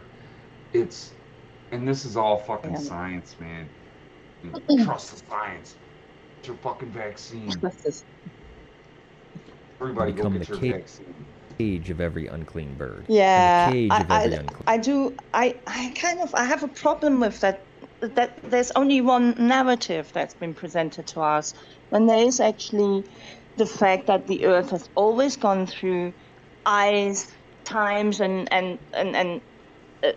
ice age and warmer cycles, and we haven't really established what the impact of humans were. I mean, of course, there's been some impact, I'm sure, since the Industrial Revolution. It's minimal, yes, yeah, but that's it. Nobody's sort of looking at it objectively to try and find out what is actually, what have we done? They want to lie to you. They want you to fucking believe stupid shit, and they want you to not think critically about things. Like, I like to read. I'm a dumb-looking son of a bitch. I'm sure you guys can see me in the fucking Discord. I'm a dumb-looking son of a bitch. I have a big beard. I have tattoos on my fucking hands. But I like to read. And I like to go through things. And I like to sit there and go, now that doesn't make sense. No, and not many people do that nowadays. And it's been a pain in my ass trying to teach my 13-year-old daughter how to do that. Say, that doesn't make sense. How can I make sense of this? How can I make sense of this? That has been one of the biggest struggles in my motherfucking life. Teaching my daughter how to try to fucking get through shit. There's all this bullshit everywhere. Totally agree with you, Roots. It seems to be a thing that people are sort of lost their ability to question things and to think critically. It seems to be, and it really does disconcern me as well, because people are just it scares the shit out of me. It does. I find it really disturbing, because whenever I ask somebody any question, sort of explain this, and I've been to university. I know I can think rationally and academically, but if I ask anybody to sort of explain this to me, what is your reasoning behind your opinion? Nothing. Nothing. They can't. Trust me, I'm right there with you, Melly. I've been through the same things, and I got a lot of friends who are on the liberal side of the spectrum. I'm not at all. I mean, I'm a very liberal person. I care less what you do with your life. You can be gay, straight, fucking smoke pot, do whatever the fuck you want. I'm not gonna bother you. You don't fucking bother me. That's the deal. I think we all have as humans. But a couple of my buddies, and they just go with the narrative, and I'm like, have you even thought this through? Like, do you even think about it before you opened your fucking mouth? And most of them are like, not really, man. Not really, dude. Mm-hmm. And I'm like, dude, just think it through. Like, go step by step. Go step by step. We'll think it through together. Yep. We'll think it through together. And, we'll sit there and we'll have a couple beers, sitting on the couch or listening to music or whatever. And I'll get them to be like, holy fucking shit, you're right. Yep. You're right. What the fuck have I been doing? And I'm like, dude, you're watching too much media. You're watching these people just feed your brain with bullshit all the time, and you just sit there, and it's kind of like a zombification. Yep. Like when you're going to sleep, sometimes a lot of us like to turn on the fucking TV, and you watch these commercials. Oh, I do. Yeah. Yeah, you watch the commercials, and they just get in your head. And I'm like, that's how you're going through life. A lot of these people are just going through life like that, where they're just letting all this shit into their head. And it's like, dude, you need to at least every once in a while unplug, take your dog for a walk, go to the fucking woods, go fishing, go camping, go do something. Just think about things. Yep. Yeah, it seems to be. And it seems to be people have lost. I think there's a scripture that says, in the last days there will be great delusion coming over people. I mean, people's minds will be fogged up. They won't be able to think critically, and I think that's sort of what's happening. People just don't. There's a passage in Hosea. My people are destroyed for a lack of knowledge. Yep. Is it knowledge though, or is it vision? I think it's vision. Revelations. I think it's vision. Hosea. I think it's vision. Yeah. A lack of vision, not knowledge. Yeah. I do really, because I've heard this before, Randolph. I think it's for lack of vision. Also, Christian scientists will believe in that God alone can cure and heal, so they will reject modern medicine. But my philosophy is that God created modern medicine because, God works through the, people who are doctors and that kind of thing. So, yeah. Yes. So, I'm with you, Gov. I'm with you on that, Gov. All right. So I'm going to get back to this video. Here. Queen bees. Yeah, sorry for taking Does that sound familiar? Yes, because it just happened. In some of these shots, it even looks like the birds and animals are behind the bars of the cage trying to get out. Revelation 18:2 describes this light show. Bobcat was watching that dove just now, and he's like, huh? Yeah, he's like, was your cat looking at it? Yes. I'm like, oh. Your cat is eyeing. Yeah, He's eyeing that. Cat is eyeing up the dove of peace. He is looking at that dove like, If you weren't behind those bars of St. Peter's Basilica right now, I used to play animal videos for my stepkids, man. Yeah. And it was always like, elephants or birds or there was one I think it was called Birds of Paradise. You're doing it again. It was a Nova special from PBS, and it was a great documentary, great fucking documentary. And the cat jumps up onto my shoulder. I'm sitting there and I'm like, this son of a bitch is not gonna do it. No way is he gonna do it. And he's sitting there and I can hear him licking his chops. He's licking his fucking chops. I'm like, he's about to fucking do it. I'm like, do I grab him? Because if I move quick, he's gonna go. He's gonna go regardless. And I had full beers. I had full beers sitting around my fucking computer. And this fucking cat goes and jumps right at the motherfucking computer screen. Hold on, give me 2 seconds, guys. He's doing it again. What beers need to be? He's doing it. He's taking the show. He's taking the show off on wild tangents, but I can't help it. But Randolph, do you know that a noise your cat makes when they see a bird or something? It makes this really funny noise. Kind of like you a ever chirp, noticed that? kind of like a Like their a chatter, isn't it? Like a yeah, they're like a they're kind of like I think it's kind of like a form of echolocation that they're trying to do. Like they're trying to judge the distance. That the sound. Really? Yeah, they're trying to judge the distance between that and the bird or whatever. And it's really fascinating to watch when Bobcat. Yeah, when he's doing the react to the squirrel videos. Did you watch that? The react to the squirrel video that he did? I did. I did actually watch that. That was great. Does he get? He did Does he that. go out? No, does he go out? He is not an outdoor cat. He is purely indoor. So, but he did that chittering. That kind of like, yeah. And he was trying to. I think he was trying to judge the distance. Really? Randolph, cats can't. Can they do that? I think can so. They do Cats can do anything. Yeah, they have of course. They have 200 times better hearing than humans. Yeah, I think they are trying to do a little bit of echolocation on that. So, anyway. Interesting. All right. Anyway. Do you know that dolphins have a collective consciousness? No. They send echolocation, and their echolocation bounces off each other, and they see whatever they're echolocating.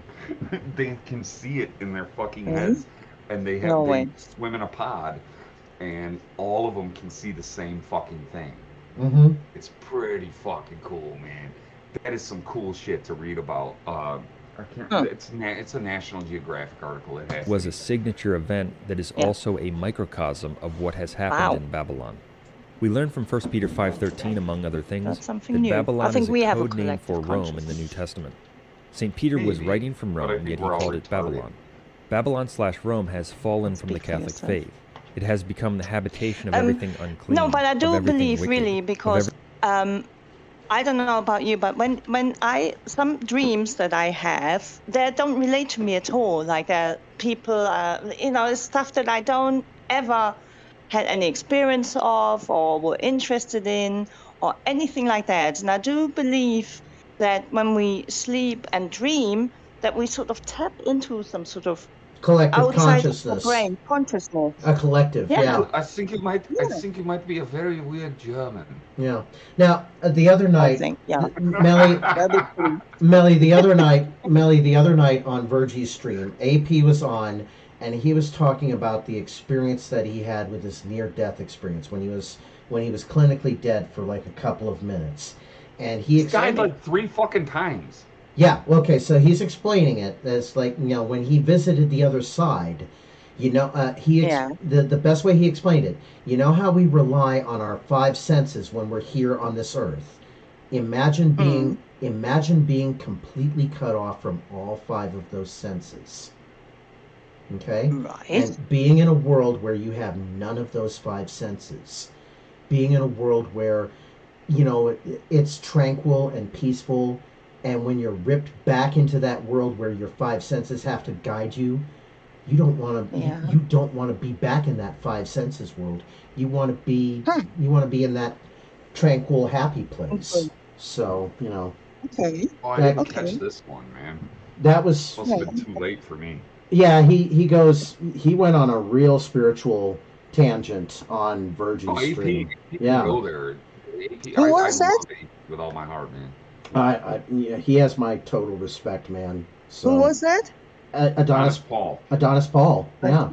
Oh, yes, the same Adonis Paul who hosts late night from Las Tejas Casino and Gun Range. So yeah, that Adonis Paul. Yeah. Oh, Melly, you'll love him. You'll love him, Melly. Mm-hmm. Yeah, well, I've sort of, I know what the general consensus is. We also got to get you listening to Virgie. We got to get you listening to Virgie. He's on right now. Yeah, I've listened to him as well. Yeah. Okay. So. Mm-hmm. Oh, dude, these guys have all stopped by my stream, like, hey, what's up, you fucking dick? And then you have a stream, Root?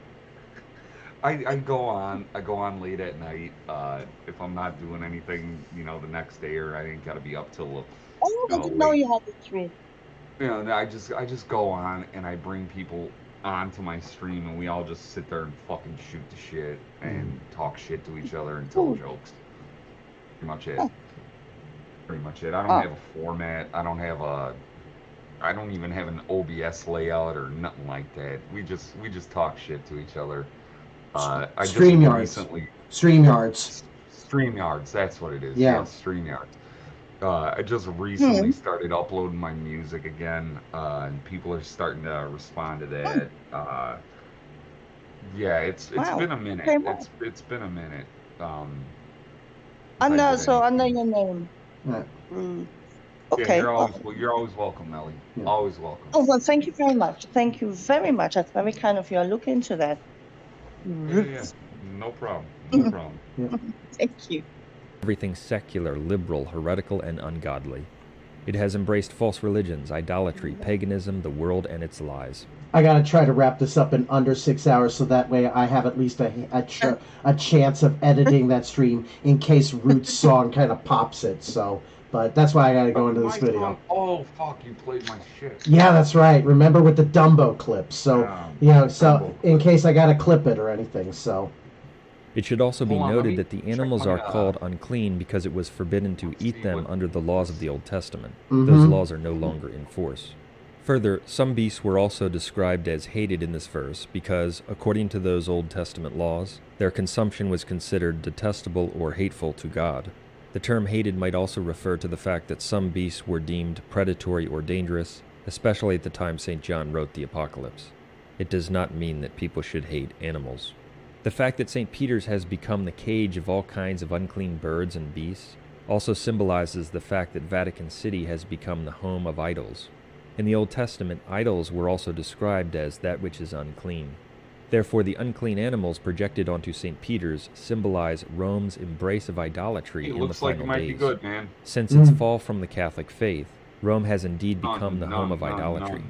The Vatican II sect and the Vatican II antipopes practice and endorse idolatry and false religions in many ways. It's also interesting that one of the men whose artwork and designs were included in the light show was Andrew Jones. Jones has said that, quote, spirit deities are actively involved in his work and that using psychedelic drugs assists him in his designs. That's another example of how the Vatican, under the Great Harlot, is the home of every unclean spirit. The Vatican II counterchurch features the work of people in communion with demons. It's also quite interesting that Revelation 18:2 mentions every unclean bird prior to mentioning every unclean beast. So, taking the verse in order, we read a reference to birds and then to beasts. And in the light show itself, we saw the same thing. One of the very first things shown were images of many birds flying. In fact, as the sounds indicate, those very first animals shown were seagulls flying. Seagulls were identified as unclean birds in Leviticus chapter 11. Scavenger birds. Yep.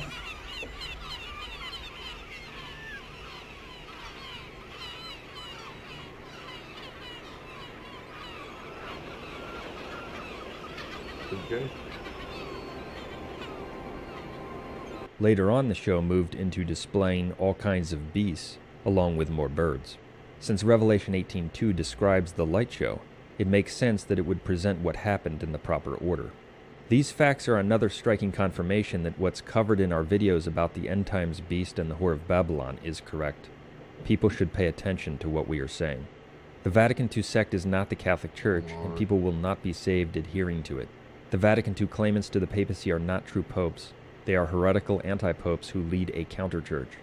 Right now, Satan is using many people in a last-ditch effort to keep people following or recognizing in some form the Whore of Babylon, the false Vatican II counter-church and its anti-popes. Don't be deceived by them.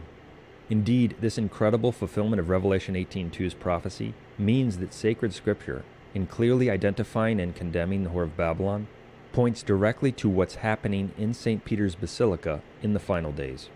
Consider what this indicates about the post-Vatican II claimants to the papacy. It proves that the person in St. Peter's Basilica at the time Revelation 18:2 is fulfilled is not a true pope. That's because in this very context, in Revelation 18:4, another voice from heaven says to those following Babylon, "Come out of her, my people, lest you take part in her sins." Scripture tells people to reject end times Rome, the whore of Babylon, and come out of the false ecclesiastical structure she is leading.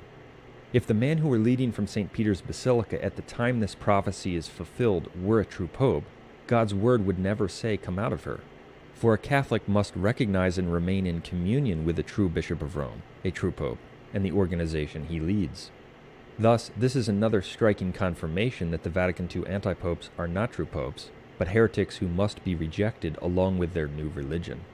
So, all of those who take the false position that Francis and the other Vatican II claimants to the papacy... Argentina, look at that!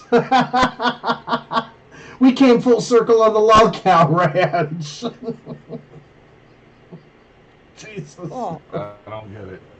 Argentina, because Eliana. Oh, don't cry for me. Oh. I'm sorry. As soon as I saw that, it's also because what's his name? Pope Francis is from Argentina. He's the first South American pope. Yeah. He's an Argentinian Jesuit. Exactly. Yeah. Can't get any worse. Communist. Yeah. Popes. Hey. Exactly. Hey, you know what? Maybe Eliana can get like a special blessing from Pope Francis that'll, keep James away for good. Dude, Eliana, the Pope would throw her fucking beads. Hey, that's right. It is almost Fat Tuesday, so. Right? Pontifex. James would lose his shit. He would lose his fucking shit. I'm gonna make a photo meme that's gonna have like Pope Francis, and it's gonna be like him saying in Latin, "Show me them titties." Oh, no. Don't do it in Latin. Don't do it in Latin. No, don't do it in Latin. Do it in Latin. Do it in Latin. That would be much funnier. Oh my god. Hey, Eliana, show me them titties. She would get a kick out of it too, man. And it's so funny that James would be so mad. I would love to see that anger in James's face. Right, me too, man. I'm like crying right now. Would logically have to hold that the light show was not the fulfillment of Revelation 18:2. Koalas. But just look at the evidence we've covered. It's obviously the fulfillment. Koalas. Why is that owl's head not on its body? I don't know. What? Puffins. Some kind of iguana. A parrot. Oh yeah. Why is that owl's head not on its body? That's true. The clear fulfillment of these prophecies in Rome serves to prove that the Catholic Church is the one true Church of Jesus Christ. The Great Deception centers around deceiving those who purport to follow Catholicism, and the they're showing the prophecies same about thing, Rome's like, fall look, and whoredom over and over concern again. the city of Rome's fall from the traditional Catholic faith in the final days. That's because the traditional Catholic faith is the one true faith of Jesus Christ, outside of which there is no salvation. Indeed, consider the amazing continuity between this fulfillment of Revelation 18:2's prophecy and the inspired identification of New Testament Babylon in 1 Peter 5:13. I previously referenced 1 Peter 5:13. 1 Peter 5:13 is the only place in the New Testament, outside of the book of Revelation, where the location or place meant by New Testament Babylon is identified and defined. And how does God's inspired word identify and define New Testament Babylon? It not only identifies that place as Rome, but more specifically, as the particular place in Rome where St. Peter is. Because the exact place where St. Peter was located in Rome is what he called Babylon. Isn't it fascinating, therefore, that when the inspired prophecy of Revelation 18:2 about how New Testament Babylon has fallen and become the prison of every unclean bird and beast is fulfilled, it not only is fulfilled in Rome, but more specifically, in the particular place in Rome where St. Peter is. It's not just in that it's fulfilled in Rome. It's fulfilled in Rome where Peter is. That's his burial. Yes. Where Peter's burial. Yeah, that's his burial. That is St. Peter's Basilica. But For hold St. on, Gov. Yeah. He's a mutt Mel. He's a pit bull mix. They were gonna euthanize him. Oh. And I walked in. I dropped the name. I dropped the name for somebody I used to work for, and I was like, "Hey, I used to work for them," and they were like, "Oh, really?" And I was like, "Yeah, let me see that dog. Let me see that guy." And he came right up. He went like right in between my legs, you know, and just came right up to me. And he was a good boy, and I was like, "All right, cool. I've had him for damn near 6 years now." Mm-hmm. Oh, lovely. He's my buddy. He's my buddy. His name's Mickey. Mick Richards. Mickey? Mick Richards after Mick Jagger and Keith Richards. There you go. There you go. Yeah. He's the best of both. He's like a Rolling Stone. Yeah. He is. He's a Rolling Stone, man. Yeah. They were gonna kill his ass. They were gonna kill his ass, and I fucking rescued him, man. Yeah. I wish I could have rescued more, but. Well. Peter's Basilica not only represents St. Peter, it's also built on the very spot where St. Is he Peter sufficiently grateful to you? 100%. He's never on a leash. I'll be outside like shoveling snow or snow blowing or doing whatever. He's never on a leash. He just sits on the frickin' front steps. The only thing I gotta say bad about this dog is that he won't drink fucking beer. Oh man, not a drinking buddy. You know what? He'll sit with me. He'll sit with me forever. Like listen to music and shit, but he won't drink beer. Hunter Thompson had a Doberman that drank whiskey. I shit you not. I had what was he? A Staffordshire Terrier. His name was Leroy Brown. And when you'd crack a beer, he'd come fucking running. And we had this house that we were gonna flip on the west side of Chicago. It was in like a really black neighborhood, like really bad neighborhood. And you'd fucking crack the beer, he'd come running, and we started learning like, oh, if you put the beer on the fucking ground, like either knock it over and drink it or whatever. Like and then he started like every time you cracked a beer, he'd go and he'd put his mouth over the top of the beer and tilt his head back and fucking drink the beer. Most of it No way. Did you get him a bowl? Did you get him a bowl eventually? No, dude. We always just did it like as a party thing. Like when people came over, we always just went, open the fucking beer, put it on the fucking floor, and the dog would come over and fucking like tilt his fucking head back and slug the beer. Most of it would end up on the goddamn floor. But it was still just such a funny fucking thing to do.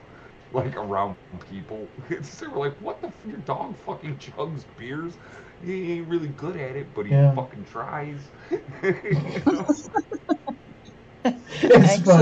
It's funny that we're talking about a dog that chugs beers while we're looking at a picture of St. Peter's grave.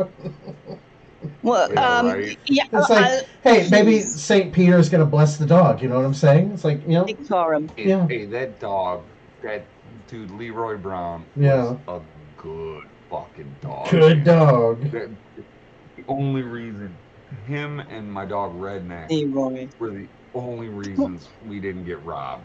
Was the only fucking reasons we didn't get robbed, man. Because of those two fucking dogs, and they hated each other. Those two dogs absolutely fucking hated each other. But we would sit outside. They'd be good.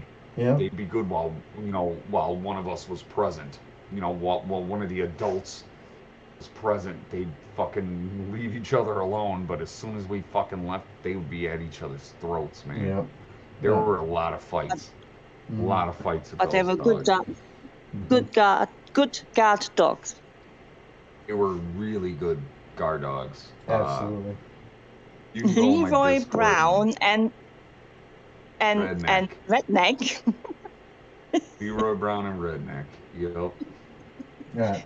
Well, it's looking at the St. Peter's Basilica. Yeah.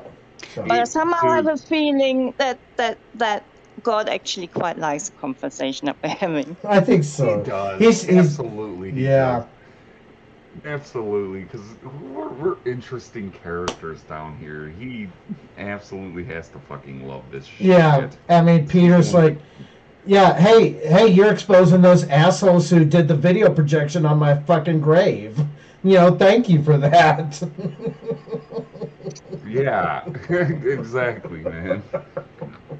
All right, so I'm going to finish this here. We've got about 2 minutes after this. The correspondence is spectacular and inspired. 1 Peter 5:13 identifies and defines New Testament Babylon as the exact place in Rome where St. Peter is located. And then in the final days, we see the prophecies about Babylon's fall, stunningly fulfilled, in vivid colors and images. Where? In the exact place in Rome where St. Peter is located. Yeah, the video's finished at that point. So, but yeah, it's basically explaining how this is a really fascinating channel here, and I'm gonna put a link to that. Give me a moment. Yeah, I'm gonna go subscribe right now, man. Yeah, because this is actually one of the channels that I am subscribed to, and it's not that I consider it like any kind of humor. I'm just like really fucking fascinated by this, because this was actually the very first video that I watched of Vatican Catholic, and I was like, holy shit. It's like, the whole video projection thing. So, but anyway, we have been Catholic. All right, cool. We are going to finish off Adrasdea's video. I want to also make sure that she hasn't made any new shit. Wait, hold on, JS, what are you talking about, man? Collective unconscious with dolphins, flocking behavior, sure. No, dude, they bounce echolocation off each other's echolocation, and they get pictures of what each other are seeing before they even have a chance to, like, go directly at it and get themselves an echolocation picture. It's been proven, dude. It's pretty cool, man. All right, so there is actually a new Adrasdea video, and I'm going to jump right to this. Oh, wow. No. All right, let's go. Everybody struggles. Everybody's so but some people never pull away from it. This is fresh within the hour, and it's called Suction. Mary, what the hell is with your titling of these videos? I at least put, like, a descriptive title, like, to where it says Rocknar's LolCow Ranch, and I put, like, a description of what's going to happen. Like, tonight was going to be some live racing, but, we kind of dragged away from that, but it's okay. But you gotta do another horse race, man. I know. I'll probably do one tomorrow, because, I got all week now, so. But look at the waterworks. You all week? No, because I'm the mid-season replacement all week. Oh, okay, gotcha. Yeah, so. Right on, man. They're all in Vegas, Bruce. Yeah. Look at those waterworks. Look at those. There's nobody to help pull them out. Oh my god. So they just stay there for the rest of their lives. What is she talking about? I don't know how to pull myself away from the suction. Us. I don't know how to stop the pain. I know how to stop the pain, Mary. It's that 1-800 number that I'm going to put again in my chat. I should have it. No, wait a minute. No. Okay, wait a minute. I got to paste it from here because I'm copying and pasting everything here. Okay. Free alcohol rehab. Shit, fucking Ed's messaging me. What the fuck? What's up, Ed? Yeah, free alcohol rehab there. There, Mary, we're trying to help you. We're not trying to hurt you. We're trying to help you. Jesus. Jesus is hits, Mary. All right, back to suction here. Look at those tears. How to live and be a real person that can be loved and accepted in the world. All right, Mary. Mary, just call that fucking number that we've been giving you like several fucking times tonight.